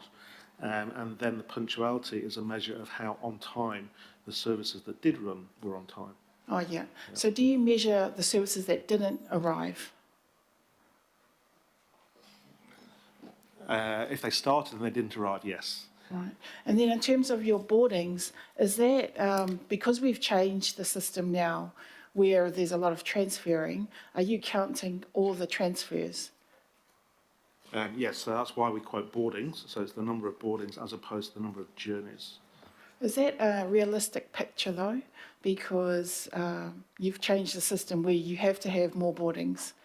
Well, it would have been reflected in the system around 2016-17 when we actually changed the bus network.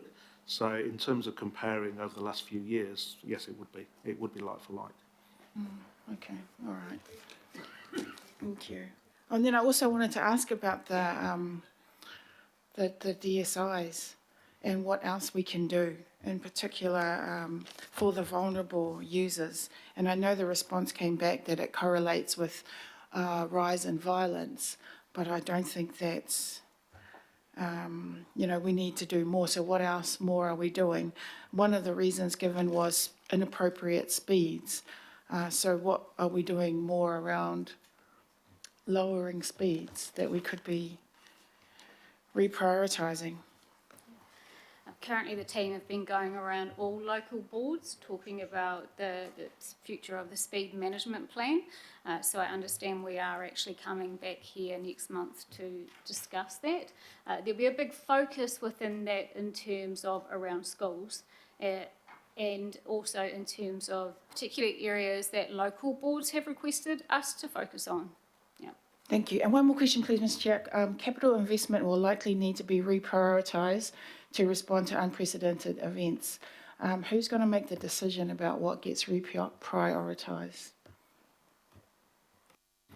Obviously, we will be putting a recommendation up to our board, and that will be part of the budget proposal, which will come back to council for next year. And one more thing, do you think the 1.7 kilometres of footpaths, new footpaths, probably contributed to why we have so many issues with pedestrians getting injured? And is that a good enough number? It's not a good enough number. It reflects the level of funding which has been signed off within our capital programme, and we'd like to increase it if we could. Yeah, Councillor, I'd just like you to know that the AT board has asked exactly the same questions around reliability, punctuality, because it's not really giving us a clear picture of what's happening in real time. It's just it's the way reporting's happened historically, it's the way Whakakatāhi measures how we're doing. But in terms of managing in real time and, you know, and addressing the same issues that the public is seeing, then they're not particularly good daylighting measures. So we agree with you there. Thanks for bringing that good point up, Councillor Bartley. So we've got Councillors Darby, Turner, Fletcher and Ferry.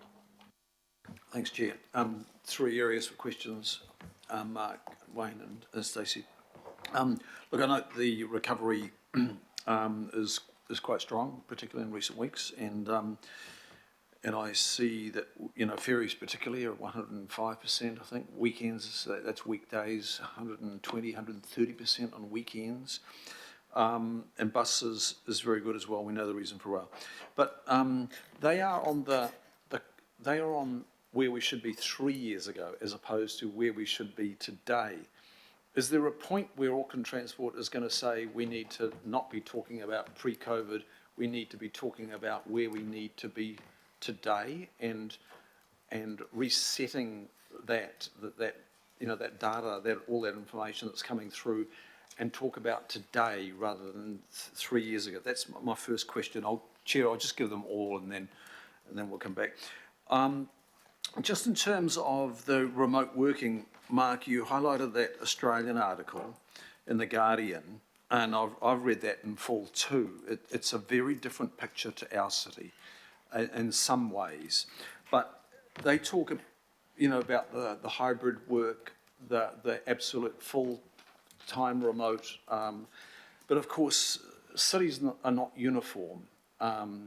Public transport patronage is not uniform, but we tend to talk about just a high-level number rather than what's happening, say, maybe, you know, on the North Shore where there's more professional work, more admin work, more managerial, and you can be away from the workplace, as opposed to maybe South or West Auckland where there is more construction, more assembly, etc. So what are you noticing about the differences in Auckland and how we need to support the communities which are taking the bus or the ferry or whatever it is in terms of public transport in greater numbers? So can you just give us an idea of what we're doing there? And the third question, Chair, is I see some of the bus companies and the ferry companies have a full complement of staff. They have had a full complement for some time, and that there are some companies, one in particular in the ferry market, and a couple at least in the bus market, who don't have full complements. So what are you noticing is the difference? Why are some bus companies having no trouble retaining and attracting staff? Same for ferries. And why are others having the problem that we seem to be having to resolve? Thanks. 3 questions here. Thank you, through the chair. Okay, resetting the patronage figures, completely agree with you. We need to do that as opposed to keep referring to the past, but it's also important for us to understand where we are coming from as well. And I don't have a simple answer for you, but I will take it back, and what I think we should be looking at is on the back of the next RPTP, because that's where we will be specifying, and we've had some workshops with the councillors already on this. That's where we'll be specifying future services, future investment and everything else. And I think off the top of my head we should use that as the baselining or resetting of the baseline. In terms of different demands across Auckland for bus services, going back to that article, work from home, we do know that historically, and this is another challenge for us, the public transport system has been very CBD-centric. It's primarily commuter-focused, it has been. We have seen a shift, which is why we have just completed our first network recast, where we focus more services and more resource bus services in the off-peak periods as opposed to the peak periods. So we've tried to put the resource where it's needed. I don't have off the top of my head geographical examples of what's recovered more, but we do have it and we can provide it. But absolutely take on point that North Shore may be more white collar versus other blue collar areas across the city, and that becomes an equity issue as well, as we know, when we are considering redesign of the bus network or where we need to put more resources. Then I think it's fair to say that we need to look at that equity issue moving forward. And again, the starting point for that will be the next draft of the RPTP. In terms of some bus companies doing better than others, or ferry operators, I think that's a very complicated question, which I'm sure you'll know the answer to part of it. But what I will say, though, is we've seen, for example, in the bus sector, Howick and Easton have done extremely well. They've had a full complement for quite a while, and it does come down to where the routes are operating as well, and the geographical areas that different operators are serving, which has an impact on recruitment into the industry as well. So that's probably off the top of my head. Yeah. Right, thank you. Thanks, Mark, for those answers. Councillor Turner? Thank you. Mine's just about getting bang for our Auckland Transport buck. We all know that all the small things add up, all the small road controls, traffic controls have added up to being 25% of Auckland Transport's budget. The slips we've seen on the screen and stuff in the rural and outer areas, especially in the Waitakaris, the under road slips just disappear down the valley where there's no people and they're left there. The over road slips charge over the top of the road and go down the valley. In Kerikeri, we bulldozed the stuff that was left on the road over with it. Everywhere else, we've been trucking it away. On Watapu Road, we trucked it all the way to the other side of Waimalku, over 100k round trip per truckload, 10 days, around about 14 trucks on one day in total, I pictured, carting that dirt that could have just followed the overburden that had already gone down there. Why are we doing this, and how can we save the money?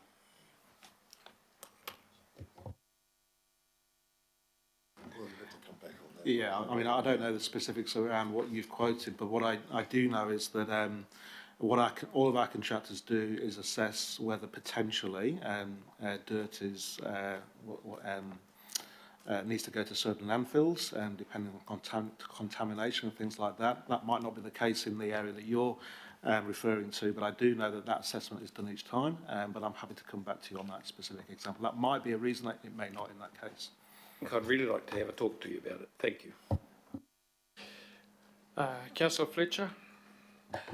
Oh, thank you. And Mark, may I also add my congratulations to you and gratitude for what has been remarkably capable and steady leadership during a tumultuous time. So thank you for that. On your weather event recovery slide, you highlight the 6,000 flood damaged cars that were towed. Is there a policy? You know, it was an unusual situation, and presumably these cars remain the property of the insurance companies. But how are they processed?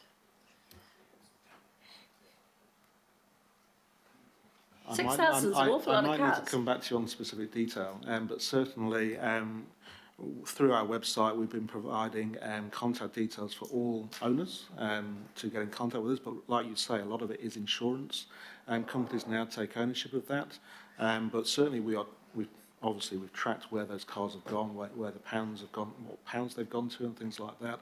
So we have all the details for when customers do contact us, and many customers have been contacting us. Yeah, no, it's just interesting to know in terms of disposals and making sure that cars don't end up back on the roads that are not roadworthy. Yeah, that's obviously not AT's responsibility. We basically take it to a compound, and then it's the responsibility of the insurance and that pound to actually deal with whether or not the car can ever go back onto the road.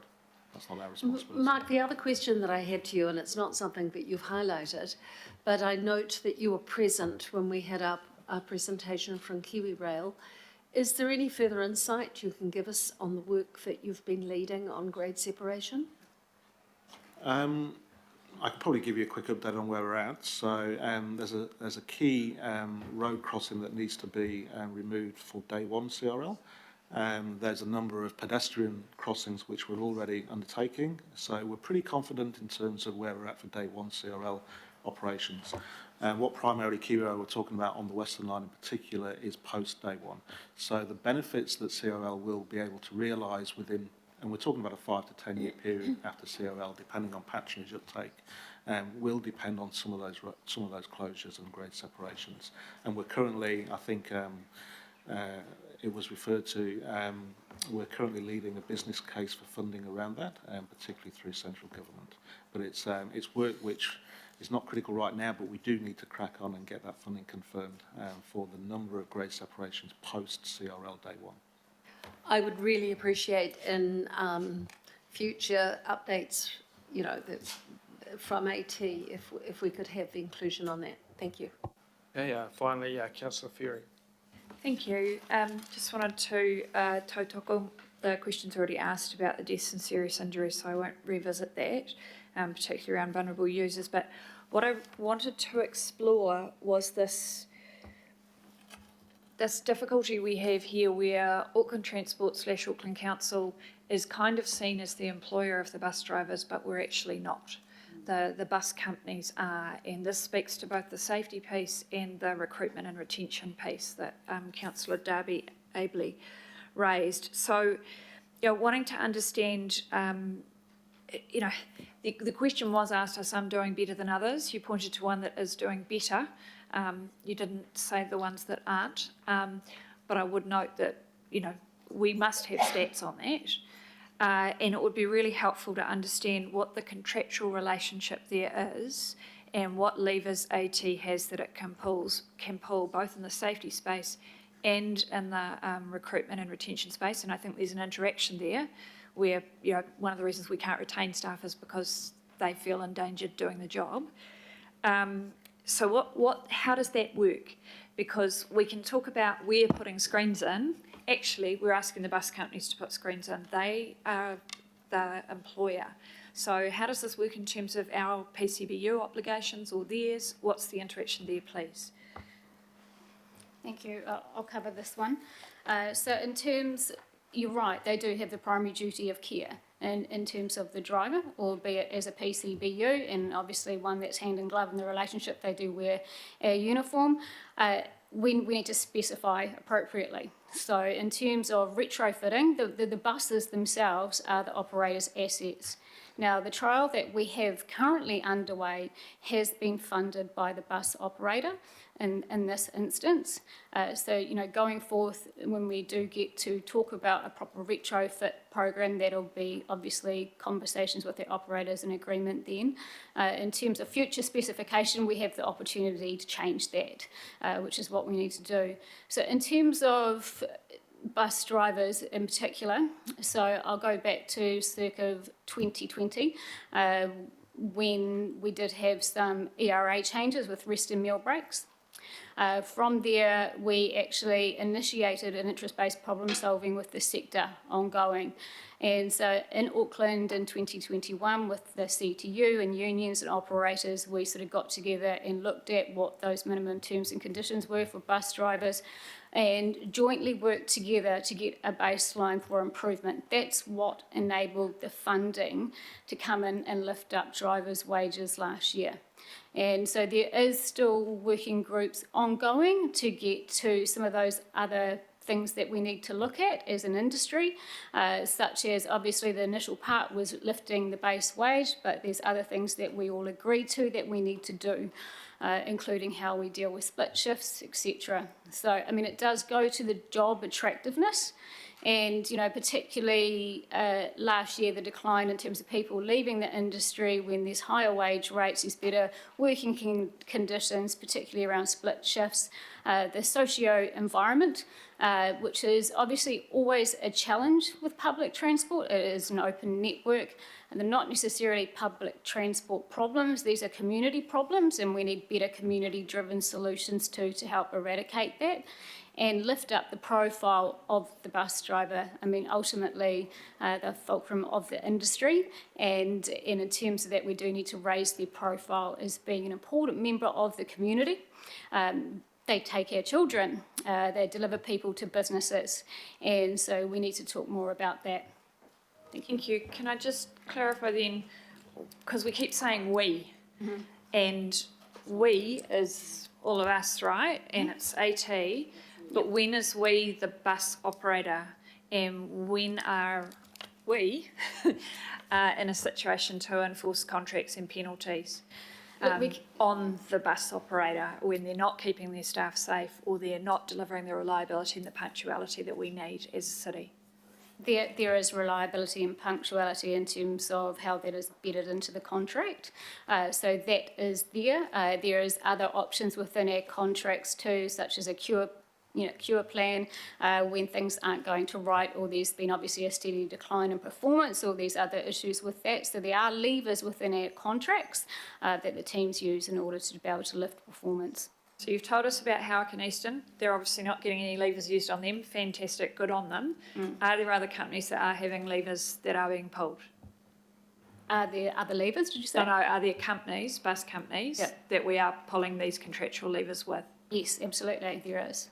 And can you share the names of those companies? Because I think there's some frustration that it's quite patchy, the performance across the region. Yeah. And when we see a 96% figure, as Councillor Bartley pointed out, if Howick and Eastern are at 100%, but NZ Bus is at 60%, we need to know that kind of level of detail, I think. I'll leave it there, Chair. I will say this, there is in terms of bus driver as a vocation, you are always going to have different challenges in different regions in terms of that. That's largely due to obviously the cost of living in certain areas and the tractability of getting workforces to locations. So in terms of that, it is an ongoing thing that both our teams and our operators are working on, and yes, some are doing better than others. But in terms of the contractual side of it, no, we won't be talking about that in detail today. Right, thank you, Councillor Ferry. So I think Chair Donnelly, you wanted to make a Mr. comment? Chair, if I could just come back to the growing public transport question before. Mark mentioned that we're starting work with the Regional Public Transport Plan, which will be workshopped with this committee. It is time to think outside the box a bit with us, because public transport system has been largely designed around people going to CBDs, office work, that kind of thing. That's dropped off. The other markets don't always travel to the same place to work, and we need to be more flexible about how we deal with those. And I think the opportunity here is to think about what our future partners might be. And they're more likely to be major employers who are not in the CBD, but who might want to do something to help their staff get to work by public transport. Recent tax changes removed fringe benefit tax from companies supporting public transport fares. I mean, that's kind of thing will make a difference, and we could perhaps even try and get government to push it further and actually make it tax deductible. All of a sudden, every employer in Auckland becomes a partner in terms of growing public transport. Companies are going to have to report against their commuter emission footprint. They can do that by encouraging their staff to get onto public transport. We're not talking to employers around the city yet around how do you bring those things to bear. So, and we're experimenting with things like AT Local, which actually is a more on demand. So rather than trundling big buses with empty seats, you actually have a different mechanism of getting people onto the rapid transit routes. As I mentioned to Councillor Sayers' question, unfortunately all that stuff takes operational funding, not capital funding, and that's probably what with the buy and run. But I really encourage this committee in your workshops around the public transport plan that we bring don't think in terms of what we do all the time, but what could other organisations or other parts of the business sector or employment sector do to actually bring this sort of thing forward? Because I think there's a few breakthroughs in there to experiment with that we're not currently doing.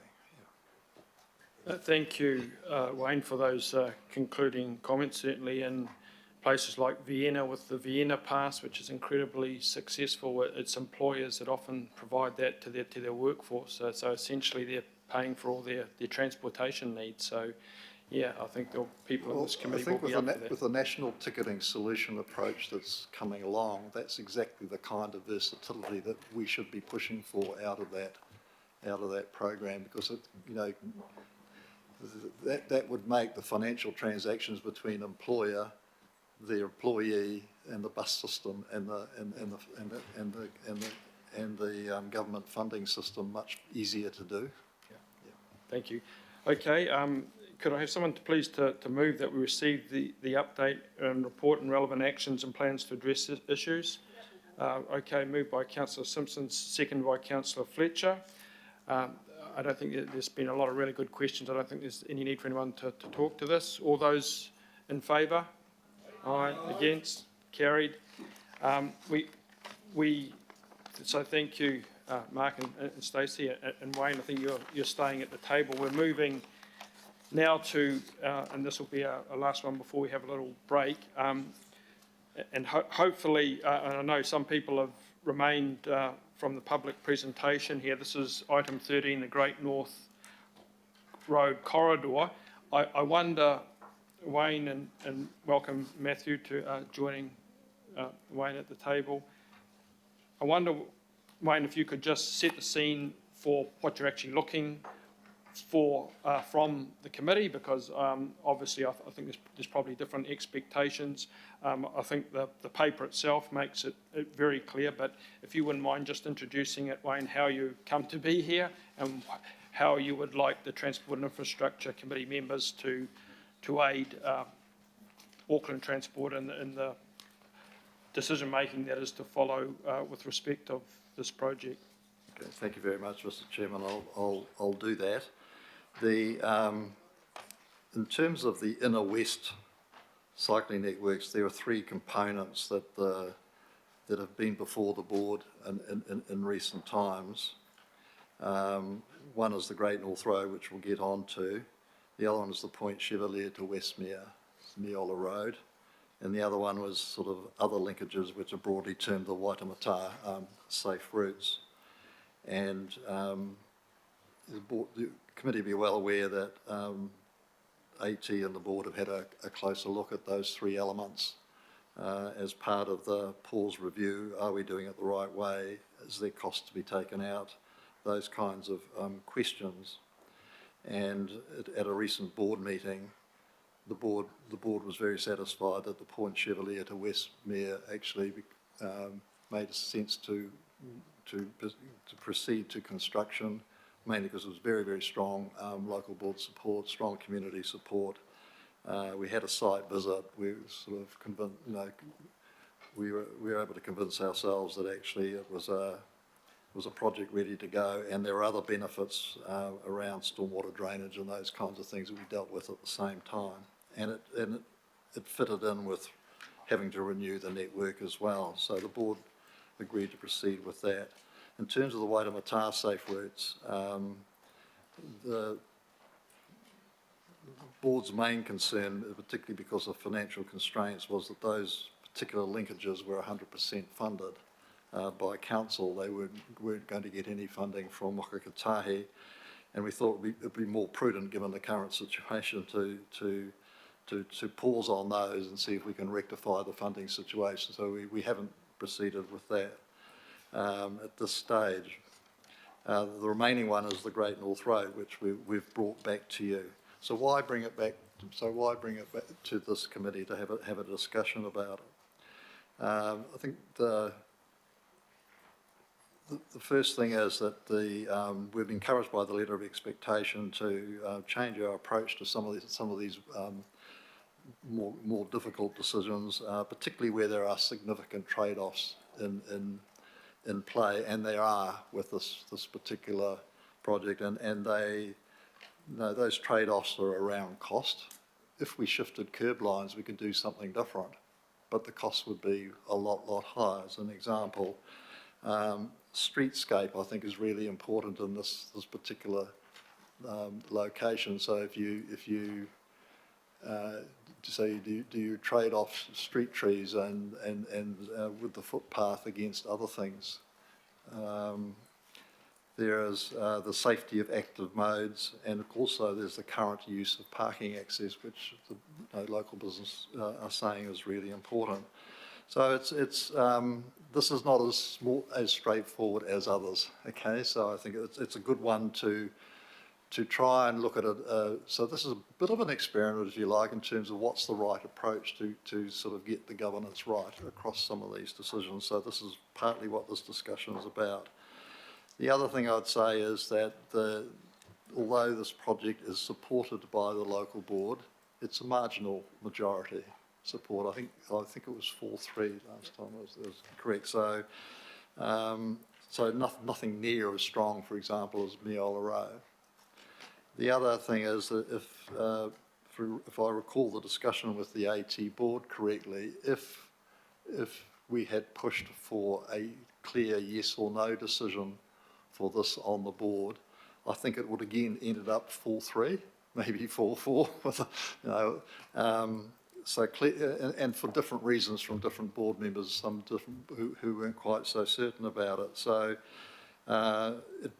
it was agreed to conditionally. And those conditions were: one, is it still a priority given our funding situation? And the second thing is subject to getting feedback from this committee about where they see the pros and cons of this particular project. And it may be that some things can be improved, or it may be that it's we're forced into it. Also, we end up being forced into a no-go decision.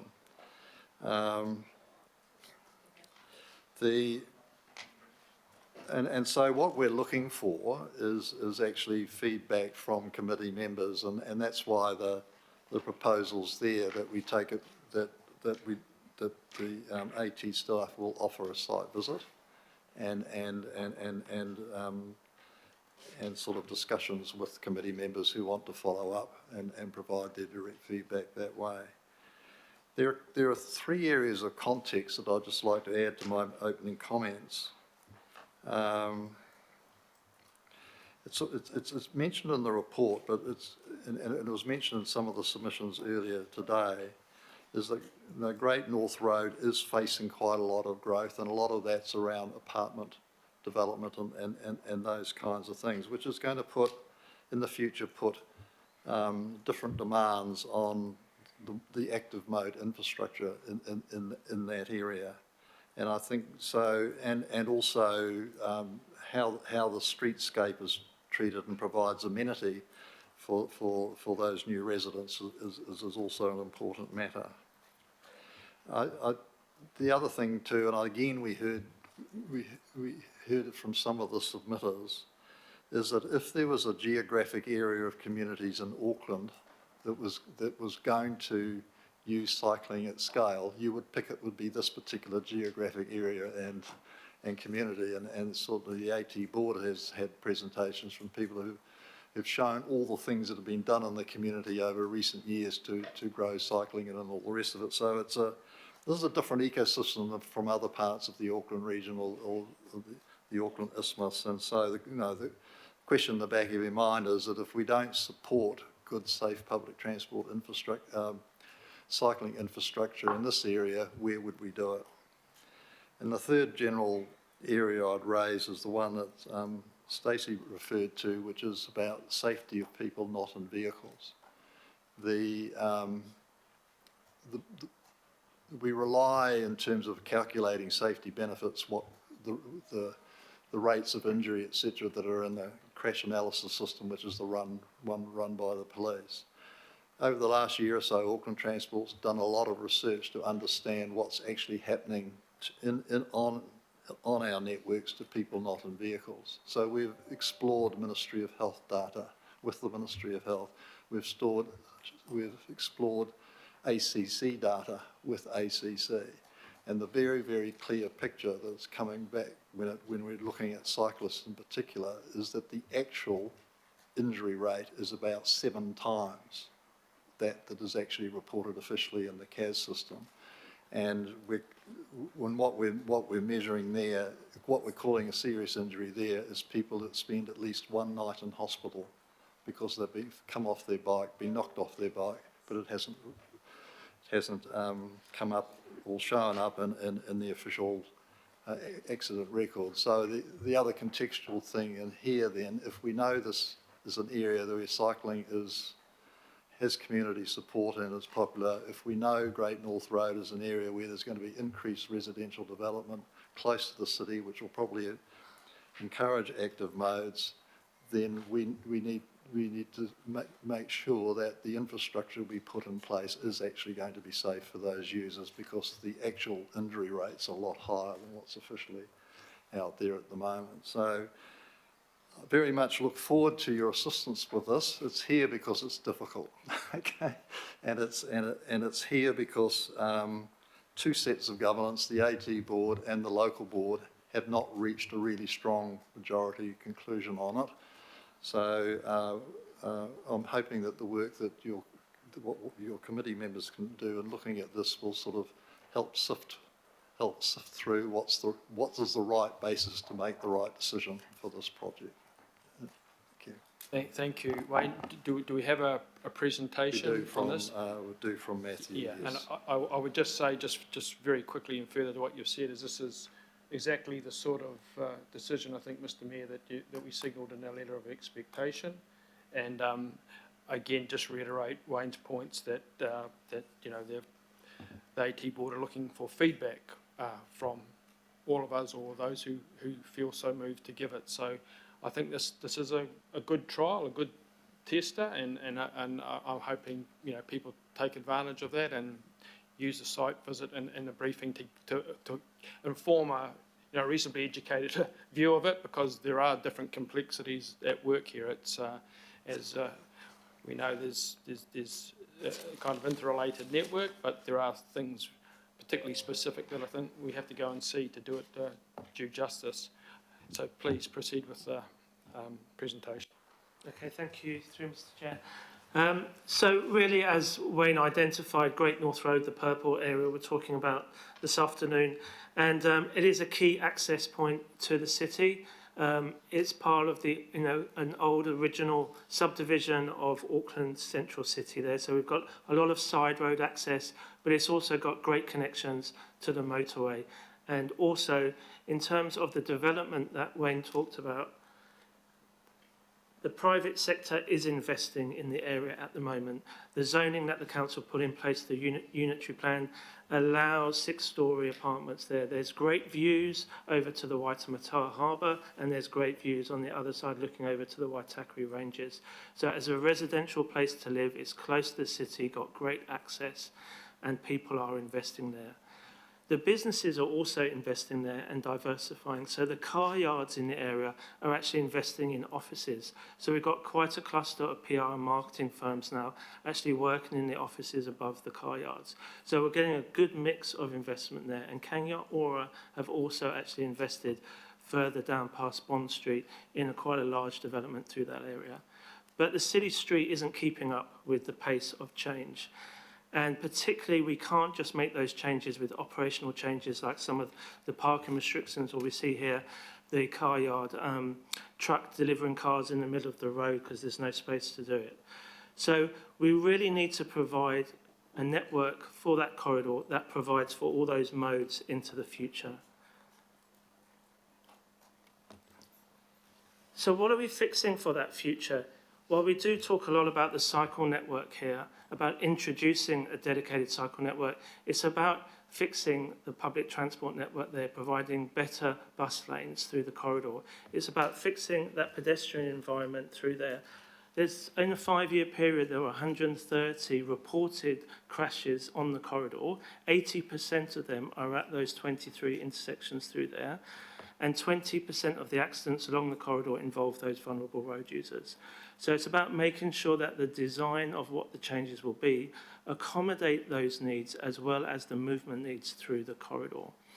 And delivering longer and better dynamic sign bus lanes actually allows us to use that space that we have between curbs in a great way.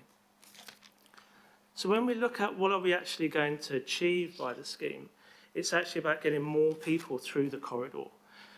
The extension of the bus lanes is going to give us the buses through there a minute extra faster in the morning peak, while cars will have a 30-second delay by the changes and the road reallocation through there. That's 30 buses in the peak hour that go down there that will get that benefit. So we will have an uptake in, in PT patronage over 10% of what we've got currently.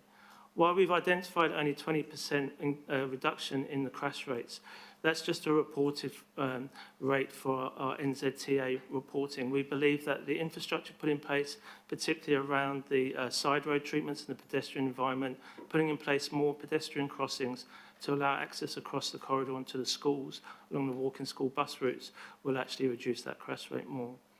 And the extension of the dynamic bus lanes will allow parking in the off-peak on the corridor. There is going to be a trade-off of a loss of 125 spaces along the corridor, but as identified in the report, there's currently over 800 spaces in a 200-metre circle from the corridor. And currently parking is underutilised. And when we've been working and discussing with the community and the business associations, there's a need to provide for 3 users in those car parking spaces that remain. And that's about providing for businesses so that there can be short-term turnover, providing for businesses so people can stay longer than 1 or 2 hours, but also some of the employees can park around there. And also making sure that there's longer-term parking for the residents in the area through the residents' parking scheme, but also for their visitors and longer-term sort of day parking along those corridors. So those are all issues that we're currently working with the community on that, and we'll put in place a further parking engagement plan and management plan as we can go through the delivery of the project. So there has been a long journey since 2005 talking to the community, and there's been some changes and some gaps in that as we've had COVID. So there's been 3 significant public engagements, and we've taken the project through to our central hui table through that process as well. We have got 51% funding for the project. It's got a good economic return of 2.4 at the current investment level. And that final contract award, as Wayne said, will be subject to us reprioritising and making sure that we've got affordability lens there on the revised capital programme.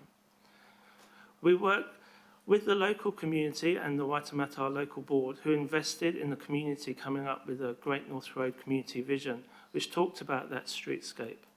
And there's been core elements of that that we have been able to deliver through the project.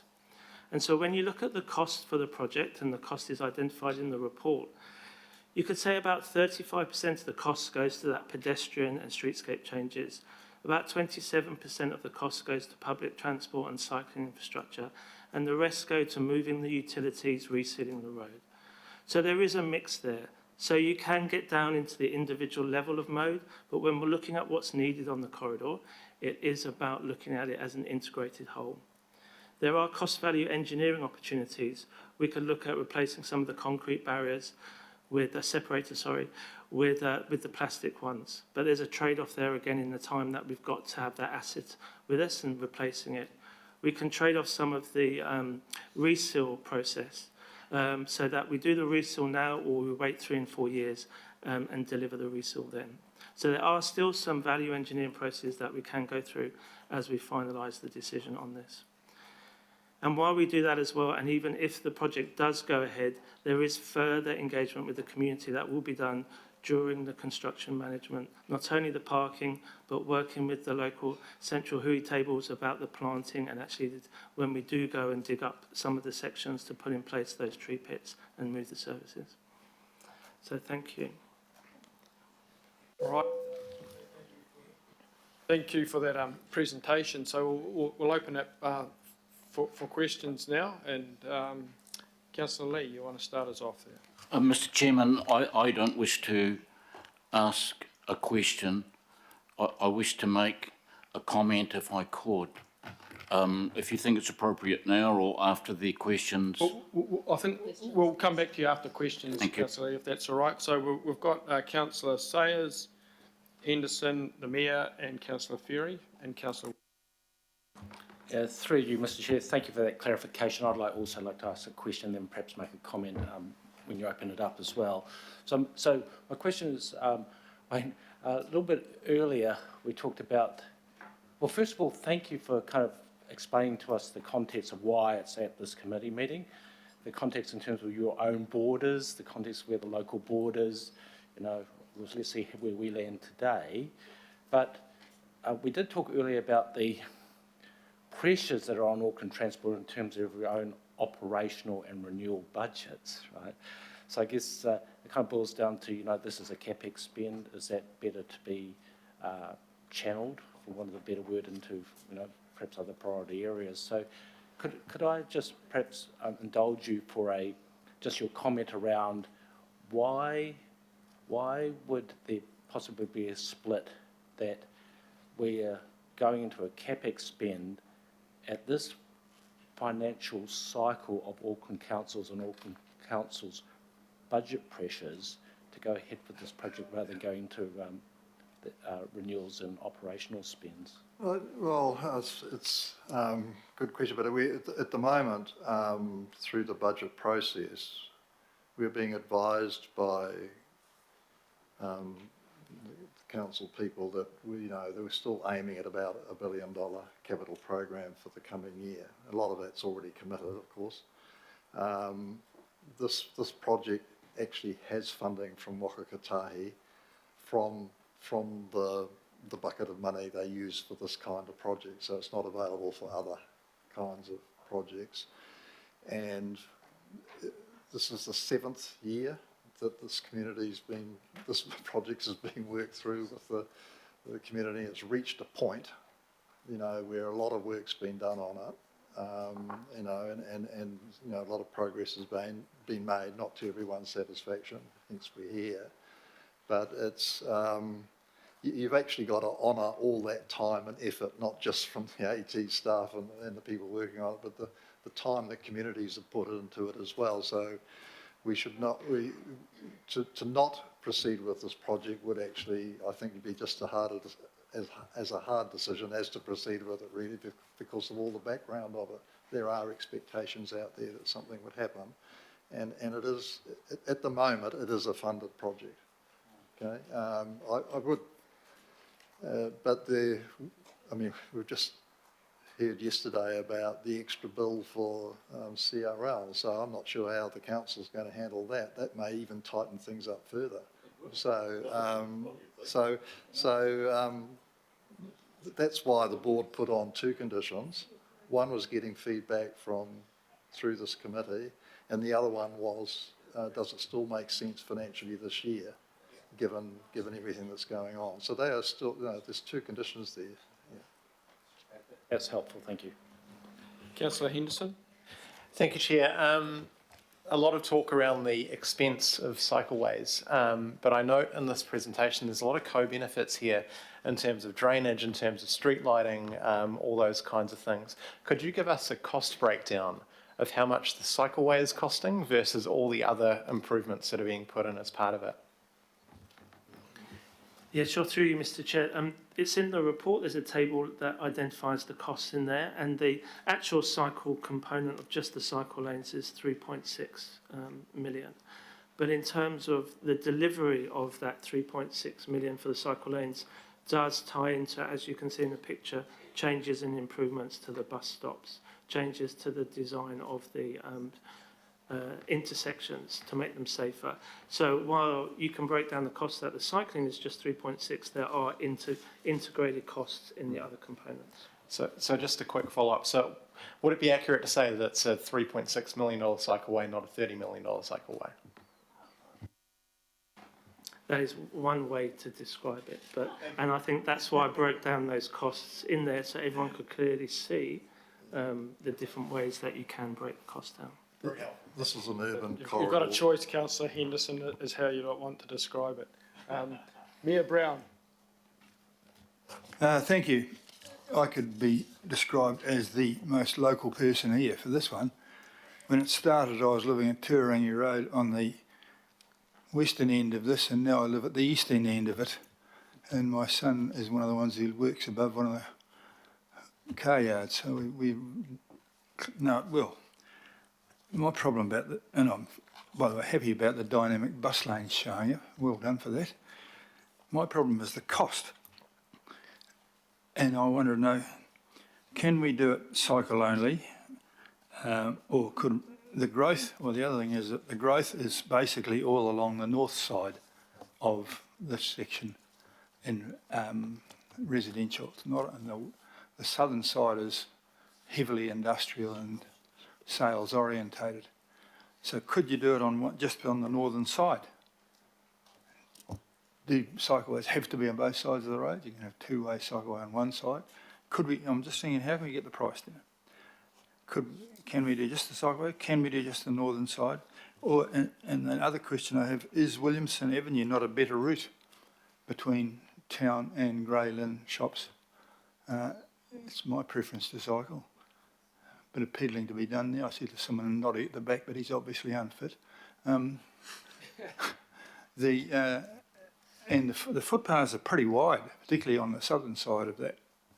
So I'm going to cycle it with my transport spokesman tomorrow on Saturday. I did say tomorrow, it'll be Saturday, sorry. But so can you answer those things? Can we do it one side only? Can we do it less? If we just gave you 5 million, what could you do? I bet you could do it and have a few little seats somewhere and then make it nicer. I mean, it isn't a drainage problem. And in K Road, the cycleway was ludicrously expensive, and most cycles go on the, if they wear Lycra, they go on the road anyhow. And we've got those rain gardens underneath that, which are a waste of time because they're at the top of the catchment. So there's a few grenades lobbed at you. See if you can answer them, please. Sure, through you, Mr. Chair. Thank you for that. I think one of the critical things about the cost is, as Wayne identified, keeping the curb lines where they are, and you can fit cycle lanes two-way on one side and reallocate the road space. We did look at examples of that, and other corridors were looking at that as well. One of the key things about the two-way cycleway on this corridor was the extra delays it was going to create as it tied into K Road, Bond Street, and in the future through the village. So in terms of trying to get a balance there, in terms of the impact on the other modes, that was why one of the reasons why the single lane cycleways were put on. But it is possible to have that on there. In terms of Williamson Ave as a better route, I mean, the development is happening on this corridor. You know, the census data shows that, 500 metres either side of Great North Road is where the growth is going to pop up by 27% for the population. So people along this corridor have got that opportunity. Williamson Ave, we would have very similar connections and issues to deal with in terms of loss of parking, and it wouldn't provide the same level of connectivity as Great North Road to others down to the North Western Cycleway and so forth. But it is an option that you could put cycleways on, but there will be different trade-offs and maybe not as much connectivity. I acknowledge that the width of the footpath, it varies along there. In some areas it is pretty wide. The corridor does actually have a nice streetscape already in a lot of it, and by looking at the sight lines, one of the safety issues and one of the reasons why there are those crashes through there, the statistics, is the sight lines coming out on some of those side roads. So changes to the bus stops to make the bus stops more visible, to extend the bus lanes, together with those sight lines, do remove some of those trees, but then we'd need to replace them under the RMA with more trees. So in terms of that gaps and actually making the streetscape good and using the footpath to the best ability, that does create some sort of narrowing of the footpath. But it is possible to look at it. One of the options we did look at with the community groups were about removing all the trees to keep the footpath and be able to provide some process down there. So they're all options that we can further look at, but we have looked at some of those. Yeah. Okay, just to finish then, I mean, if you ask the community long enough, the scope goes up and up and up. And this is kind of like a beautification project. It looks very nice and everything in the pictures, but if I said to you, we'll give you $5 million, could you come back with what the best we could get out of that was? Instead of starting off with what we want and ending up having a bloody great bill that shocks everybody, the way that the other parts of the world do, they say, how much money have we got aside to do this? And I said, let's have $5 million. What can we get? And I reckon we'd get something quite good for $5 million. And so there's a challenge for you. You wanted some guidance, Wayne. There's my froth, and I'm the local. Okay. Okay, I think here's a question for you. We maybe consider as part of the site visit. Councillor Ferry. Thank you, and reserve my right to add a comment at a later point. I have hopefully quite a quick question, two very quick questions. Are you asking for new money today? are you coming here saying we need more money for this than we already have budgeted and put aside? Mr Chair, no, we're not asking for more money. Thank you. Second question is in relation to the car truck party issue that was discussed earlier during the presentations. I asked the Business Association if there was a plan in here to deal with the lack of loading bays and why we saw that photo before with the, and for those who've been along that road, they feel very enormous when you're right next to them or they're in the road corridor space. Is that part of this plan? And if it is, which line item does that budget for those works fall into? The loading bays for the car transporters? Through Mr Chair, yes, it does fit within this programme. We've looked at the loading bays for the car yards and also along the corridor where there's other businesses, but there's the provision for 3 extra long loading bays, particularly outside those car yards. Where does the cost lie? The cost will probably lie in some of the bus lane provision and the road resetting, because it's about line markings and signage. And just noting the buses is 5.2 million, is that right? The road improvements for the buses? The cost of that? I just have to quickly look at what Sure. it was in the report, but Yeah. I think it's around 3.9 or 4 million, so roughly around that, but it is identified Sorry, in the report. 3.9 for the buses, 5.2 Cheers, for the thank you. pedestrians. Yeah. Sorry, my mistake. Thank you. 3.9, you're right. Councillor Walker? A number of questions, and frankly they arise from my experience of the Upper Harbour cycleway, where there is a cycleway that was put in place that was actually far more hazardous and dangerous than what was the case before.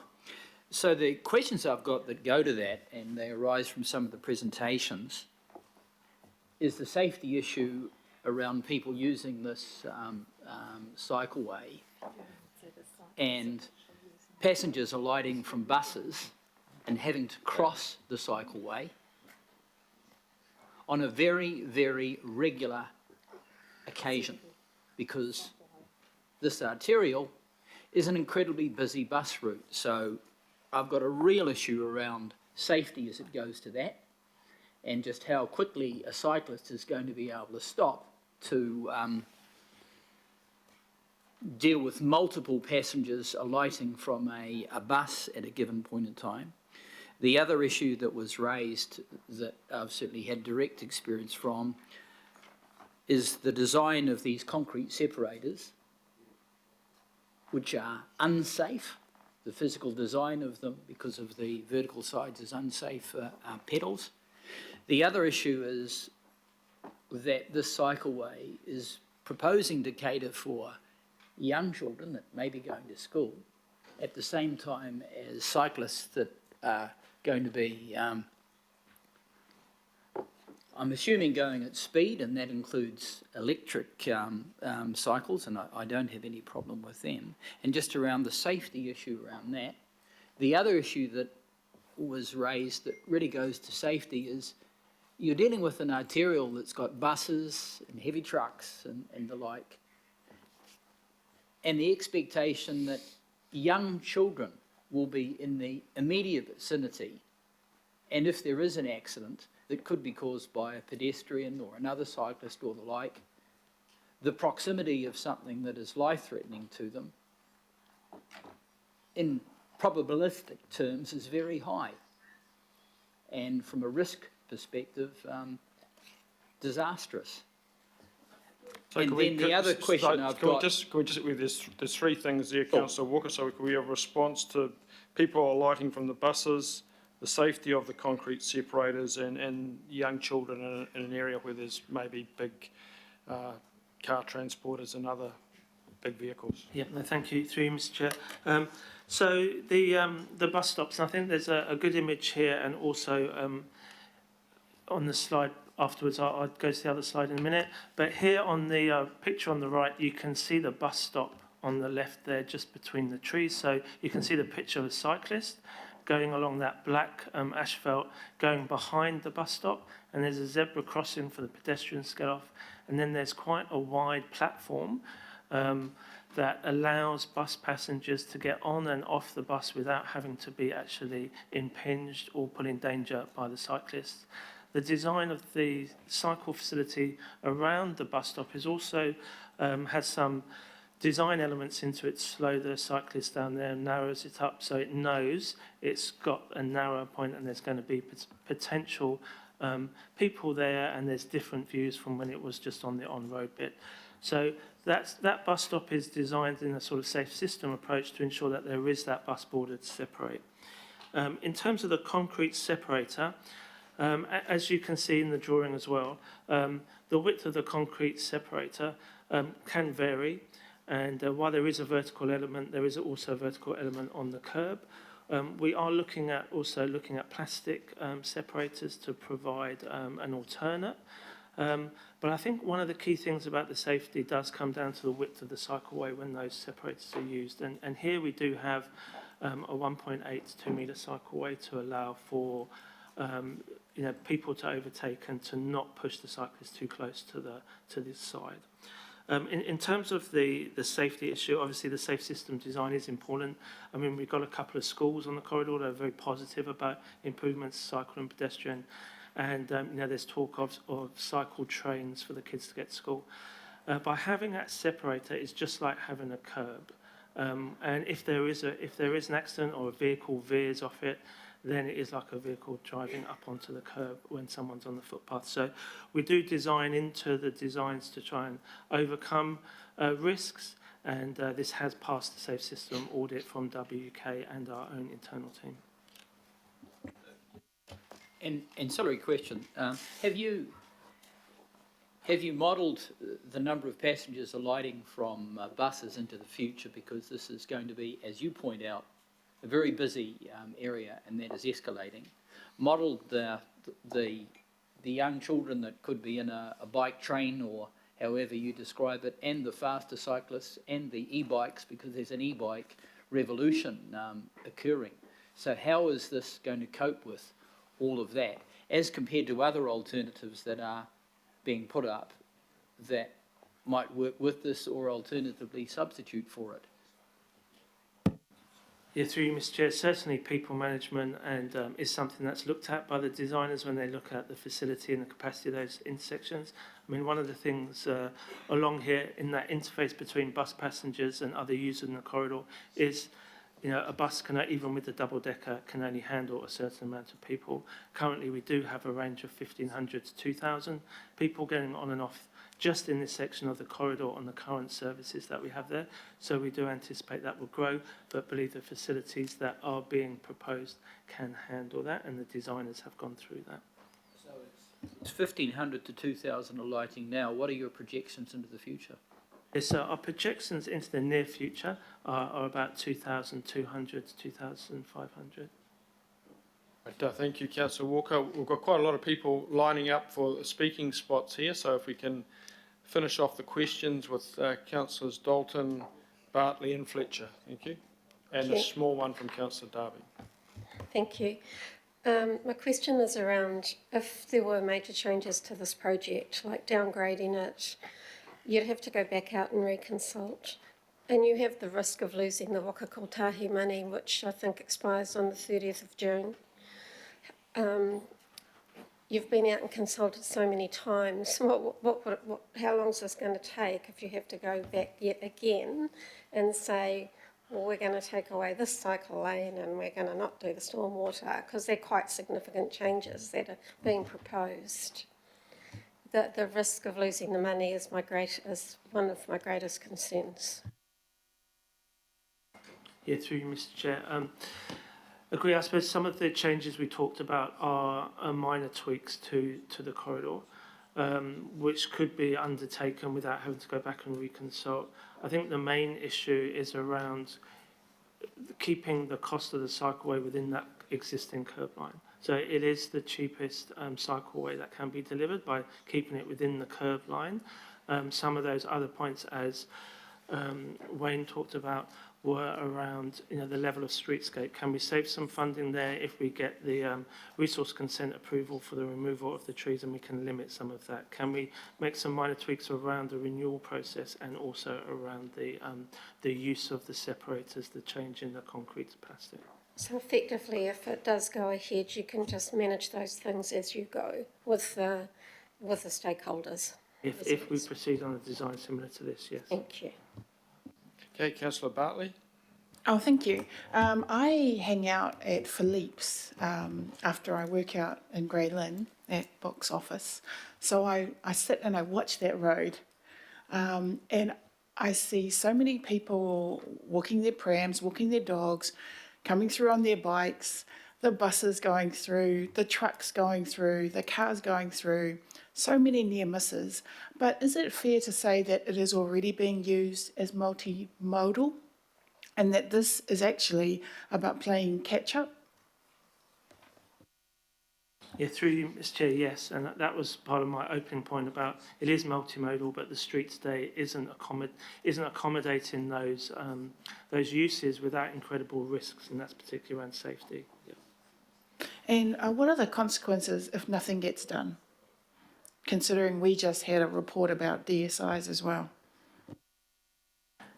So through you, Mr. Chair, if nothing gets done, then the emissions reduction won't be reduced as much as we want. The faster buses won't go as fast as they can, so we won't get that mode shift. Some of the operational issues that we're getting today with the trucks, with the loading and the parking won't be addressed, and potentially some of those safety issues that we talked about won't be addressed. Councillor Fletcher. Oh, thank you. My first question is to Chair Donnelly, and that is to what degree will, and thank you for your explanation as to why this has come here, but how do you see our response to you becoming a model for future pathways or cycleways around the rest of the region? It's probably a bit early to tell. So it's sort of,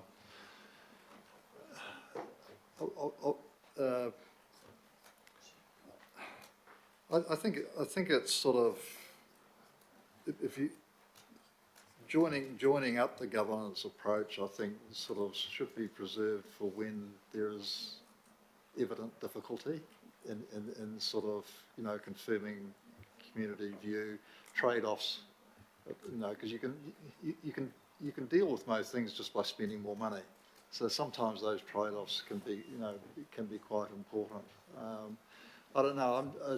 The term that my board uses is we're feeling our way on this. We don't know what the right approach is, but we're trying. With John's blessing, we're trying on this one to see how it works, and we can reach a conclusion together whether it was useful or not. Yeah. Thank you. So my next question is to our Chair, John. Don't want to put him on the spot, but I welcome the fact that in a policy sense, Auckland Transport are giving us the opportunity to give some feedback on this. For myself, and I've discussed this with you already, I feel that I haven't been sufficiently close to this to have an educated view on it, and I won't want to make that view until I've had the site visit.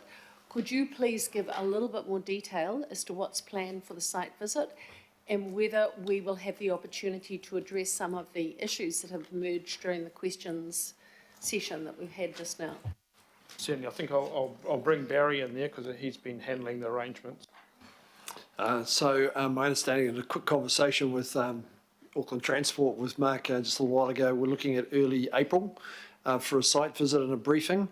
I understand this is going back to the May board meeting at council, so that's a good time frame to allow councillors to come and have a look at the site and to ask questions and get a better understanding of it as you've requested, Councillor Fletcher.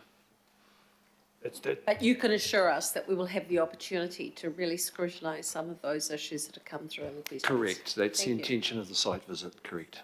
That's the May meeting of the Auckland Transport Board, yeah. Okay, final question, councillor Darby. Actually, Councillor Fletcher's just put it. That's good. Thank you. We have quite a lineup of speakers here, ladies and gentlemen, so we have to move an extension of time. So I'll move that. Moved by councillor Walker, seconded by councillor Sayers. All those in favour? Aye. Okay, against, carried. But clarification, can I just say? Yeah. So we're now speaking to the motions and they are the A, B and C? Sorry, so what I was going to do, councillor Darby, I was, given how long we've been going, I was just going to break for 5 minutes, put the recommendations up, and that will be the recommendations we'll be speaking. I'll move them, and councillor Fletcher will second them, and then we'll speak to them. They are as in the report, A, B, C? Yes. Okay, so that's what we're speaking to. Yep. We're not relitigating No, the that's whole we're thing. We're talking to the motions. Speaking to the motion. You got it. Thank you. So we have a very quick 5-minute break to recharge your batteries, folks, and we're back here in a few minutes' time, and then we'll begin the debate.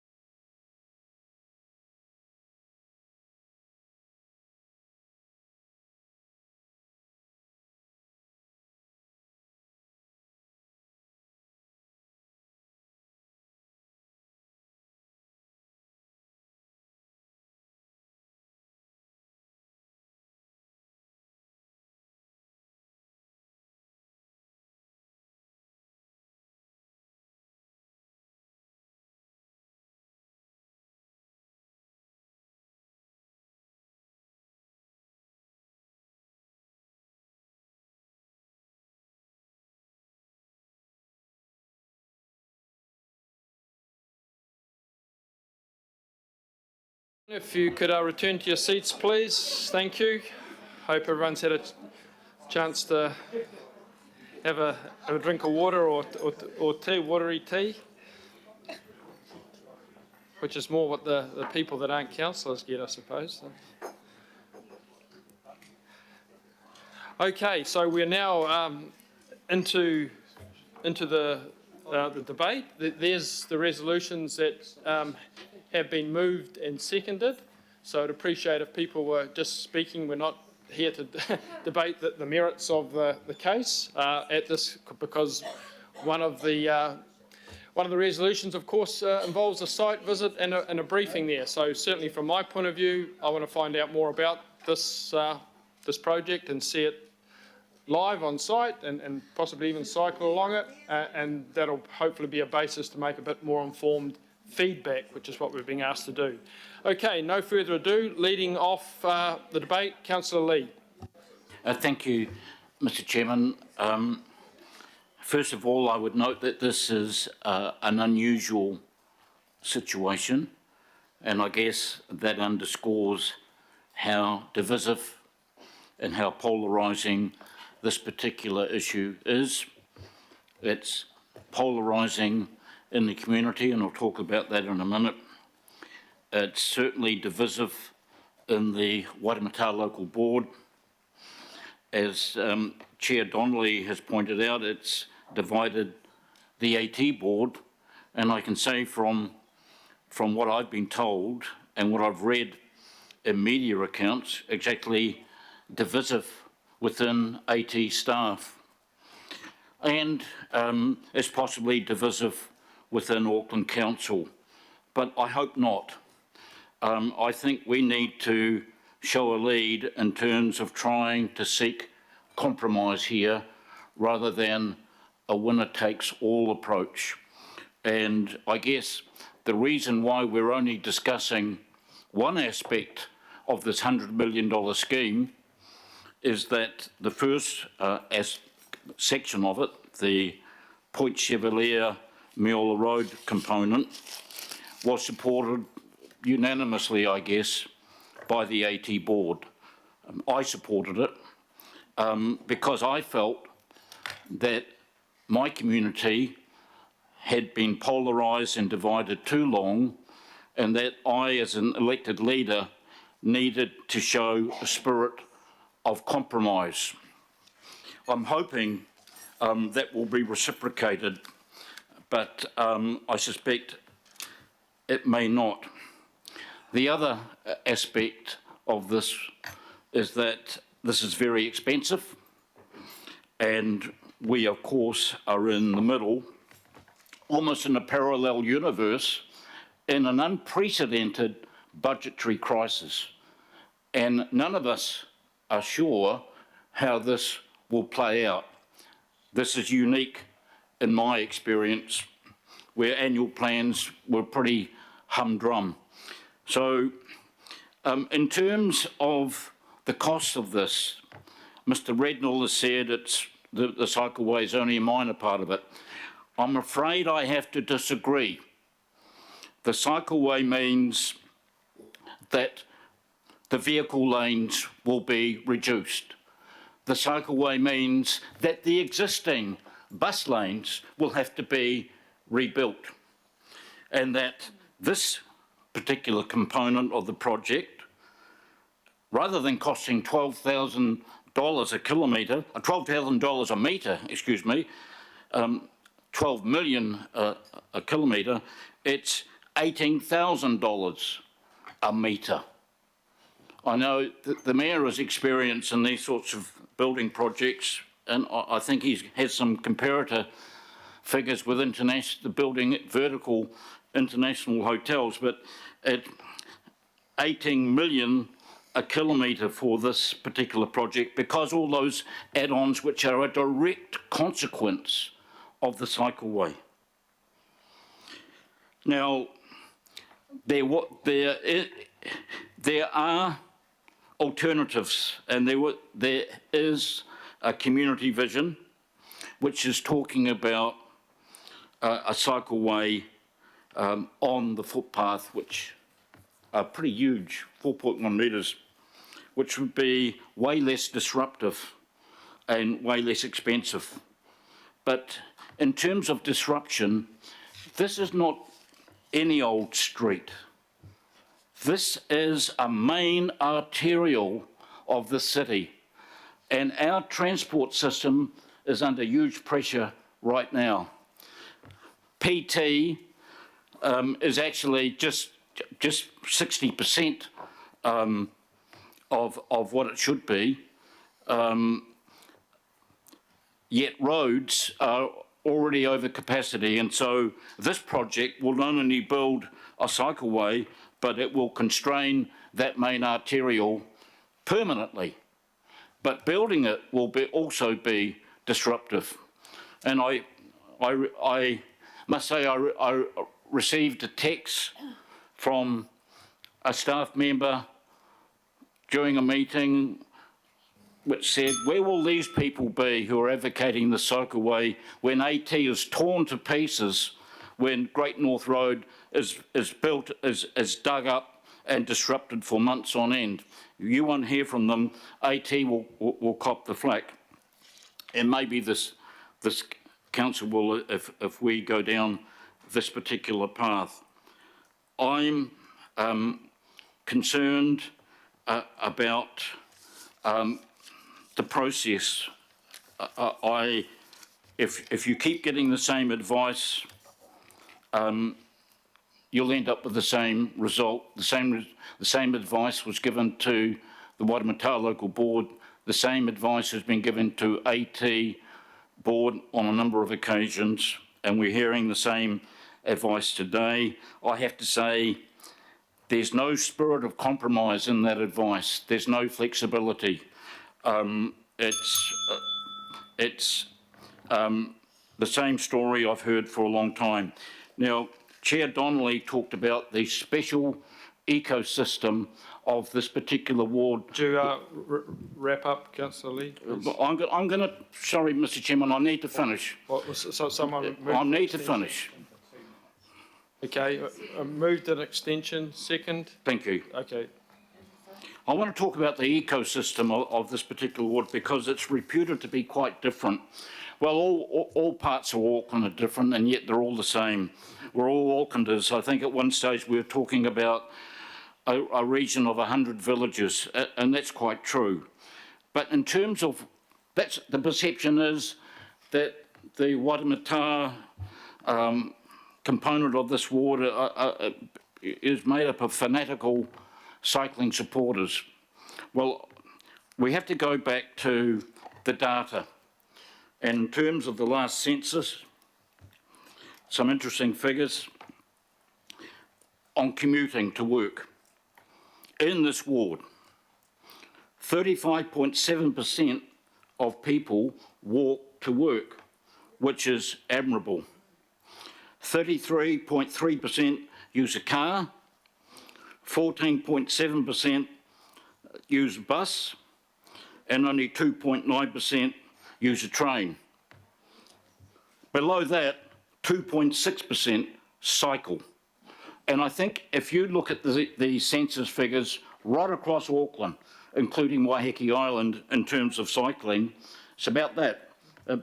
Councillor Williamson has had a good look at this. And let's have a look at AT's data.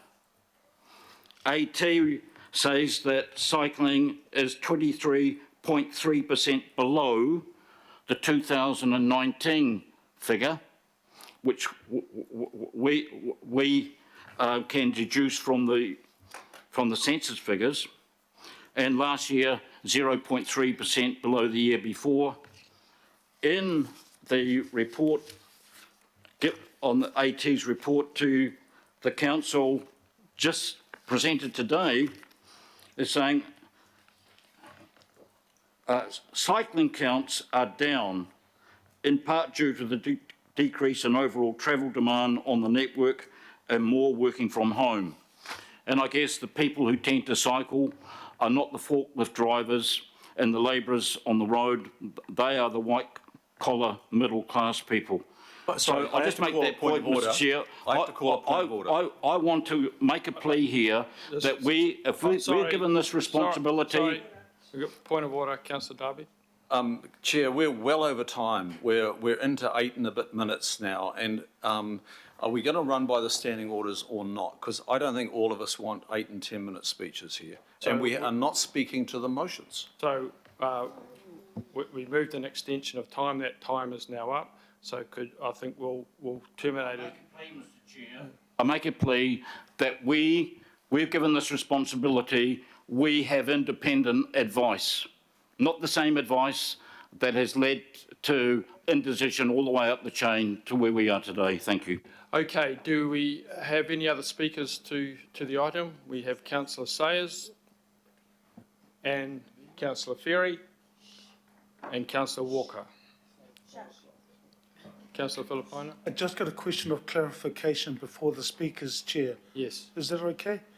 I know the 3 recommendations there are noting, and we also have, as Councillor Fletcher and Councillor Darby mentioned, a site visit to be arranged.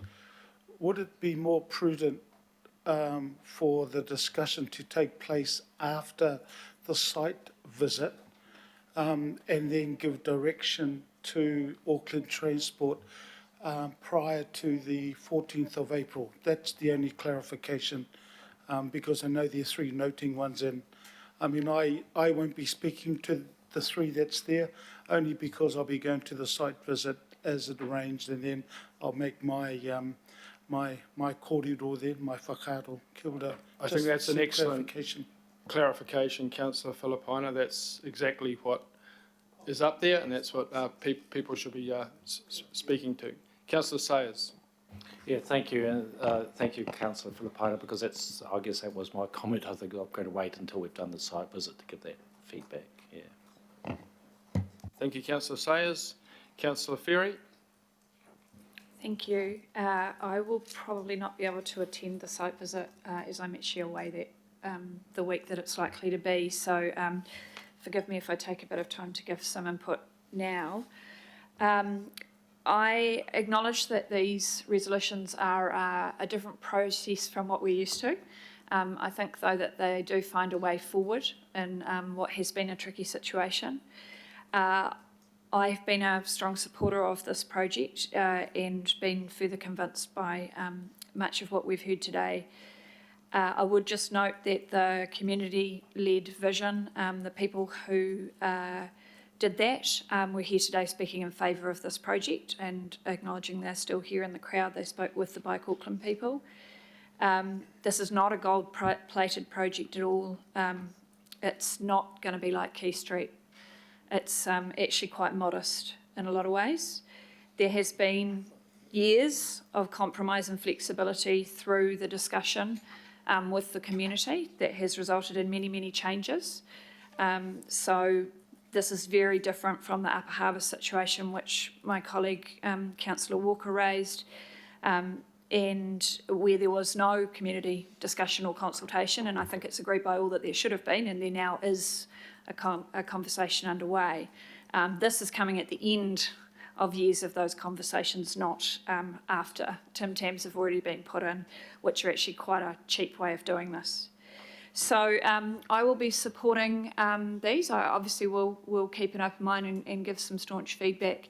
Although I may not be able to go to the site visit, I'm actually very familiar with the area. I've cycled, driven, been through there on a bus many times. But I really appreciate the opportunity that's been offered for the site visit, for the briefing, and for us to give our feedback this way. So thank the Chair and the Deputy for coming up with this. Thank you. Thank you, Councillor Ferry. And final speaker, I think, is Councillor Walker. Be very brief, Mr. Chair. In instances where we've got generous footpaths and spaces that can be modified, Auckland Transport in the past, particularly in respect of shared spaces, has had trials. They've put various objects in place, they've demarcated an area. It would be incredibly inexpensive to do something like that for this corridor. And you test things out. They cost next to nothing.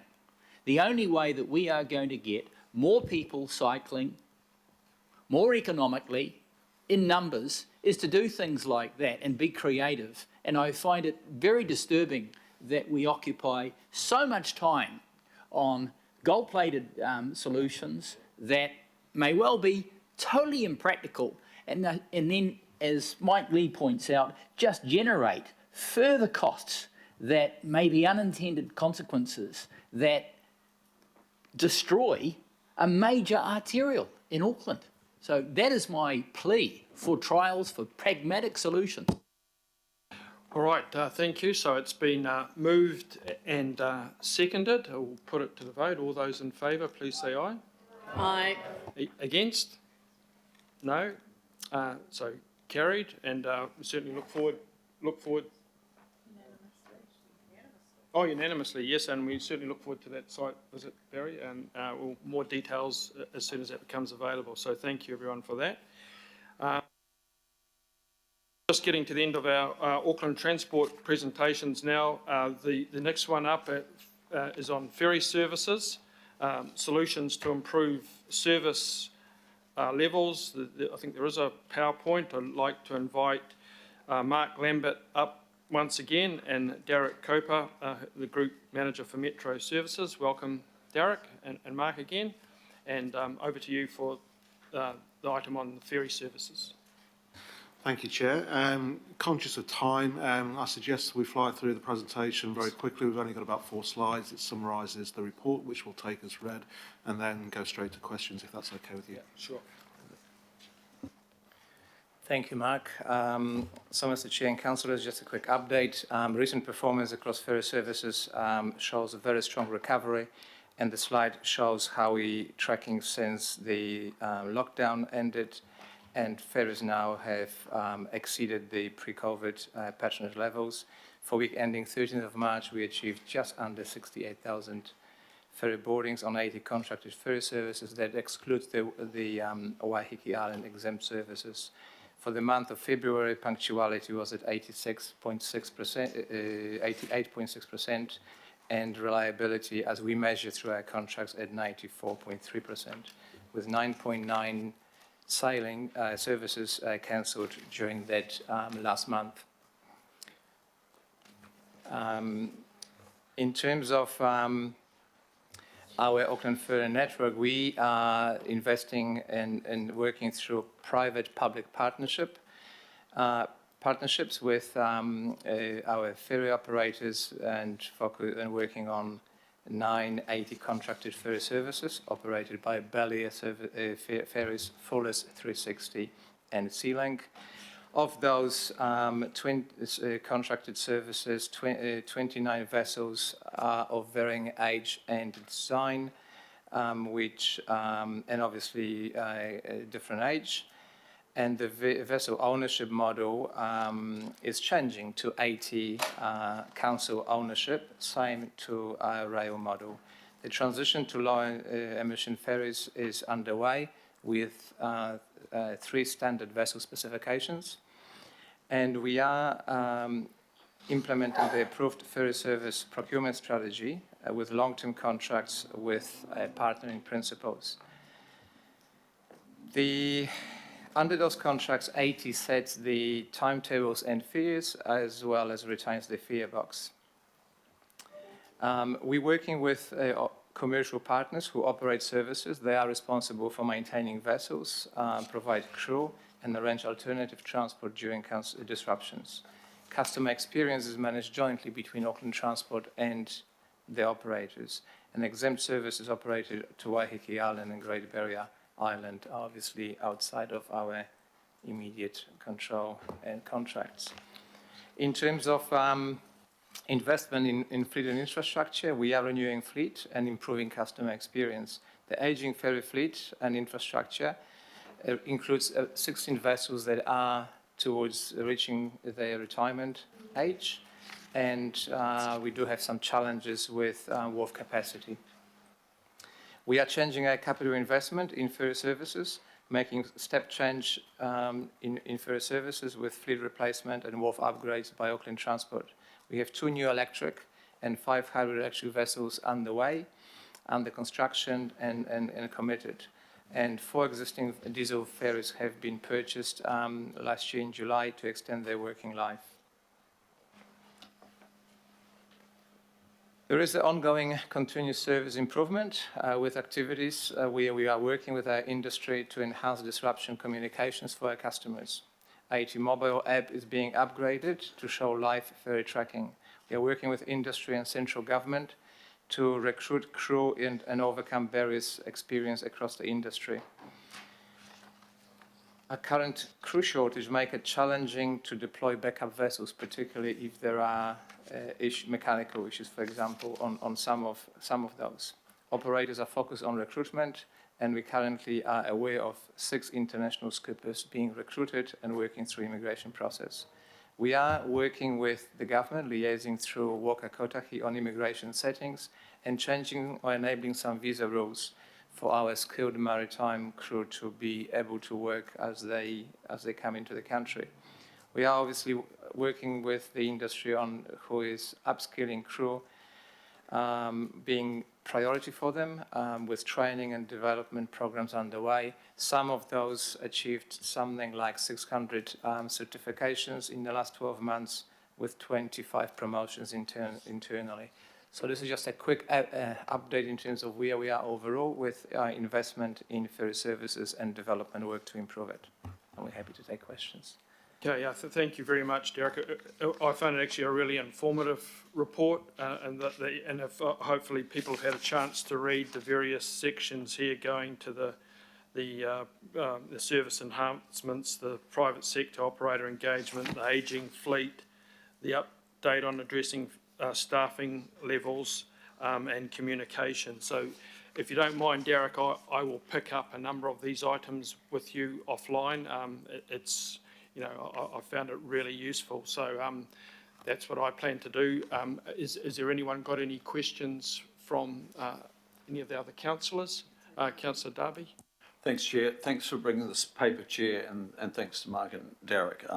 It's been quite a challenge. I found myself in a queue and actually not boarding the boat because I knew if I boarded the boat, there'd be 50 behind me that would not be on the boat. And I'd prefer to be in that lot rather than being the councillor that got on board. There's been a major issue. And I know you know that, I've been conveying that. I know it's no easy fix. But I think we've got 3 passenger ferry companies contracted. There's Belair, Sealink and Fuller's.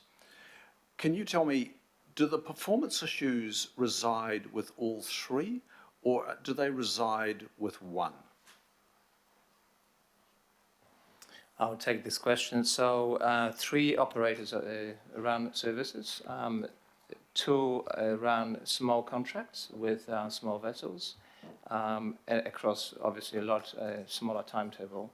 Therefore, they have they have better reliability and punctuality stats comparing to the biggest operator, which operates across 6 contracts and complex and quite high-frequency corridors. Okay, but those other companies, Sealink and Belair, they have a full complement of staff. I've never heard any suggestion that they're struggling for staff, whereas the staffing issues, they reside with Fuller's only and have only ever resided with Fuller's, to my knowledge. Is that correct?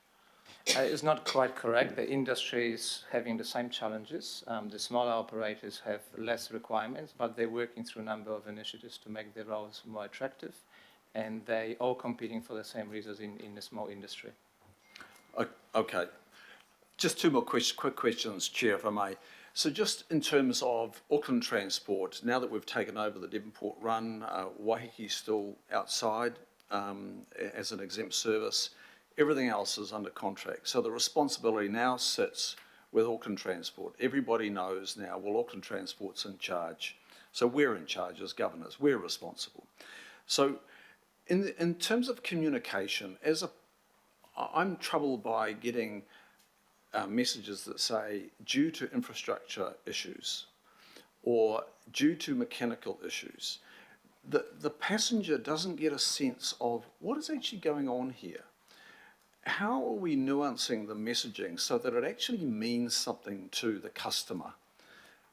because up until last week, I was still looking at that.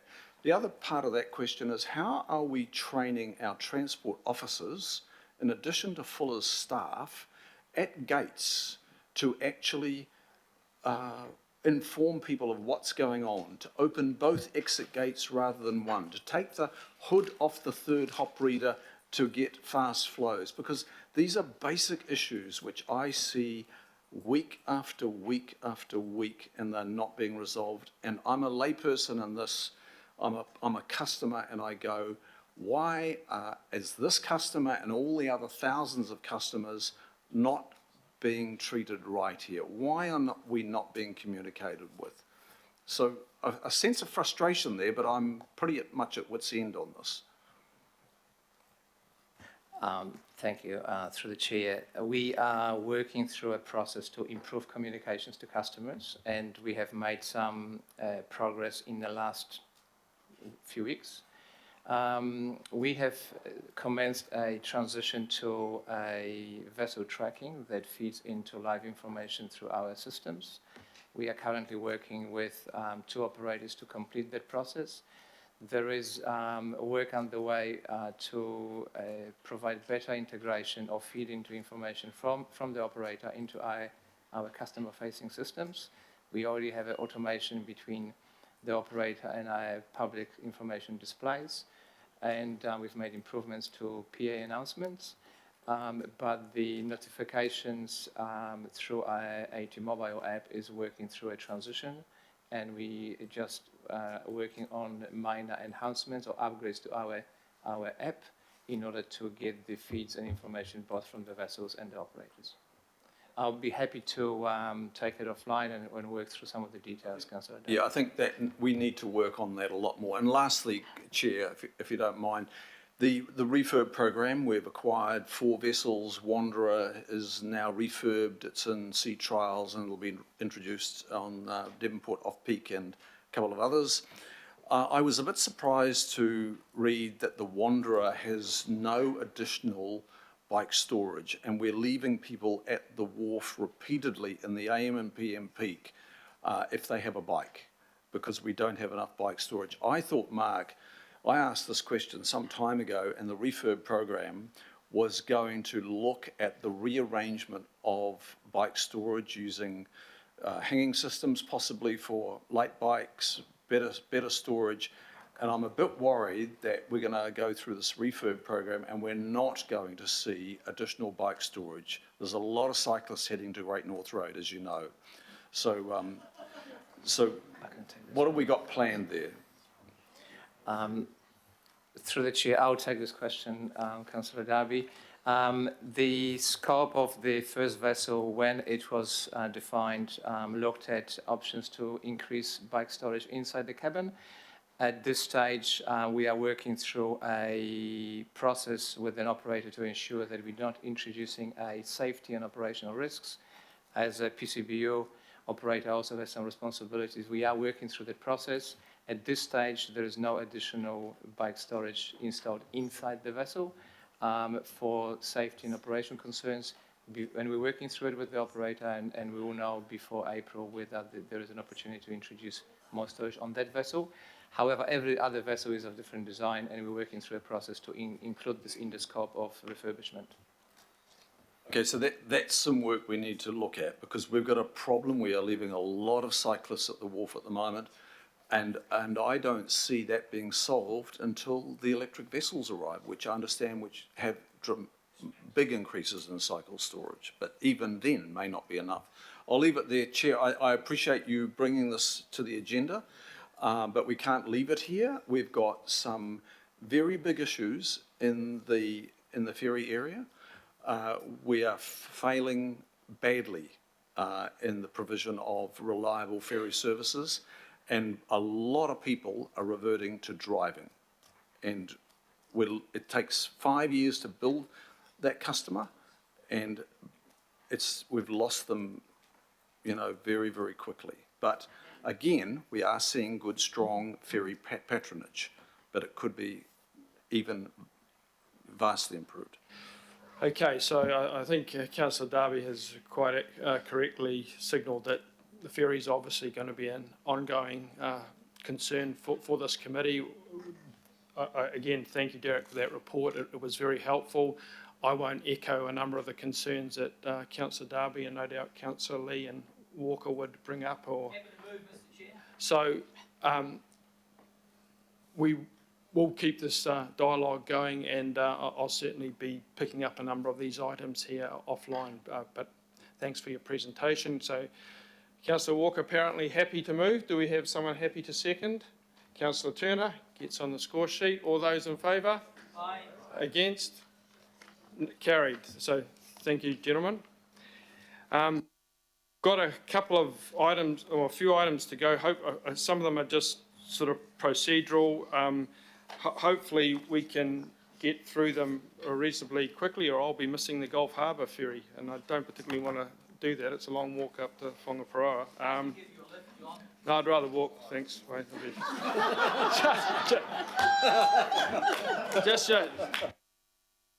just joking, of course. I'll rely on Councillor Walker to get me home. Okay, so we're up to item 15, which is the Urban Vehicle Kilometres Travelled Reduction Program. And I think we've got David. Yeah, that's correct. Yes. Yeah. Thank you, Chair. Look, apologies from Robert Simpson, who is the author of this report. He is unwell today, so Michael Roth and I will cover this report off for him today. I'm David Hawkey from Auckland Council, for those who don't know me. I know we don't have too much time left in the meeting, so I'll quickly give us a presentation to hopefully explain and also help the decision making for this item. Great. Just to give a bit of context to understand where the requirement has come from to do vehicle kilometre travel reduction plans, and also to get a feeling for how it connects well or connects with other important processes that are going on, particularly the Auckland Integrated Transport Plan. The government's emissions reduction plan, the ERP, includes a nationwide target to reduce light vehicle VKT by 20% by 2035, and it's worth noting there that this is about light vehicles, not freight vehicles, as another part of the ERP. The Ministry of Transport is expected to finalise a sub-national VTK reduction targets by June 2023, and that is the targets that will come to regions and cities around New Zealand. The ERP requires that all Tier 1 cities, and Auckland is a Tier 1 city, to develop a VKT reduction program. It's worth noting that while this work would go on in parallel to the Auckland Integrated Transport Plan, that plan would be completed first, and that would influence the development of a program, and also with the AT's letter of expectation. Local authorities, when they are developing their programs, are required to work with partners, including Wakatahi, Māori and local communities. And I suppose the other important thing for this committee to note that the government has signalled that future funding opportunities will be linked to the development of VKT reduction programs. Just quickly about the development of the VKT program and just some key things to understand. The first thing is the program needs to show how Auckland will achieve its sub-national VKT target.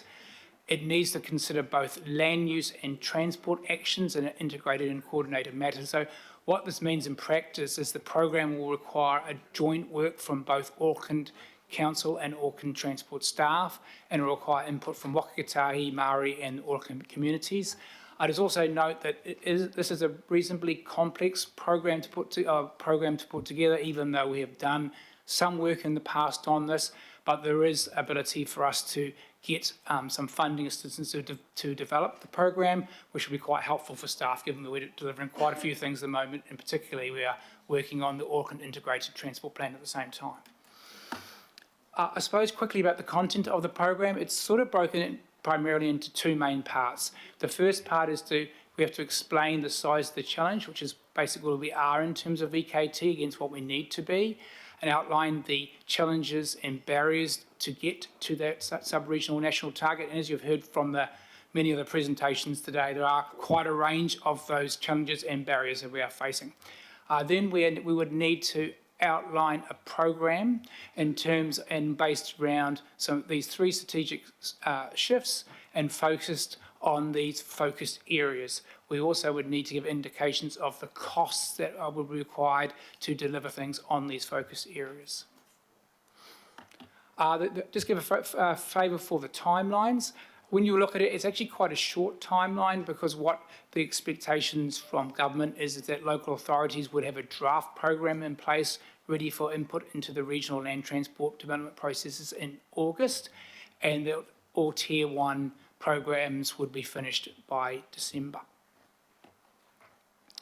I suppose the main recommendation in this report is that we are advising that we establish a reference group to give oversight and direction to staff during this program. And some of the thinking behind why we are revising this is, one, it's quite a complicated thing to put together, and as you've heard today through many of the presentations, there's quite a lot to think about, and doing these sort of things will have different effects across the region for different people and different communities. The other thing, it will require Auckland Council and Auckland Transport staff to work together on the program. And we also have been thinking about how best can we ensure that the expectations of a letter of expectation to Auckland Council around appropriate oversight of development of programs, and also trying to think about how can we ensure that our obligations under the Māori outcomes framework around co-development of important issues with Māori are, I suppose, addressed. So with some review of other things we have done, conversations within senior management and some with the chair of this committee, we are recommending a reference group of the following members. It's pretty much a 3-3-3 type arrangement of the key parties. I suppose we think that arrangement would hopefully give us the right sort of oversight that we require. We're also recommending report backs to this committee at key milestones. And the other thing to note is the final version of the program would be brought here and for AT's board for approval. I suppose the last thing there, just the recommendations that we've put up as part of this paper. So hopefully they'll give us a quick overview of the report and the things in it. And now I'll hand back to the chair for continue with the meeting. Thank you, David. Do we have any questions of David? Councillor Henderson? Yeah, thanks, Chair. Just wondering the process around accessing the CRF funding, potentially applying to the reference group or something like that. I've got a fantastic idea for something that needs funding. Right. Well, there is quite a short through the chair. It's quite a short time frame to get that process. Obviously, we have if there is an agreement for a reference group to go ahead, these are sort of things that we could discuss with them. Yep. Okay, I shall write a letter. Thank you. Okay, thank you, Councillor Henderson. Councillor Filipaina? Thank you, Chair. Tēnā kōrua. How are the two mana whenua representatives going to be selected? Oh, thank you. Through the chair. Well, to be honest, at this stage, I suppose the first thing that we have thought about is the reference group itself. So if that was approved by this committee, the next step would be for staff to get advice from our own internal experts on that, the IMSB Secretariat, and take advice from the co-chairs from that reference group put forward. But to be assured, the idea of the process would be a transparent process to get the right people for that reference group. So that would be, I suppose, the next step of us thinking for us how to do that properly. Can I suggest through you, Chair, that Ngā Matara, our Māori unit, also be contacted for advice? Yeah, thank you for that. Okay. Councillor Lee? Yeah, I'm just coming up to speed with this policy, but when we're talking about Auckland's urban vehicle kilometres travel reduction program, I see we're talking about the light vehicle fleet, but won't most of those be electric vehicles? Through the chair, the focus of this work would be primarily light vehicles that are not electric vehicles. It would be vehicles, I suppose it's really about how we have programs in place to ensure there's less reliance on the travel of other light vehicles. Yeah, I just have a problem because a lot of the road reallocation program assumptions are that all vehicles are carbon emitting internal combustion light vehicles, but more and more, quite a remarkable percentage are EVs. And I don't see any acknowledgement in that. There seems to be a war on motor vehicles, well, private vehicles, whatever you, however you describe them, light vehicles, but the truth is not that, is it? Yes, through the chair. Look, this is the VKT reduction program is one of many actions within the ERP document. So there is a number of other actions that primarily are focused on the uptake of EV vehicles, sort of thing. So I suppose if you, this is one of the many actions in that national program, and this is one that have been allocated down to us. So there is a whole range of other actions for EV uptake, including, the clean car rebate and other things that the government is doing. Okay, finally, Councillor Turner. Thank you. I just wondered how you think we're going to get the public to take this seriously when they see one worker picking up rubbish on the side of the road and there's a bumper truck in front of him and a bumper truck behind him, and when we have maintenance programs where we now are outcomes based, so we run backwards and forwards to call outs rather than doing a lap, when we have multiple contractors turning up to the same suburb on the same day multiple times because one's doing the park and one's doing the open spaces, and it goes on, we seem to be contradictory. Through the chair, thanks for those comments, and they're noted. I suppose I wouldn't want to preempt what the work we'll do right now. This is about establishing the work, but we'll take that on board. Councillor Walker, finally. In this scope of work, is it going to be possible, one, to have trials, two, to seek expressions of interest, because there are any number of companies that have put proposals to Auckland Transport that have been declined, and three, can we do what other cities do? And I've attended, for example, eco-mobility events, for example, that close off part of the city to actually trial and make things happen and exemplify things. So are those sorts of things going to be inherent in what you're proposing here? Through the chair, I think that I wouldn't want to preempt where the work lands, but I think what will be important in doing this work is, have an open mind as we do the work, and I suppose to think about it more broadly in terms of what this work needs to do. I think one, it needs to look at what we do at the moment and how can we do perhaps it differently or better, and that's definitely in line with our letter of expectation. Then let's think about, well, what other things that could we do? And I suppose the other important thing to highlight in this work is what are these key barriers and other things that we would need to sort of try to get removed or changed if we are to achieve those. So I suppose, again, I just don't want to talk about specifics because that's what the work needs to do. Yeah. Okay, thank you. Okay, thank you for the questions. I'm happy to move it. Do I have a second? Seconder, Councillor Fletcher. No? Okay, thank you. All those in favour? Aye. Against? Okay, carried. Thank you, gentlemen. Craig and Andrew, sorry for keeping you waiting so long, guys. It's been a long day for you. This is quite an important item, flood recovery program for the 3 water operations. So I'll hand it over to you, Craig, to introduce and to take us through the... Yeah, thank you very much, Mr. Chair. I think Andrew will just give a quick update on a couple of key issues that are occurring within water care at the moment. And I'll just give a quick update on stormwater, and then we can open the floor for questions. Kia ora. Thank you very much, Mr. Chair. 2 key issues to update you on. Last time we spoke, I mentioned the Huia water treatment plant operating at reduced capacity, and that's due to the sedimentation in the dams. That is slowly declining. So I think at the storm it was about 140 turbidity units. Last week it was down to 90. This week, at the moment, it's around 50 odd. We want it to be between 0 and 10. So we've got a ways to go. So that just means that the Huia water treatment plant is still not operating at its full capacity, and that reduces the safety margins for other parts of the water network. And the other major hotspot going on at the moment is at Muriwai, the water treatment plant there was red stickered. It is still red stickered.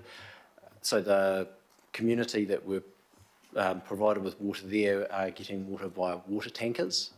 There's a number of properties that have recently had their stickers changed to a white sticker. So there's a bit of work to do to provide additional tankering to support those residents.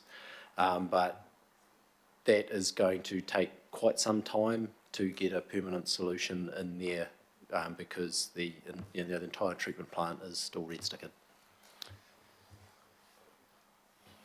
And I guess on the stormwater side of things, our real focus now is as we slowly move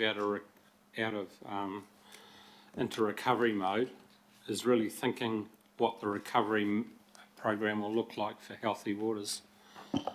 And to be honest, we've got a unique opportunity to do some quite significant, I'd almost call it build back better in terms of the infrastructure and flood resilience.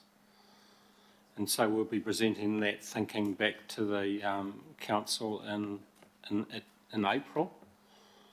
And I think it'll, because there's really a sense of urgency about need to move on properties where there might be insurance claims being resolved at the moment, and we need to think very carefully about at least giving you the opportunity of looking at where there are opportunities to do things differently and what that might look like, and that can then feed into the budget process for this next year's budget. Kia ora, happy to answer any questions. I think the paper's relatively straightforward and clear, I think, in terms of where we're sort of at overall. Yes, I think you're right there. So do we have any questions on the paper or any of the recommendations? Councillor Filipaina? Thank you, Chair. Look, it's just to connect with this, what's happening here, with the role of, I think, a recovery manager.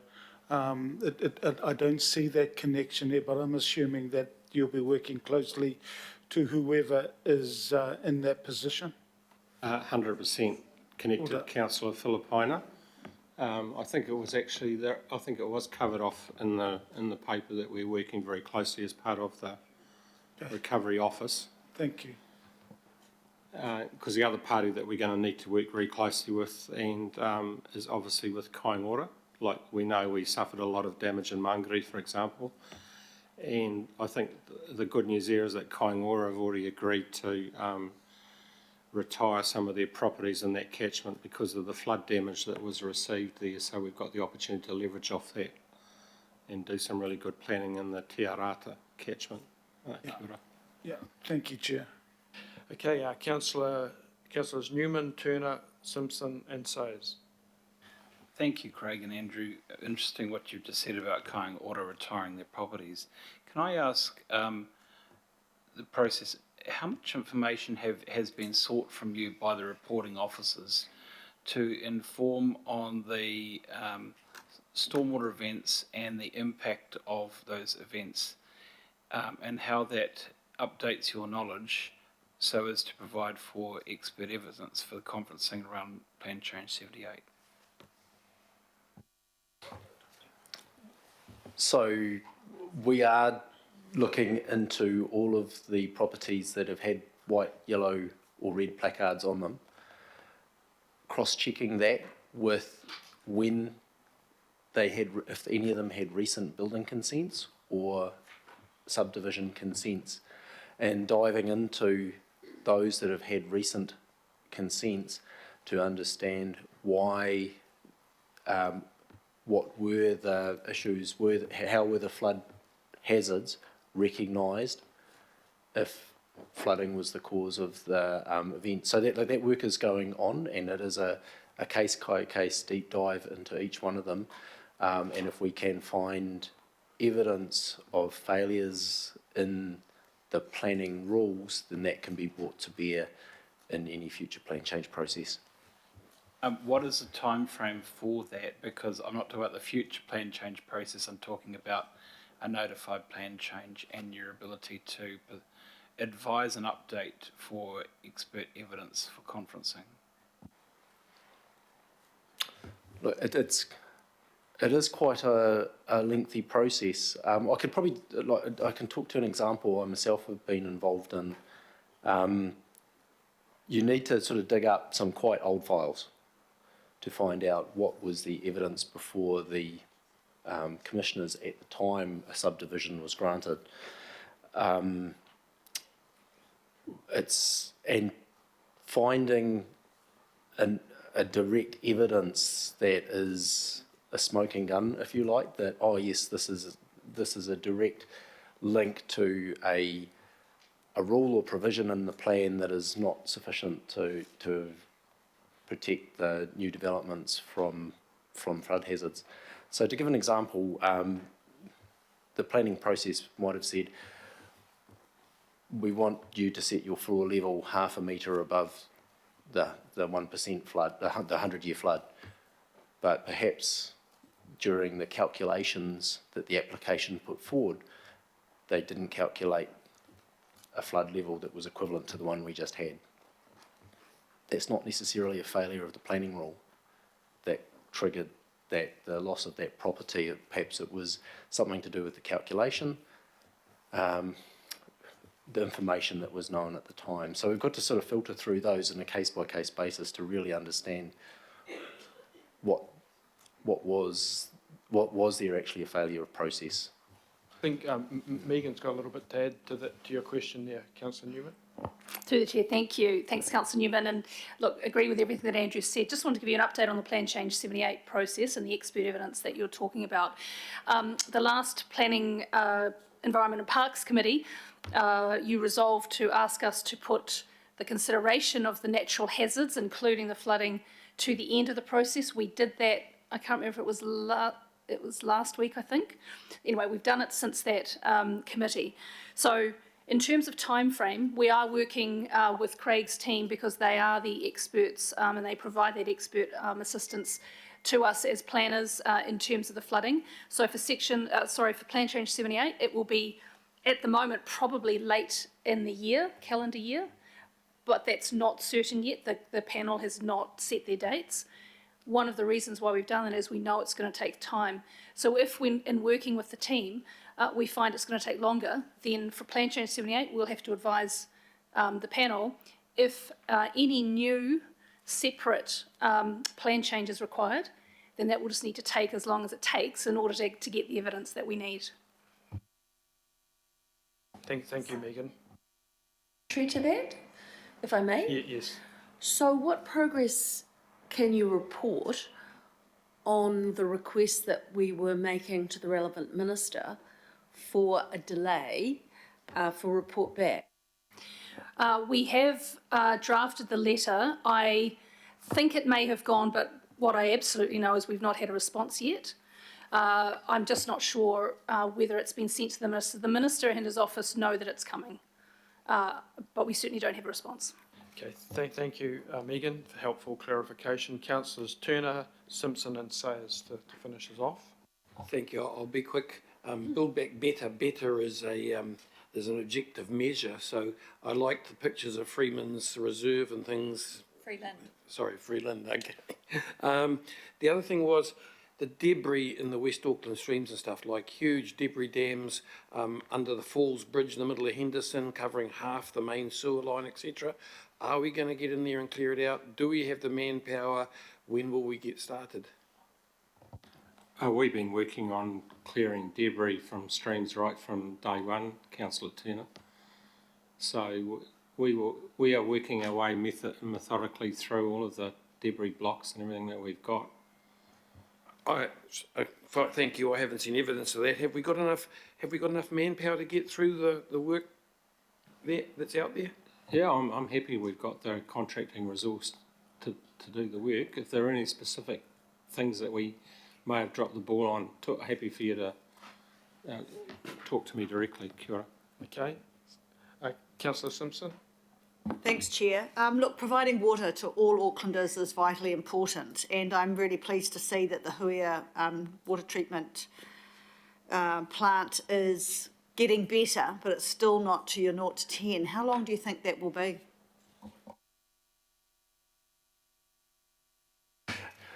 I would probably have to speak to our hydrologist, but thinking it's been 4 weeks to go from 140 to 50, we've probably got a few more weeks before things stabilise, provided, of course, we don't have any more heavy rain or slips and anything that contributes to further turbidity. And the second question is, we've got no problem adding extra capacity to the water tankers for Muriwai, have we? There is constraints about how many you can move along the road, because the road is still quite constrained. So look, there is definitely a pinch point, but the team is working very hard to resolve that. So for a lot of the residents that were recently white stickered, they have to go to get containers of water from the tanker. The water team is working very hard to try and liven up the network there, but they have to inspect it to make sure that it's still functioning, make sure it's disinfected. So there's a bit of work to do to be able to get them to have water from their taps. And even then, it won't be full flow, as much demand as you want. It'll be available in the house potentially, but at much reduced volumes. Sorry, so just so I understand, because I get asked about this on media, so I just want to get it right in my head.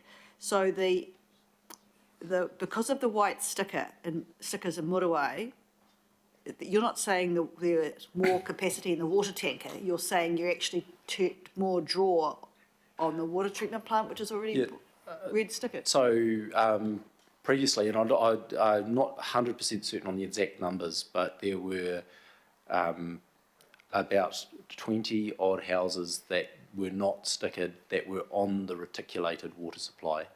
And so the tankering provision that Watercare had stood up was for the demand of 20 houses. Now, very recently, the geotechnical engineers reassessed the risk to a number of houses, and quite a number changed from being a red placard or a yellow placard to a white placard, so people could return home.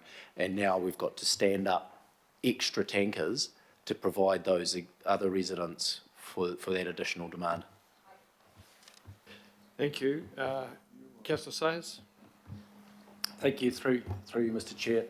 I think in this recovery process, the rural situation can be a bit different from the urban one, and you know, I've got communities and probably groups within those communities kind of championing at the bit, saying, look, we can get in and help do this cheaper if we can do the work ourselves.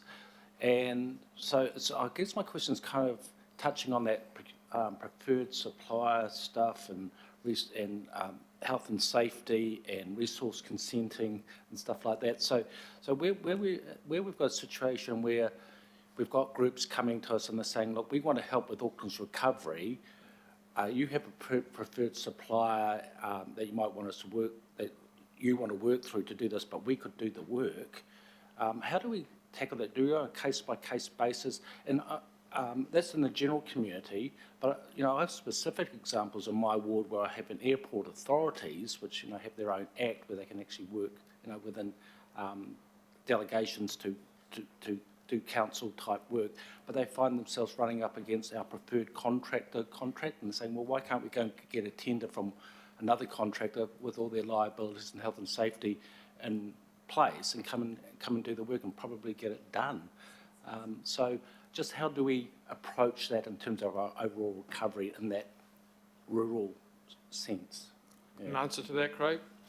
Yeah, so first of all, the government is actually passing emergency legislation this week to allow rural communities to do work on their own properties without a resource consent. That involves stream clearing,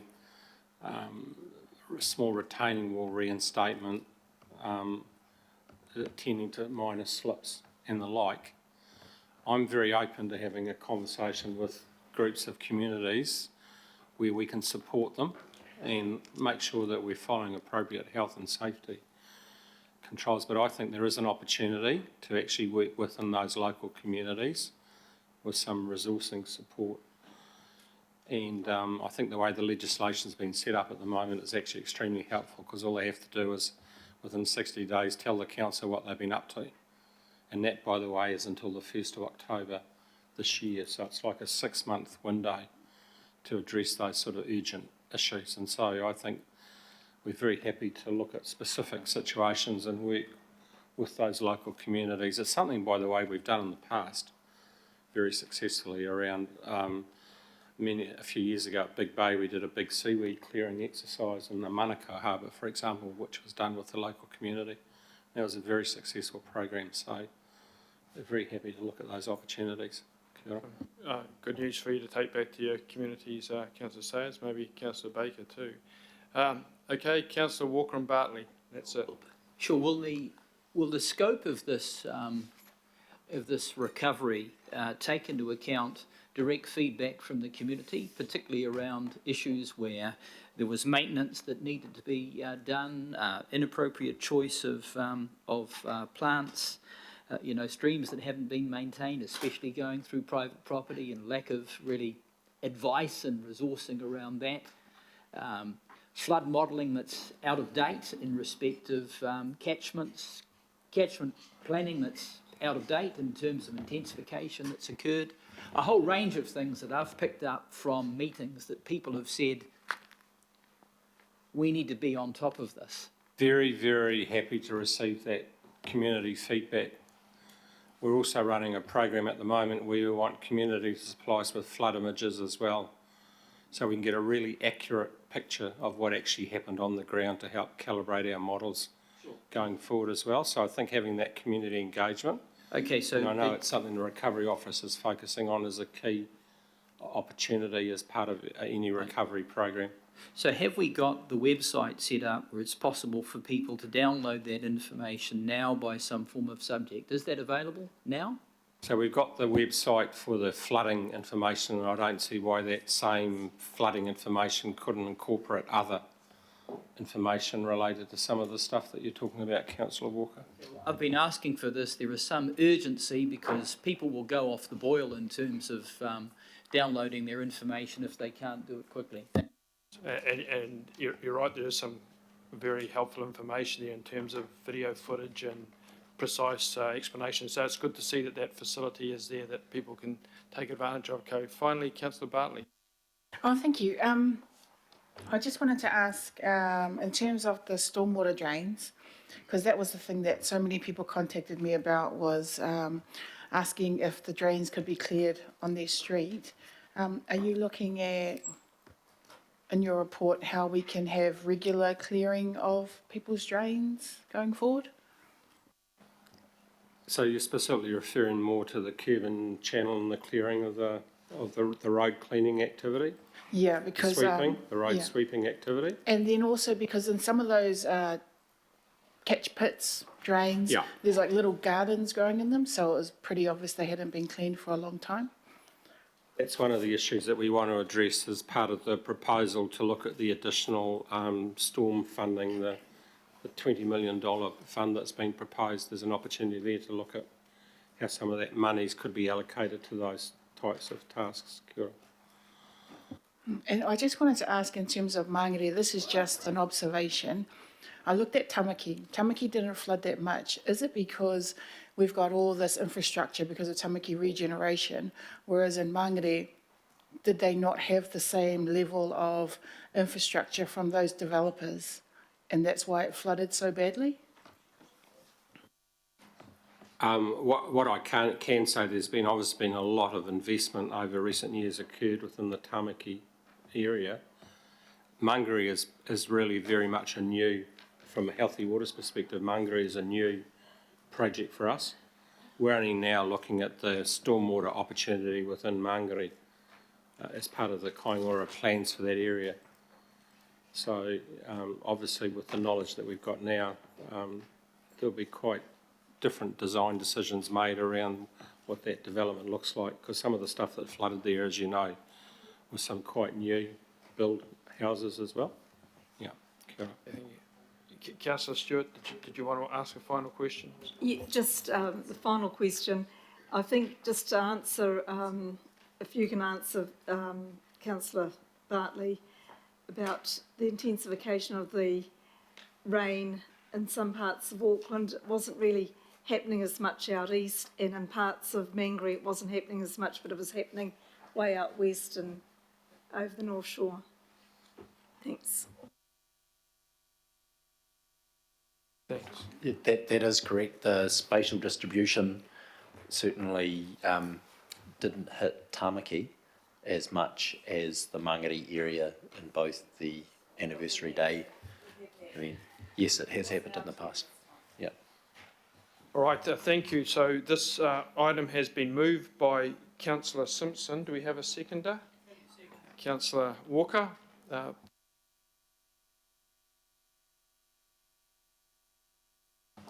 Against? Carried. Hopefully we've just got two procedural items here, folks, and then we just have a short address by Councillor Filipina. Oh, Mr. Chairman, also before we conclude the meeting, I wonder whether we could pause and have a moment to reflect. Oh, yes. That's Okay. Item 17, the Transport and Infrastructure Committee Forward Work Programme. We'll take that as read, and Barry said that he's more than willing to answer any questions people may or may not have offline, and that's open to change and adaptation. So thank you for that. I'll move it. Could Councillor Henderson second? All in favour? Against? Carried. Thank you very much. And we go to the last item, summary of transport and infrastructure information memoranda and briefings. Information only. Moved by Councillor Walker, seconded by Councillor Fletcher. All those in favour? Aye. Against? No, carried. Thank you. That. Just before we end, no extraordinary items. Do we go? We go to Councillor Filipina. A tēnā koutou katoa ko te mihi tuatahi ki te atua. Nā e hanga ngā mea katoa te whare etu nei tēnā koe. E ngā mana whenua e tū nei, ngā mihi kia koutou katoa. E ngā mana, e ngā reo, raurangatira mā, me ngā rangatira o ngā motu o te moana nui a kiwa. Tēnā koutou. Tēnā koutou, tēnā tātou katoa. Just acknowledge our Creator, the place that we're in. Also, I wanted to acknowledge everybody that's here. For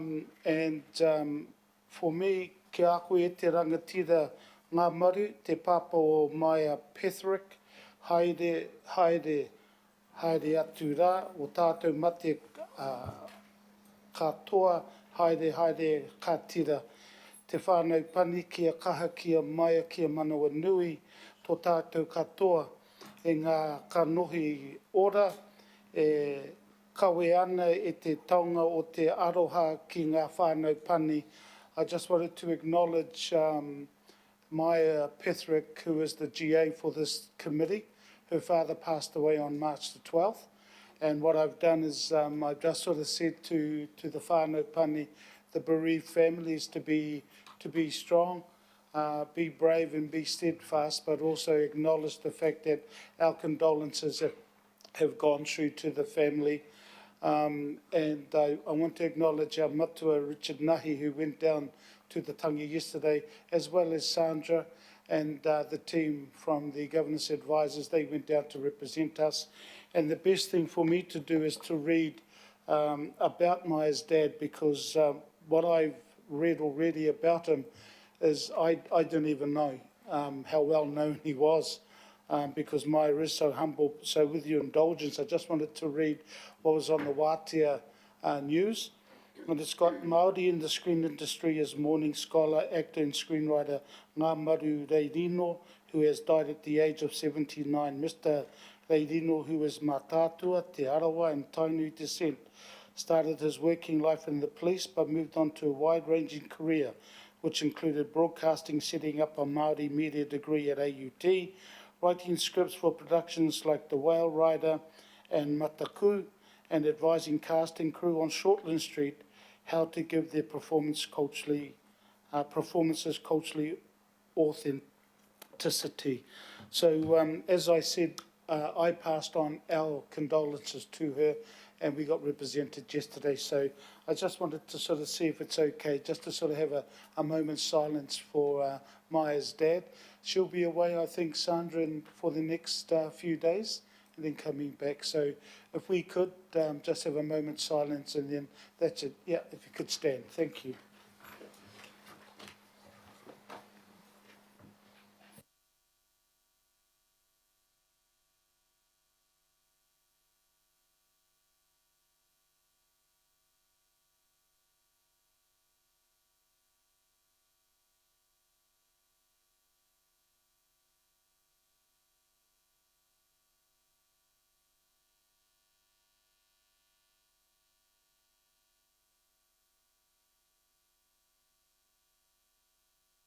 Thank you for those lovely words, and our thoughts are with Myra and her family. And thank you, everyone, for your cooperation today. There's a lot of items to get through. I really appreciate that. Thanks. Thank you, Mr. Chair.